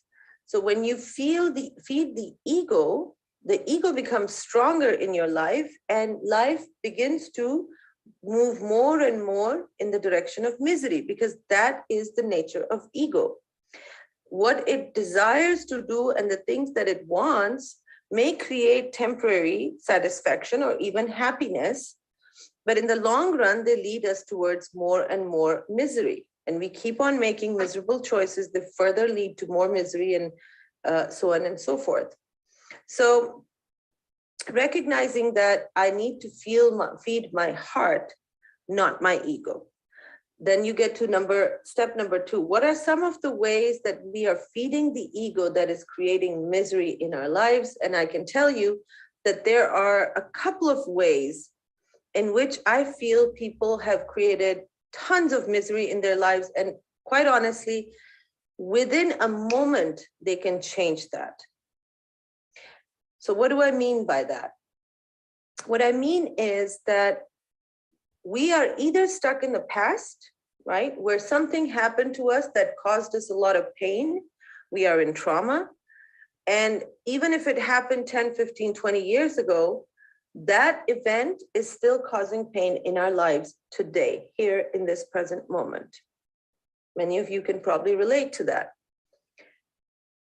Then there's another group of us, and sometimes we do both.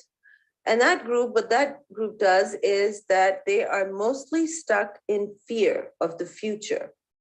So they are afraid of so many things, that what if something happens to my business? What if something happens to my children? You know, this pandemic, oh my goodness, this pandemic is here and it's going to, what if my loved ones die? What if this, what if that? So they are stuck in the future, because fear is something that we predict is going to happen. Now, interestingly, these predictions are made based on the algorithms that our brain has created from our past. I'll repeat that in a different way. When we go through certain events in our lives, this is how our brain is learning and creating the software. Based on those past events, the brain has stored these files. And now when you're faced with a decision, the brain is going to go and look at the past event. So let's say you have to do something which is not yet clear, and you have to have faith to take that action. So your brain is going to say, okay, let's go and look at what happened in the past when we took a certain action and we needed to have faith. Well, it was a disaster. It did not work out. It caused a lot of pain. So what is the brain going to do as you are considering doing this action, which moves you in the direction of what you want, which will make you feel fulfilled, but it requires faith? Then your brain is going to say, no. This is terrible. It's going to create a lot of fear. It's going to say you are going to fail. Your people are going to hate you. You're going to get abandoned. You're going to lose everything, whatever. So either we are stuck in the past, or we're stuck in the future, or we're just, it's both are wreaking a havoc on our present day life. We don't live in the present moment. So this is one of the most significant ways that people are constantly creating misery in their lives. Why do we hurt so much about something that happened in the past? Why can't we move on? And why is it so simple that you can literally change it in an instant? Is that when something happens, in and of itself, it's an event. It's just an event. We give it the meaning of good, bad, ugly, it should have happened, it should not have happened, blah, blah, blah. Based on our thinking, on our understanding, we attach meaning to it by attaching a story. I loved this friend of mine. She was wonderful. I did so much for her. And then she betrayed me. And she hurt me. And, so now that I have attached a story to an event. I might have found out, oh, she said something nasty about me to other people, and therefore she betrayed me. She did say something nasty about me, but did she really betray me? That is the question. Was her intention to betray me? Is she sorry? Could she have done that by mistake? People make mistakes. We then further attach more stories to it, and we say, she betrayed me because she didn't love me. She never cared for me. She doesn't love me today, and I hate her, and things like that. All those stories get attached. And we remain stuck in that event. Even 10 years later, we turn back and we see and we say, yeah, this is what happened. It hurt me so much.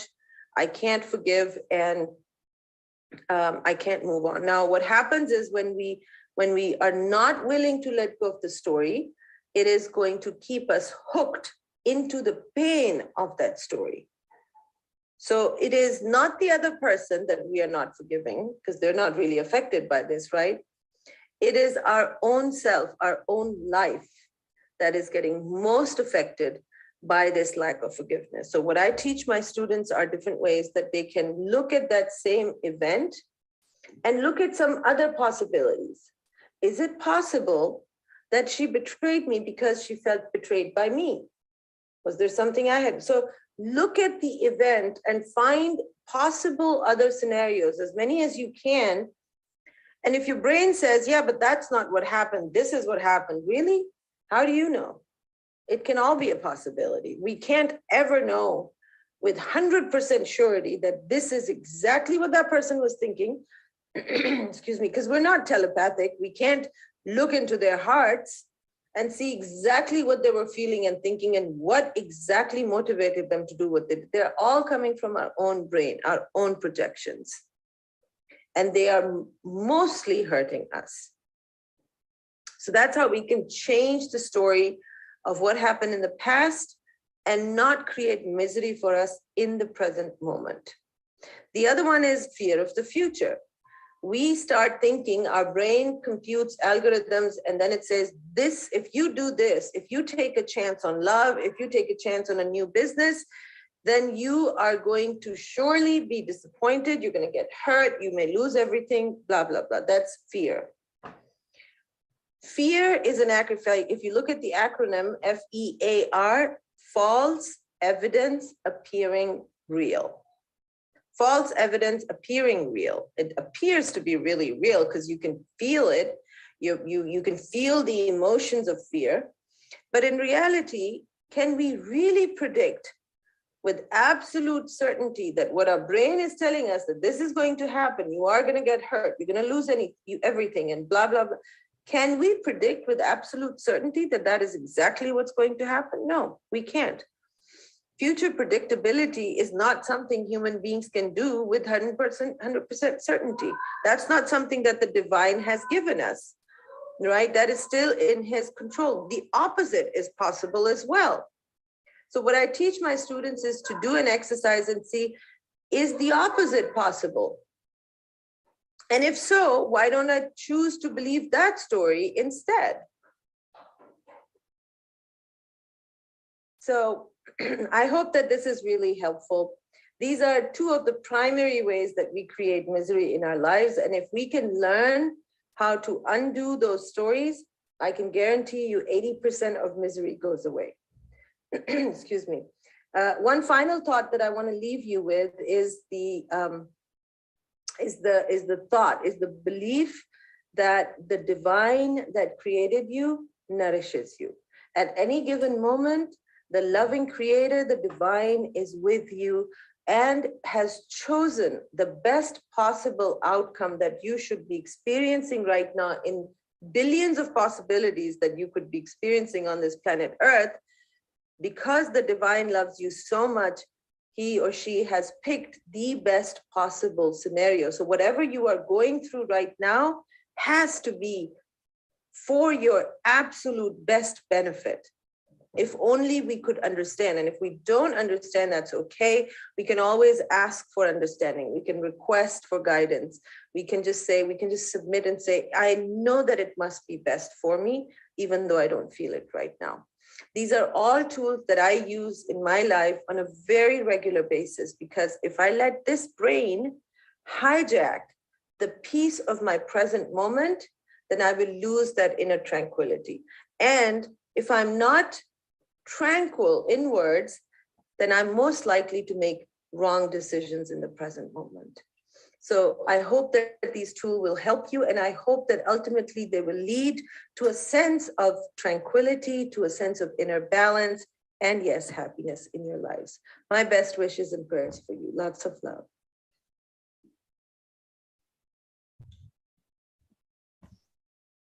Thank you, Iram Said.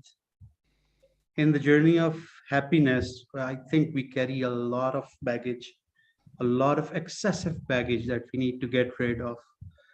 All the negative attributes, let's get rid of them. We need to crush our ego and move on. We need to have good connection with our Lord, our Creator, and move on. Over to Dr. Omar. Absolutely. Thank you, Dr. Zia. And before I comment, if you guys, all the audience, can get their pens and papers ready, there would be a small activity conducted by Samia in a short while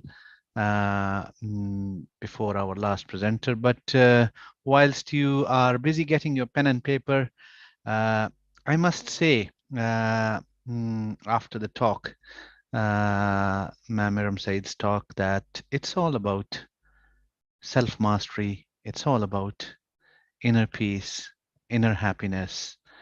And as if we can practice and make self-mastery our project in the future, I would say we won't be far away where Allama Iqbal very, very well said, खुदी को कर बुलंद इतना कि हर तकदीर से पहले खुदा बंदे से खुद पूछे बता तेरी रजा क्या है. So if we reach that level, I am pretty sure that Allah and ourselves will have a direct connection. Over to you, Samia. Okay, thank you so much, Dr. Umar. I hope all of you have paper and pencil. Actually, these 2 days or even then our full week was totally related to celebrate the happiness, World Happiness Day, and we want to spread happiness. We want to informing you what is the actual meaning of happiness and how you can do in your life simple, small steps, and you can add the happiness in your life. Even then you can how you can identify your happiness. These are the collective effort to informing you to about the happiness. Once again, thank you so much to celebrate World Happiness Day, and thank you so much to celebrate our second International Happiness Summit. Now I want to share my slides with you to know something about the happiness and how you can measure your happiness. Paper pencil was actually just this. This is a small activity to know about the happiness. Yes, next slide. In during these 2 days, I think so you are now very familiar about the happiness, means what is the actual meanings of happiness. But through this presentation, technically want to know about the types of the happiness. Like first happiness type is hedonic happiness, and second one is eudaimonic happiness. All of we experience these type of happiness, but we didn't know about the terms or meanings which I want to share with you. Hedonic happiness means what is achieved through experiences of pleasure and enjoyments, in which included our small achievements, like you eat something special and you celebrate your birthday and you celebrate your successful day. All these activities included in hedonic happiness, and in eudaimonic happiness, that is achieved through experience of meaning and purpose. Both kind of happiness are achieved and contribute to overall well-being in different ways. I hope all of you will be interested to know about the level of your happiness. If we talk about in term of hedonia and eudaimonia, so I want to share a small scale. All you have a paper pencil, read one by one all items and grade or score the number that you feel in yourself. Item number 1 related to seeking relaxation. If you feel you try to seeking relaxation, if you are agree, strongly agree, then score 5. If you agree, then score 4. Neither agree nor disagree, score 3. Disagree, score 2. And strongly disagree, score 1. One important thing is that write down item number and then your score. Both things are very much important. Then move on. Second question, seeking to develop a skill, learn or gain insight into something. Seeking to develop a skill, learn or gain insight to something. If you are agree, disagree, or what you think about yourself, score it. Item number 3, seeking to do what you believe in. Score, write the item number and then score it. Item number 4, seeking pleasure. All these items are totally related to your life. What you feel. Are you seeking pleasure? Item number 5, seeking to pursue excellent or a personal ideal. Score on to item number 5. And then question number 6, seeking enjoyment. 7, seeking to take it easy.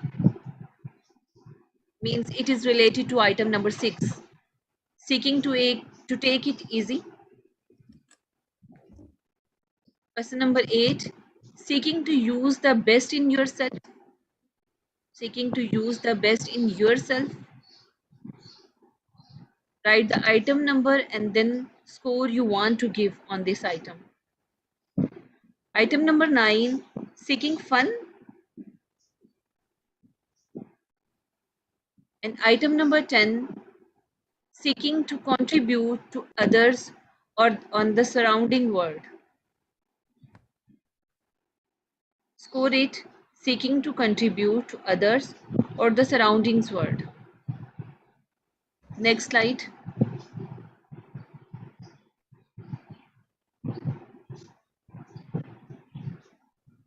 Move on, next slide. Yes, only 6 items are left. Next item is seeking to have lots of money and nice possessions. Item number 11. If you are strongly agree, then score 5. And if you are strongly disagree, score 1. 11 item was seeking to have lots of money and nice positions. Item number 12, seeking to have high status.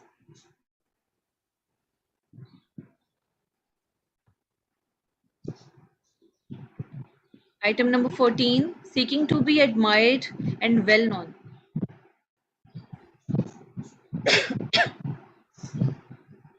Item number 15, seeking to be popular and have an attractive social image.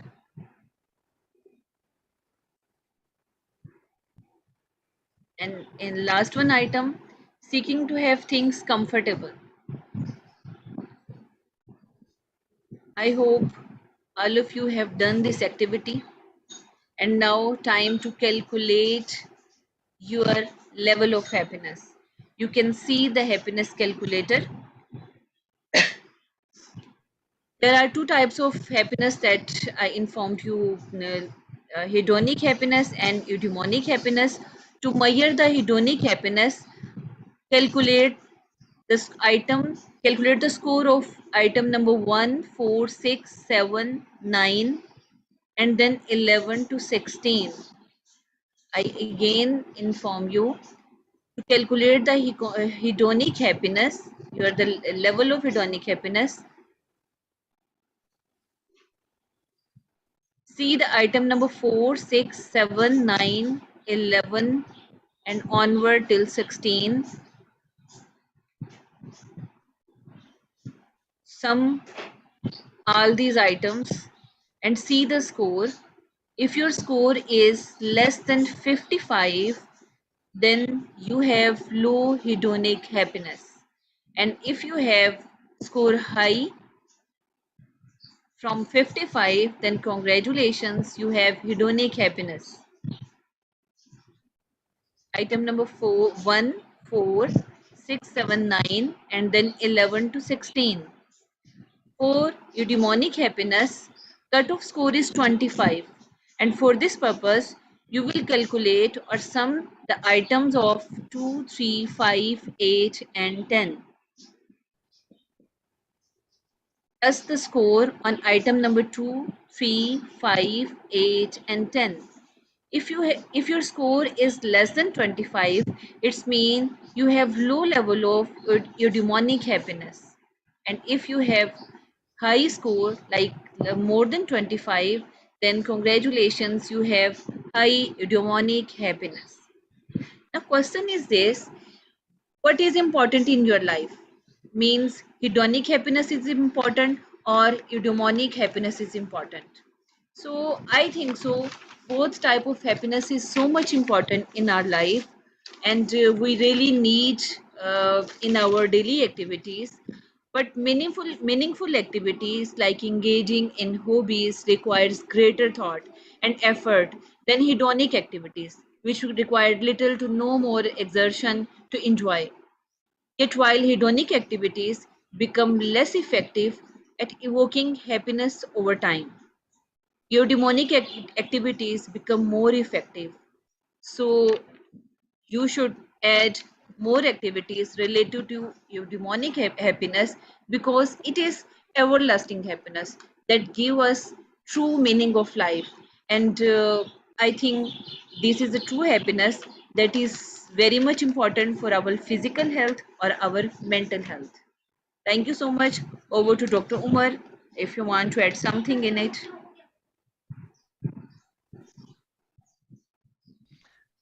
Thank you very much, Samia.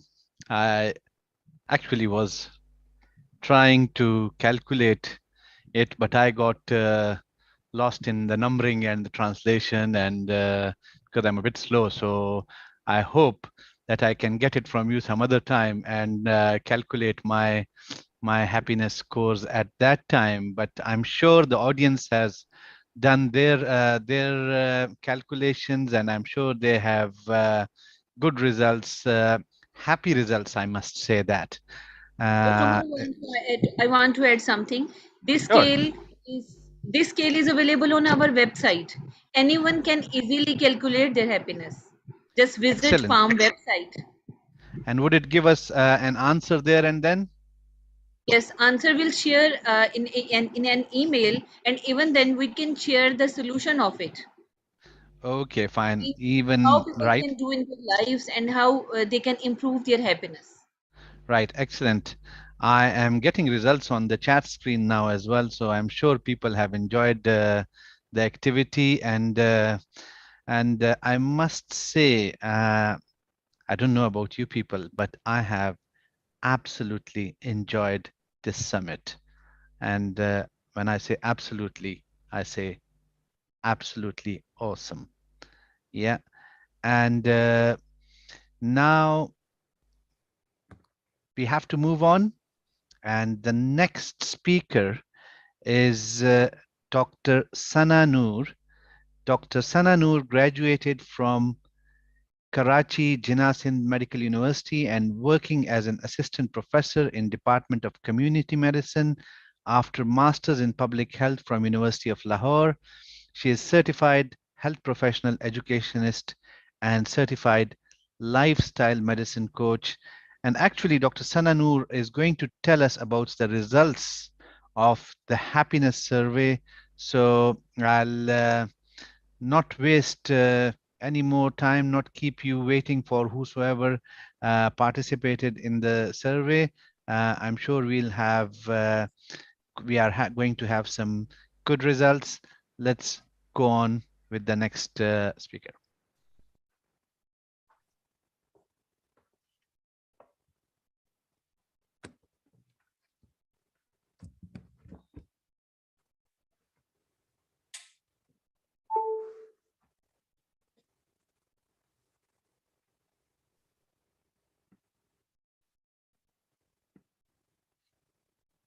I think we are getting ready.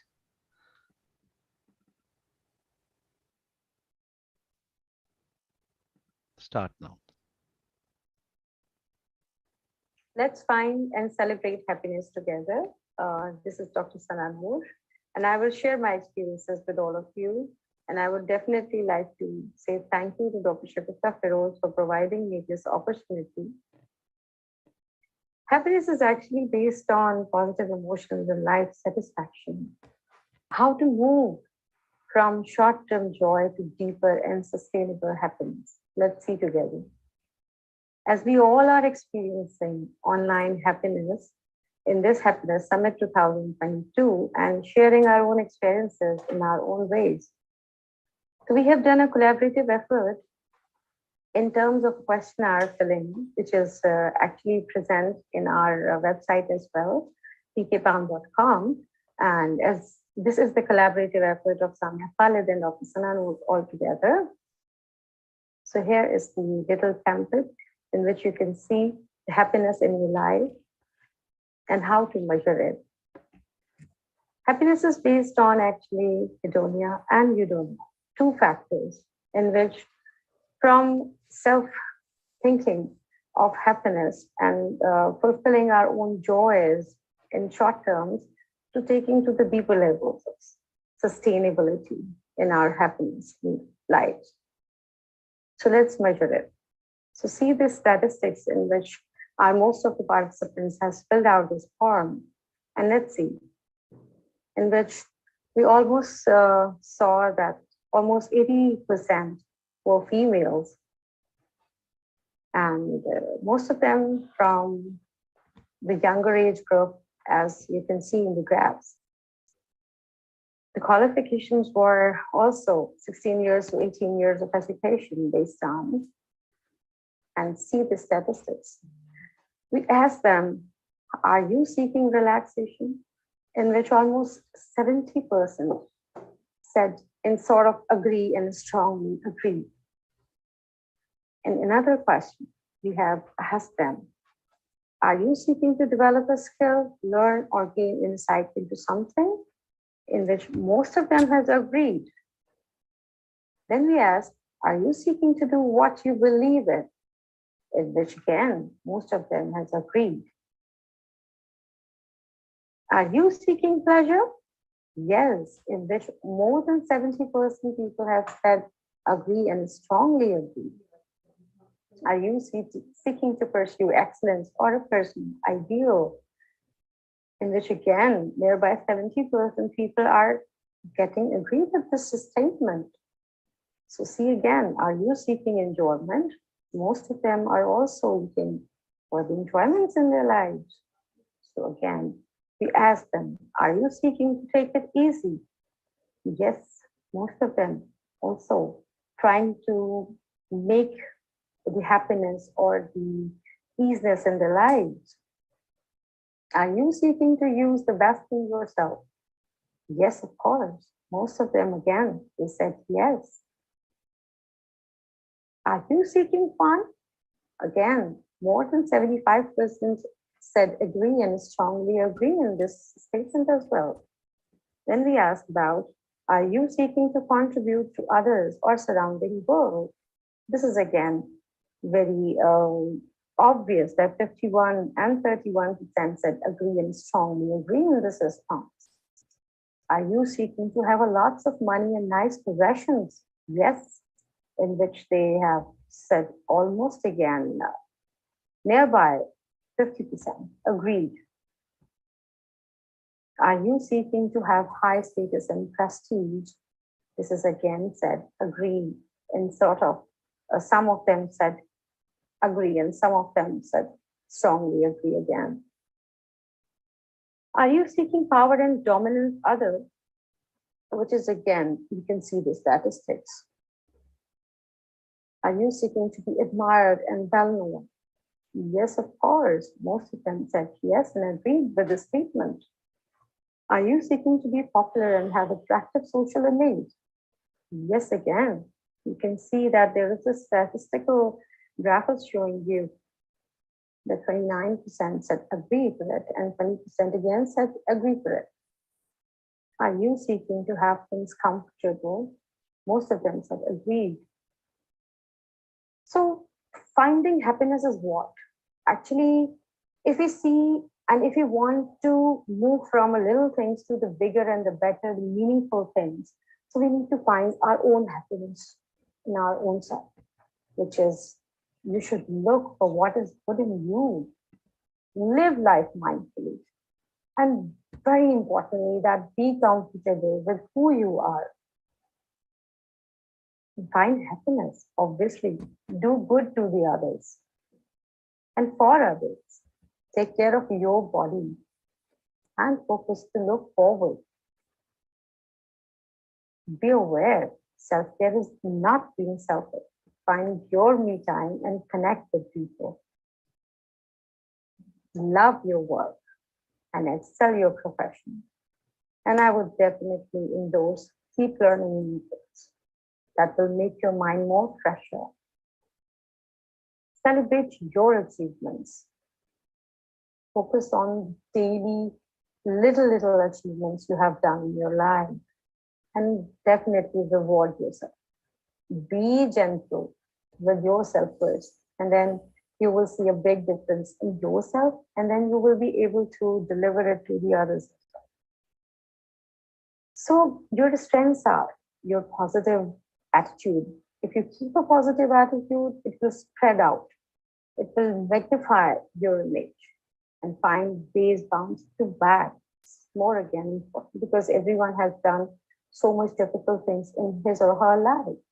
So bouncing back is again a very good quality to be happy and be a part of something which is really bigger, very purposeful, meaningful in your own lives. Hobbies and interests, obviously that makes a very good impact in our mindsets and that rejuvenates our souls. So keep learning new things. Conquer yourself first.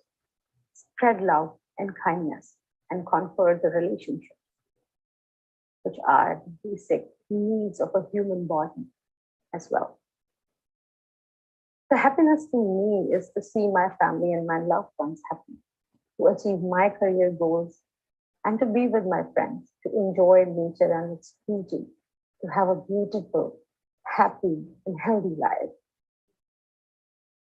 I'm very much proud to be a member of PALM. And for more happiness updates, visit www.bkpalm.com. Thank you so much.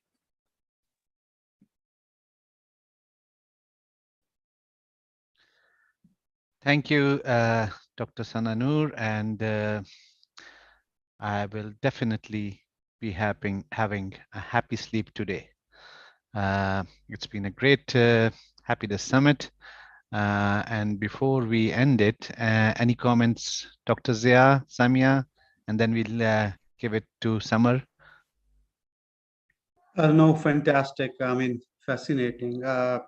2 days packed of so much material. I mean, coming to this summit, I was thinking of a very light summit with less material, but I think it was quite loaded in terms of some scientific facts that we so oftenly skip, and so much learning for myself. I think it's a great takeaway.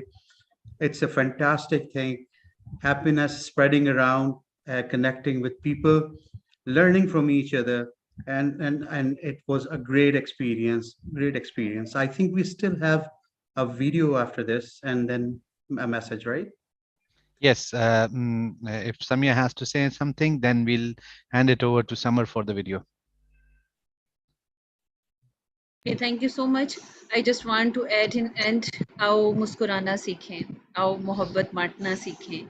No, it is very important. Palm has a small effort to give happiness to all of you. So let's join to Palm, let's join to our team and be a part of happiness. You can say it's a, मैं तो ये नहीं कहूँगी कि ये एक छोटा सा समिट है, ये एक लॉन्ग जर्नी है जिसमें आप सबकी ज़रूरत है. आप सब आओ, हमें ज्वाइन करो. So because Palm purpose is only to spread happiness, to make to all of you a mindful person. So it is very important in your life. So आओ मुस्कुराना सीखें, आओ मोहब्बत बांटना सीखें. Thank you so much.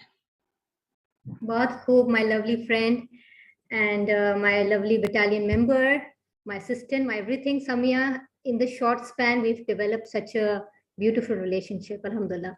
Okay, I just wanted to make sure that मेरी आवाज़ ठीक तरह आ रही है ना, because I've switched my computer. Am I clearly audible? Perfect. Yes. Okay, okay, good. So yes, Dr. Zia and Dr. Umar, I agree with you. It's a, these 2 days, I think it'll take me some time to settle down because I've got this really big overdose of happiness.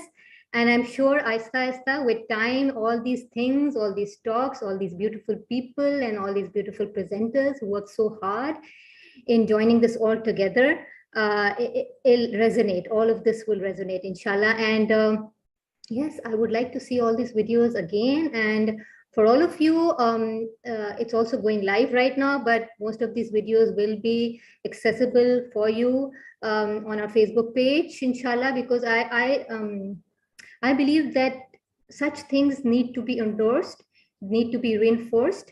And for me, seeing things over and over again, repetition works wonders. So yeah, so coming to the walk, we end with a walk, and we initiated our happiness summit with the walk last Friday, and we had, mashallah, a good team of our own coaches, lifestyle medicine coaches, most of them living in Lahore, supported us with this walk, with this happy walk. It was a wonderful day. And as you all know that right now in Lahore, spring is just around the corner. Actually, it's almost there.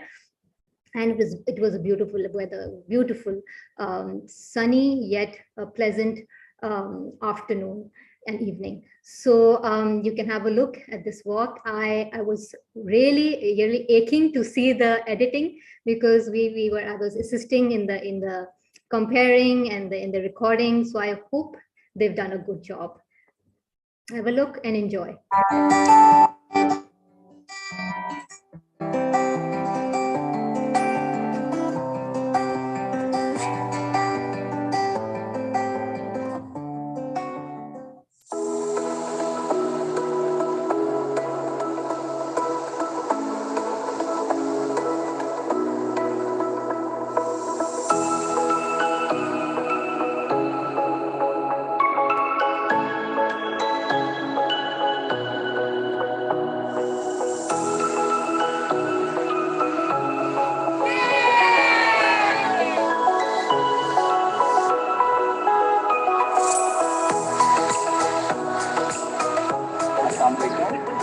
इस time पे हम लोग भी Model Town park में हैं. Model Town park में we are celebrating the international summit for the happiness by participating in a walk. इस walk का मोटिव ये है कि love your passion and be happy always. तो आप लोगों को मैसेज है कि प्लीज़ अपनी ज़िंदगी में रेगुलर वर्क रूटीन्स के हवाले से अपना टाइम निकालें for your passion and find your passion. अगर आपने अभी तक ढूंढा नहीं है उस पैशन को फाइंड करें and you will definitely feel happy. तो be the part of happy movement. Good luck everyone. Thank you. हम मना रहे हैं यहाँ पे हैप्पीनेस डे एंड इसकी एक वॉक हमने रखी है यहाँ पे जहाँ पे लोग आए हैं और अपने आप को रिप्रेजेंट कर रहे हैं and they are just showing कि कितनी इम्पोर्टेंस है हैप्पीनेस की in our lives and if we are happy then we can live a healthy and happy life all over. So it's का impact देखने के लिए और इसी सब को celebrate करने के लिए we all are here together. Assalamualaikum, I'm Amnad and I am a clinical psychologist. आज बहुत अच्छा दिन है और हम happiness walk के लिए आए हैं और हम बहुत enjoy कर रहे हैं. यहाँ का environment बहुत friendly और natural है और यहाँ पर हम happiness को promote कर रहे हैं. So be happy and always spread happiness. Assalamualaikum, Dr. Anika is here. हम यहाँ पे इंटरनेशनल हैप्पीनेस समिट के कंटेक्स्ट में हैप्पीनेस वॉक को सेलिब्रेट करने आए हैं. You can see from the environment बहुत सारे लोग हैं जमा हुए हैं इस हैप्पीनेस वॉक को सेलिब्रेट करने के लिए. एक ही मैसेज है, खुश रहे, हमेशा खुश रहे, खुशी में जिंदगी, खुशी में सब कुछ है. अस्सलाम वालेकुम, I'm Salyan, क्लिनिकल साइकोलॉजिस्ट. हम सब यहाँ इकट्ठे हुए हैं एक सिंबॉलिक डे को सेलिब्रेट करने के लिए. एक छोटा सा मैसेज है, खुश रहें, खुश रखें और खुशियाँ बांटें.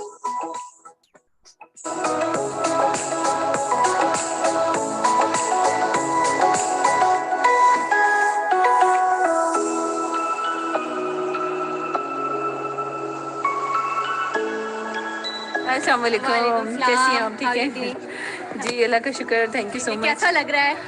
बहुत अच्छा लग रहा है और मैं बहुत ज़्यादा इंजॉय कर रही हूँ. इवन मैं अपनी फैमिली को लेके आई हूँ, मेरे बच्चे आए हुए मेरे साथ, हस्बैंड आए हुए हैं, ताकि हम खूब इंजॉय करें यहाँ पे. जबरदस्त जबरदस्त. और आप अपने आप को इंट्रोड्यूस करना चाहेंगे? जी जी, I am doctor Sana and I am enjoying very much with all of my fellows over here. और ये बहुत मज़े का दिन है and we are all celebrating this happiness walk with everyone.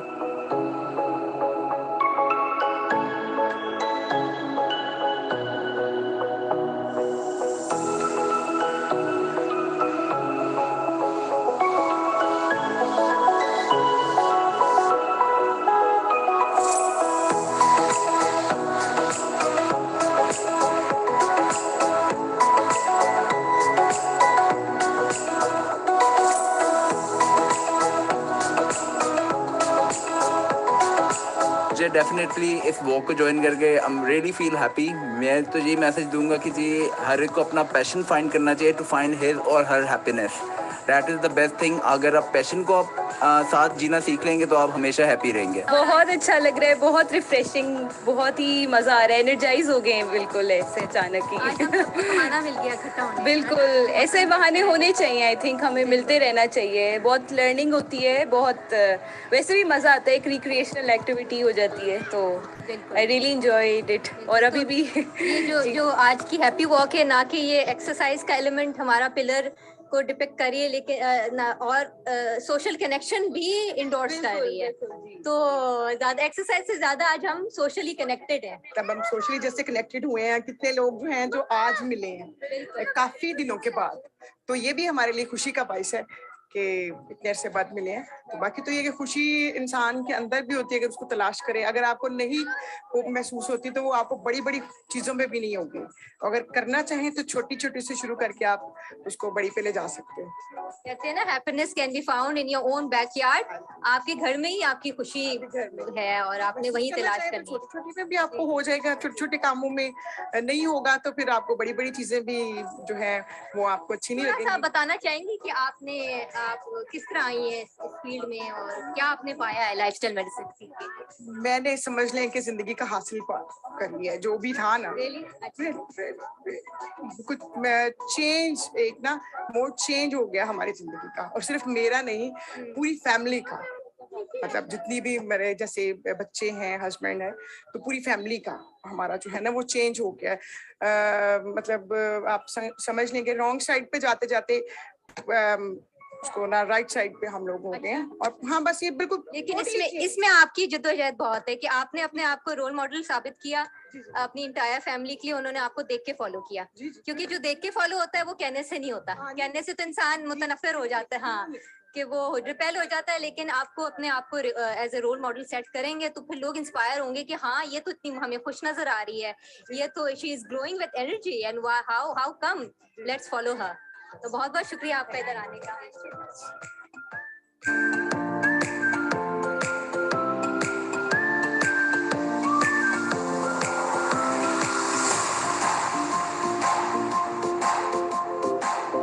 अदन, आपको कैसा महसूस हो रहा है आज? मैं बहुत हैप्पी हूँ क्योंकि मेरी वॉक की वजह से भी और मौसम बहुत प्लेजेंट है और मेरी पोजीशन भी आई थी आज.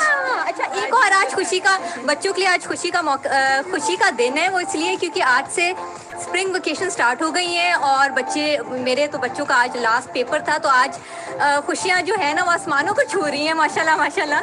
तो आज आपका रिजल्ट भी आया है जी, तो आप शेयर करना चाहेंगी? मेरी 3rd पोजीशन आई थी। माशाल्लाह, बिग क्लैप फॉर अदन, क्लैपिंग। तो इसलिए सेलिब्रेशन भी हो रही है साथ साथ, ताकि एंजॉय कर सके। और मामा का जो उनसे एक्सपेंस बहुत बढ़ने जा रहा है, क्योंकि इसके बाद इसे प्लेलैंड भी जाना है और इसको कुछ पिज्जा पार्टी भी करनी है। समिया, आपने इतना खूबसूरत रंग पहना हुआ है येलो, और बिल्कुल हमारे जो हैप्पीनेस समिट का जो है लोगो उसके मैच कर रहा है, जबरदस्त।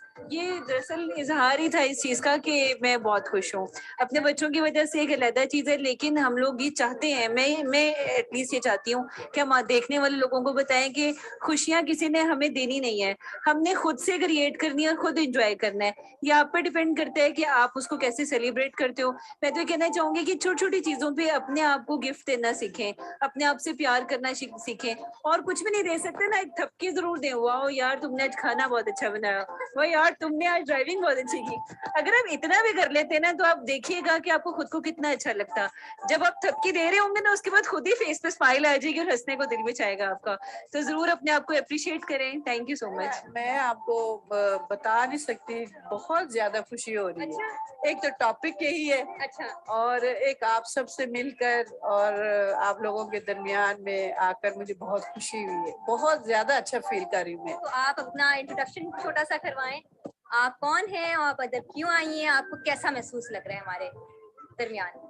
मेरा नाम फायजा अकबर है और मैं यहाँ पे मतलब कि सबके साथ इकट्ठा हुई हूँ, तो बहुत मुझे खुशी हो रही है। स्पेशली आजकल तो वैसे भी लोग अपनी मसरूफियात की वजह से बाहर नहीं आ सकते हैं, तो ये छोटे छोटे इवेंट्स या फिर इस तरह के मौके हमें मिलने चाहिए, ताकि हम अपने फ्रेंड्स के साथ इकट्ठे हो सकें और इंजॉय कर सकें।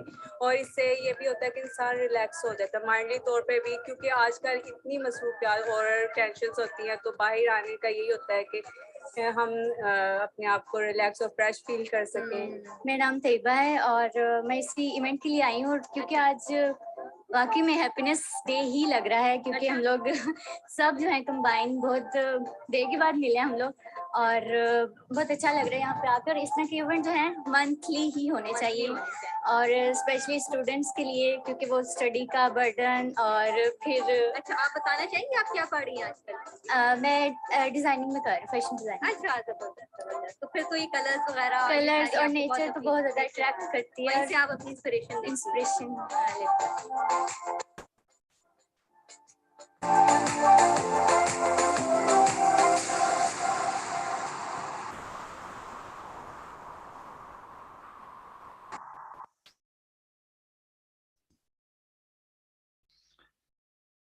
Excellent. That was a very relaxing walk. Even I felt relaxed whilst watching the walk. Excellent Summer, excellent Samia, and excellent everyone else in the walk. And I must say, bravo, Team Palm, both on the screen and off the screen. And on behalf of the whole Team Palm, I would like to thank Dr. Shagufta Feroz, who gave us the opportunity to come together, be part of Palm, and be happy. Ma'am, it would not have been possible without your leadership. In the end, I would ask my other compeers to comment a bit if they want to, and will hand over to Dr. Shagufta Feroz after that to conclude the summit. Dr. Zia, Samar, Samia, if you want to say anything before we hand over to Dr. Shagufta. Sure. I mean, a big thank you from my side, and I would not take this time. I would leave all the time for Dr. Shagufta to conclude the things, but a big thanks to all the participants and a big thanks to all the team members. Thank you, everyone. You're welcome, Dr. Zia and Dr. Umar. I'm just too overwhelmed with joy right now with the success of the summit. Everything flowed so smoothly, alhamdulillah. And thank you to Dr. Shagufta It's been a great effort and a great motivation from your side, as always. Thank you ji, thank you very very much.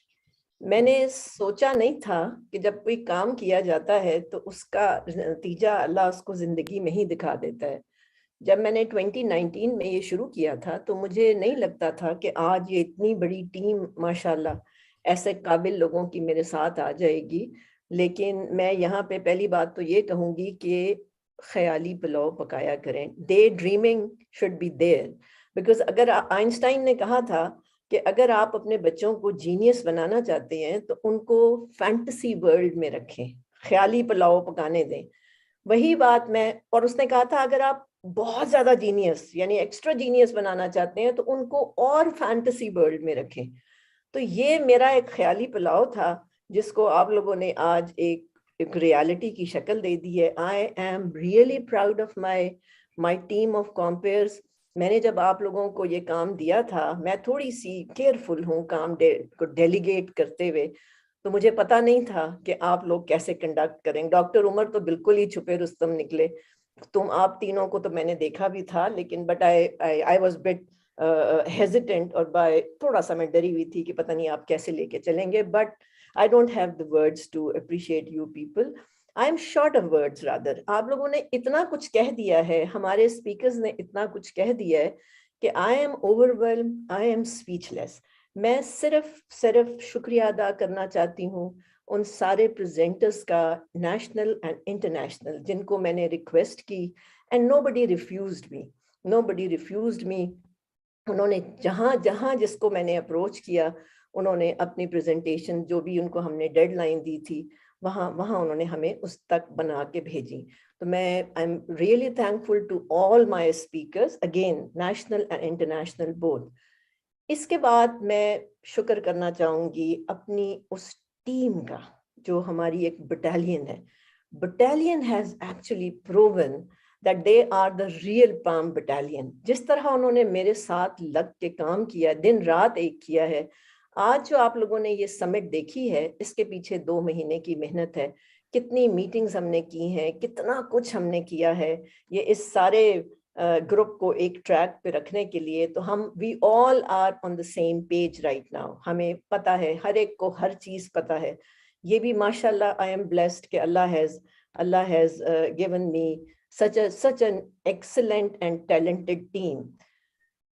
तो मैं आप सबकी शुक्रगुजार हूँ. सबसे ज्यादा जो मैं समझती हूँ जो हमारी टेक्निकल टीम है, मैं उनका बहुत शुक्रिया अदा करना चाहूँगी. मैं उज़ैर का, मैं फजल करीम का, मैं हसन का, मैं शाबानो का, मेरी सारी वो टीम जिसने डिजाइनिंग की, जिसने मीडिया, सोशल मीडिया संभाला, मार्केटिंग का डॉक्टर उमर आपका, आपने जो हमारी फ्लायर को अखबारों में छपवाया, नो मैच. आप लोगों ने जैसे काम किया, and this is all volunteer work. मैं उन लोगों को जो यहाँ मौजूद हैं उनको बताना चाहती हूँ कि हम कोई पैसे कमाने वाली बॉडी नहीं है. ये सब के सब जो हैं ये फ्री काम कर रहे हैं. They are the volunteers. ये मैं क्लैरिफाई करना चाहती हूँ कि यहाँ कोई पेड एम्प्लॉय नहीं है जो मेरी टीम में शामिल है. और इनको इजाजत है, इन सबको इजाजत है कि ये जब चाहें ये मेरी टीम छोड़ के जा सकते हैं, इनको इजाजत है. लेकिन ये बड़े ही सख्त जान और किस्म के लोग हैं कि ये छोड़ने को तैयार ही नहीं है, क्योंकि इनके अंदर भी अल्लाह ताला ने कोई ऐसी लॉ लगा दी है मोहब्बत की, इंसानियत की, कि ये पागलों की तरह मेरे साथ हैं. इस वक्त इन्होंने मुझे ज्वाइन किया हुआ है. तो I pray for all of you for your good health and for your holistic happiness also. इसके साथ एक चीज जो मैंने आज ही डिसाइड की, आज से इंशाल्लाह फॉर एवरी इनकमिंग समिट्स हम कुछ अवार्ड्स अनाउंस किया करेंगे. मुझे इसका आइडिया इस तरह आया कि मैं कोई तकरीबन I think about 6 years before I was in Toronto and I was attending a conference over there by world organization of natural medicine. और उन्होंने मुझे बाय सरप्राइज कहा, मैं वैसे ही अटेंड करने गई थी, उन्होंने कहा कि आप एक अपनी प्रेजेंटेशन अभी दें ना. तो मैंने वो जल्दी कोई निकाली और सीधा किया, और 1 घंटे में वहां पे एक मैंने प्रेजेंटेशन दी on what my topic is, that how to eat correctly. And I don't know how they were so touched And they were so impressed कि उन्होंने मुझे वहां पर एक अवार्ड दिया जो था डॉक्टर ऑफ ह्यूमैनिटेरियन सर्विसेज। वो जो अवार्ड था उसकी कोई उस तरह वैल्यू नहीं थी, लेकिन मैं आपको एक्सप्लेन नहीं कर सकती कि क्या डिफरेंस होता है उन डिग्रियों में जो हम 5-5 साल 4-4 साल पढ़ के हासिल करते हैं और एक आपको कहीं पे अवार्ड दे दिया जाता है। इसी तरह जब इंस्टीट्यूट ऑफ लाइफस्टाइल मेडिसिन ने चेंज मेकर का दिया, तो मैंने जितना अपने पे फख्र महसूस किया शायद अपनी पीएचडी के बाद नहीं किया, उसी फीलिंग को। So there is some level of happiness attached to these awards, and we are not aware what chemicals are connected with these awards. So I decided today that we will also start giving awards to actually to recognize the efforts of our team. So, and I don't know whether you like it or not, but I have made a list myself. I have not taken consent from any one of you, and I don't want to take the consent, by the way, because what I feel is best will be the best for you. So number one award, or the title, is Angels of Happiness. I hope you like the title, Angels of Happiness. Who are the Angels of Happiness? They are Dr. Zia Abbas, right? Samar, Samia, Dr. Suhail, Dr. Muhammad Suhail, and Dr. Anika. So they are the angels of happiness. Dr. Umar, you are not an angel of happiness. So I'm sorry that I have not declared you an angel of happiness. Why? Because I have given a title to you of Dr. Happy. I heard this title first time from an Australian doctor, and he is famous there as Dr. Happy. So Dr. Umar Zafar is now, will be called, we will write this on our website also, that you are Dr. Happy. Why? Because you very recently landed into our community, the Palm community, and you were always, I mean, you are already carrying so much potential for holistic movement that I think this is the title which you deserve. Another, I think I have taken one name wrong, and that is the name of Dr. Muhammad Suhail. I hope Dr. Muhammad Suhail is here. Can I see Dr. Muhammad Suhail? Is Dr. Muhammad Suhail here? Yes, yeah, I'm here. I'm here, ma'am. Okay, fine. Dr. Suhail, can you open your camera? I am but disabled from your side. Okay, fine. Uzair, you need to Uzair and disable. Fazal, please facilitate Dr. Suhail Shahzad. I want to see you, and then I would like to announce your title or award, whatever you call it. I'm not good in English, so probably whatever I feel like is best, I'm using those terms. I'm here. Can you open your camera? I'm here, but I think this video is disabled from your side. Fazal, please help karen Dr. Suhail ko. Okay, let me announce your title or award. You are not in the list of Angels of Happiness. You are actually the Palm Ambassador of Happiness. Thank you very much. So you are Palm Ambassador of Happiness, because again, you are doing so much. You are doing so much without spending time in our kabila, in our community. So thank you very much, Dr. Muhammad Suhail. I'm really grateful to you. And your presentation was a level of happiness. I think that level of happiness is actually not being taught still. It was an excellent presentation. Thank you very much. Thank you very much. Where is Dr. Anika? Is Dr. Anika here? Dr. Anika, you can also please. Yes. Okay. Walaikum salam. Okay, now I want your comments, Dr. Anika and Dr. Suhail. Are you happy to be part of our team? What I want to say, I think I want to say a few words about you. And I think that is what I have learned from you, that kind of determination a person has and kind of like self-belief you have. You are a person with highest degree of determination. I have seen few persons like you, and they are actually changing the world. And I think you are changing the perspectives of medicine in Pakistan, at least. Not in the world, but you are doing something good for Pakistan. And it's a true thing that what I have learned from you, from your lectures, I have not met with you more. I think I met for about 15 minutes or 20 minutes with you. But yes. I think जो कुछ मैंने देखा है, जो कुछ सीखा है, मेरा ख्याल है कि आपकी जो डिटर्मिनेशन है और आपका जो बिलीफ है, जब कोई शख्स किसी बिलीफ सिस्टम के साथ चलता है ना, तो उसके साथ चलने वाले भी यकीन कर लेते हैं कि यार ऐसे यही सच है, और वो सच बिल्कुल साबित हो जाता है. आपने सबसे पहले उस पर खुद बिलीव किया है और अब आप उसको आगे लेके चल रही हैं. मैं अनीका से यही अभी थोड़ी देर पहले कह रहा था कि ये अकेली सोलो एफर्ट थी. अब ये टीम जरूर बन गई है, लेकिन अभी भी वही उसको चला रही है. और जैसे वो एक सोलो एफर्ट थी ना हमारे इकबाल और जनाब की, तो उन्होंने पाकिस्तान बना दिया था. तो इसी तरह से समझ लें कि आप एक अकेली इस चीज को लेके चल रही हैं. ये एक डिफरेंट पर्सपेक्टिव्स ऑफ मेडिसिन है. और मैं चूंकि अब मैंने गलत कहा था कि अभी मैं इसमें मेरा सब्जेक्ट नहीं है, ये एक्चुअली ये हमारा सब्जेक्ट बन चुका है. मैं अपने बिल्कुल एक डिफरेंट काइंड ऑफ ऑप्थेल्मोलॉजी या आई की डिजीजेज हैं एज अ सर्जन, लेकिन मैं जो देख रहा हूँ इसके मिरेकल्स खासतौर पे माइग्रेन में और डायबिटिक चेंजेस में और बल्कि तकरीबन हर डिजीज के अंदर हमारे पास इतने डिप्रेशन और हेडेक के पेशेंट्स आ रहे हैं, और सारे के सारे पिछले 30 to 40 इयर्स के जो स्ट्रेसेस हैं उसकी वजह से आ रहे हैं. और ये जो happiness actually is a part of whole lifestyle. आपकी लाइफस्टाइल का एक छोटा सा पार्ट हैप्पीनेस है, या उसका रिजल्ट समझ लें. अगर आप अच्छा लाइफस्टाइल रखेंगे तो आई think this result will be happiness. तो मैं ये समझता हूँ कि आप जिस कॉन्सेप्ट को लेके चली हैं, इट्स योर बिलीफ सिस्टम. मैं इसको कहूँगा it's determination and belief.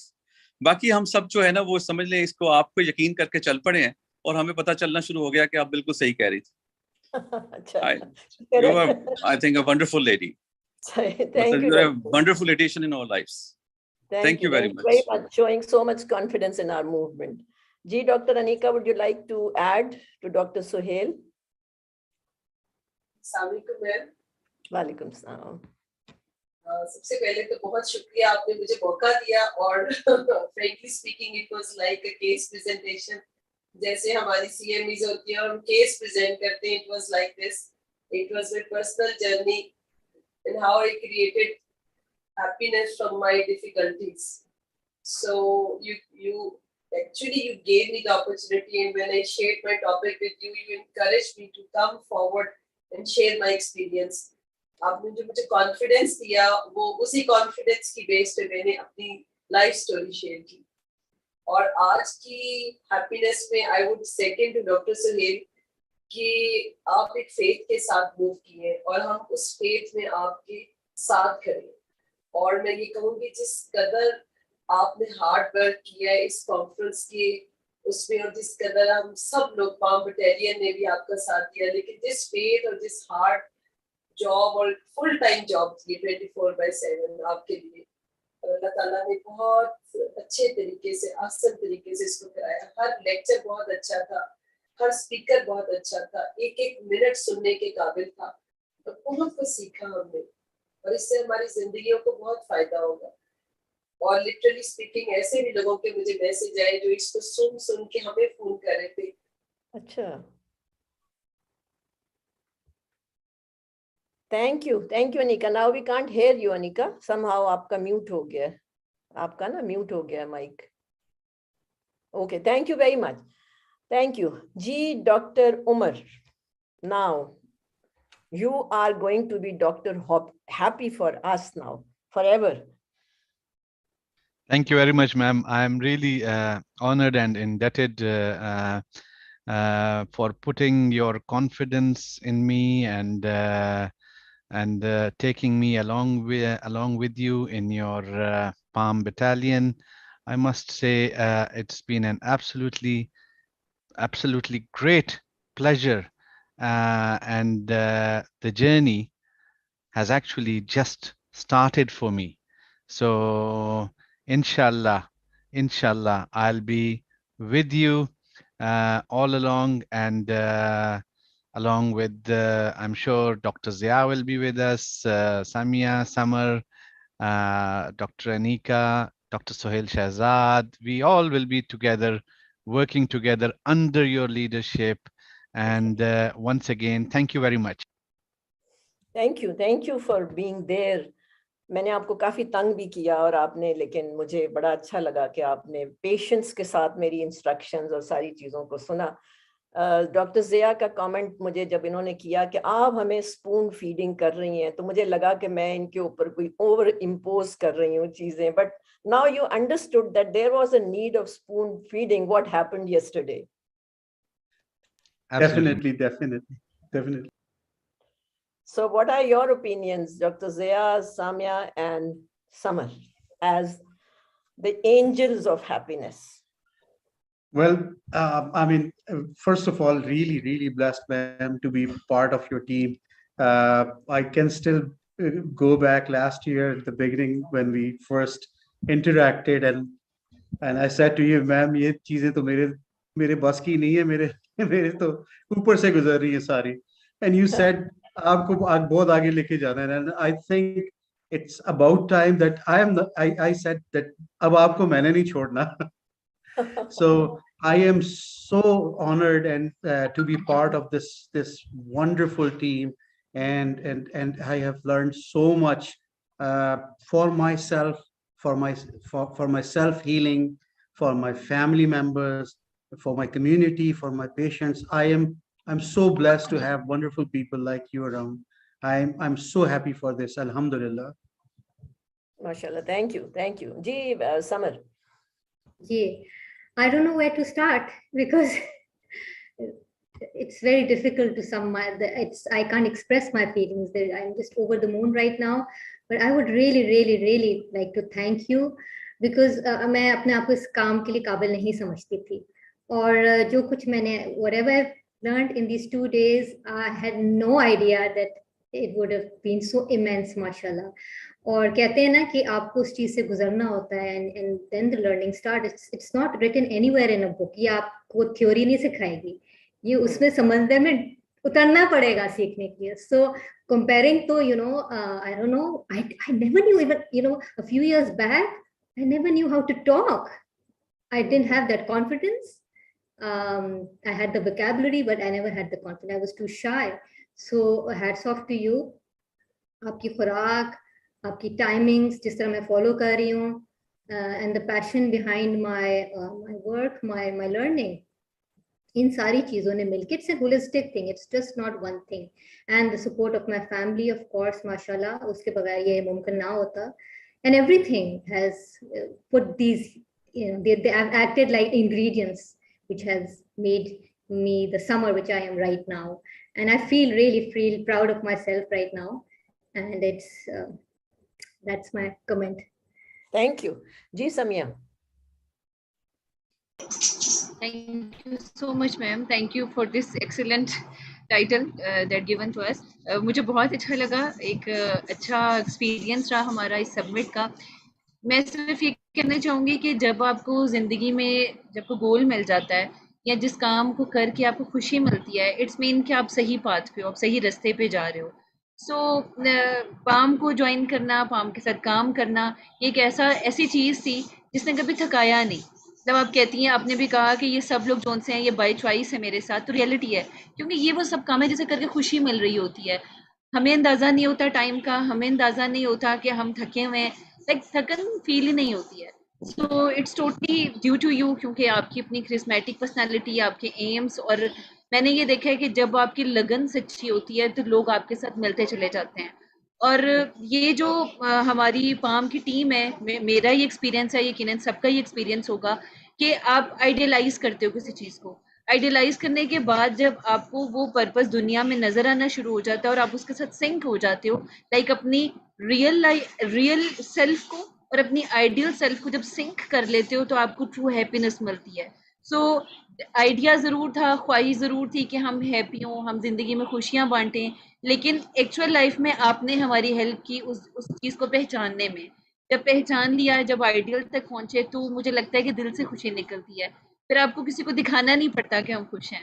So thank you so much Palm team, thank you so much to you کہ آپ نے ہمیں چانس دیا کہ ہم اس پلیٹ فارم پہ آئیں, لوگوں میں خوشیاں اسپریڈ کریں اور خود بھی خوش ہوں. تھینک یو سو مچ. زبردست, بہت زبردست. ماشاء اللہ, اللہ آپ کو سب کو خوش رکھے اور ہم سب مل کے مسکرائیں اور لوگوں کو مسکرانا سکھائیں. ہمارا جو ہمارا فورم ہے پام کا اور جو Riphah institute of lifestyle medicine ہے, میں ان لوگوں کے لیے بات کر رہی ہوں جو لوگ یہاں پر نئے ہیں. وہ ہمیں کچھ کوئریز آ رہی ہیں کہ ہم کیسے اس کا حصہ بن سکتے ہیں. تو اس کے لیے میں بتانا چاہوں گی, بلکہ فضل کریم سے میں ریکویسٹ کروں گی کہ وہ لنکس شیئر کر دیں چیٹ میں, جہاں سے آپ لوگ مطلب ہمیں جوائن کر سکتے ہیں. You can do the certifications, you can do short courses. ہم نے شارٹ کورسز بھی اسٹارٹ کر دینے ہیں soon, and we are already running certification courses. تو you can join those courses, اور پھر آپ ہمارے ساتھ ہماری ٹیم میں, ہماری بٹالین میں, ہماری ایک فوج جو ہے, خوشی کی فوج, خوشی پھیلانے والی فوج, آپ ہماری ہیپی آرمی کا حصہ بن جائیں گے. کیونکہ میں یہ بلیو کرتی ہوں کہ پاکستانیز جو ہیں, وہ جو بات ہوئی تھی ڈاکٹر شہزاد نے کی تھی, گلوبل جو ہیپینس تھی, جو انہوں نے ہیپی کنٹریز کی بات کی تھی, تو وہ ساری فیسلٹیز ہمارے پاس ابھی نہیں ہیں, لیکن ہم ویسے ہی خوش ہیں. تو اگر وہ فیسلٹیز آ گئیں تو پھر پتہ نہیں ہم کہاں پہنچ جائیں گے. ویسے بھی پاکستان کی رینکنگ ہیپینس انڈیکس میں پہلے سے بہتر ہو گئی. ابھی ہم نے کوئی کوشش نہیں کی ہوئی تھی. اگر ہم چند ہزار لوگوں کے اندر بھی ہیپینس دے سکے یا ان کو خوش کر سکے تو ہمارا مقصد پورا ہو جائے گا. اور ہمیں کبھی بھی یہ نہیں سوچا, قطرہ قطرہ کام کیا جاتا ہے, بیبی سٹیپس لینے ہوتے ہیں. آپ میں سے کبھی بھی, نہ میں سوچتی ہوں نہ آپ سوچیں کہ ہم نے جی بس ٹرانسفارم کر دینا, ایسے نہیں ہے کچھ بھی. یہ چیزیں تھوڑی تھوڑی چلتی ہیں, لیکن یہ لاسٹنگ ہوتی ہیں, ان کا بہت بڑا امپیکٹ ہوتا ہے. تو میں آپ سب کا, تمام پارٹیسپنٹس کا بہت شکر گزار ہوں, بہت شکریہ ادا کرتی ہوں کہ آپ لوگوں نے بڑے حوصلے کے ساتھ آپ ہمارے ساتھ موجود رہے. اور مجھے ایسا لگتا ہے کہ ہم نے آپ کو نالج اوور لوڈ کیا.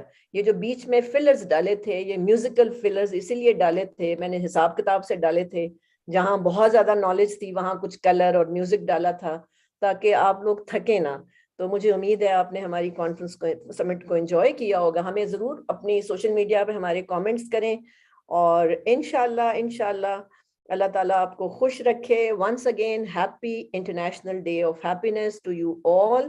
اور ہم انشاءاللہ نیکسٹ ایئر آپ کو اور بہتر آئیڈیاز کے ساتھ ہم ملیں گے, اور ہو سکتا ہے ہماری ٹیم اس سے کئی گنا بڑی ہو چکی ہوئی ہو. بہت شکریہ. Thank you very much. Thank you ma'am. Thank you. اللہ حافظ. اللہ میں جسٹ حافظ. ایڈ کرنا چاہوں گی اپنی آڈینس کے لیے, ہیپینس سمٹ کے بعد اب ہماری نیکسٹ کانفرنس پلان ہے. کانفرنس میں بھی ہمیں جوائن کریں, جو انشاءاللہ اکتوبر میں ہوگی, اور آپ کو ایک بہت اچھا موقع ملے گا کہ اپنے آئیڈیاز, اپنے سائنٹیفک آئیڈیاز کے ساتھ ہمیں جوائن کریں. Thank you. ضرور. Thank you.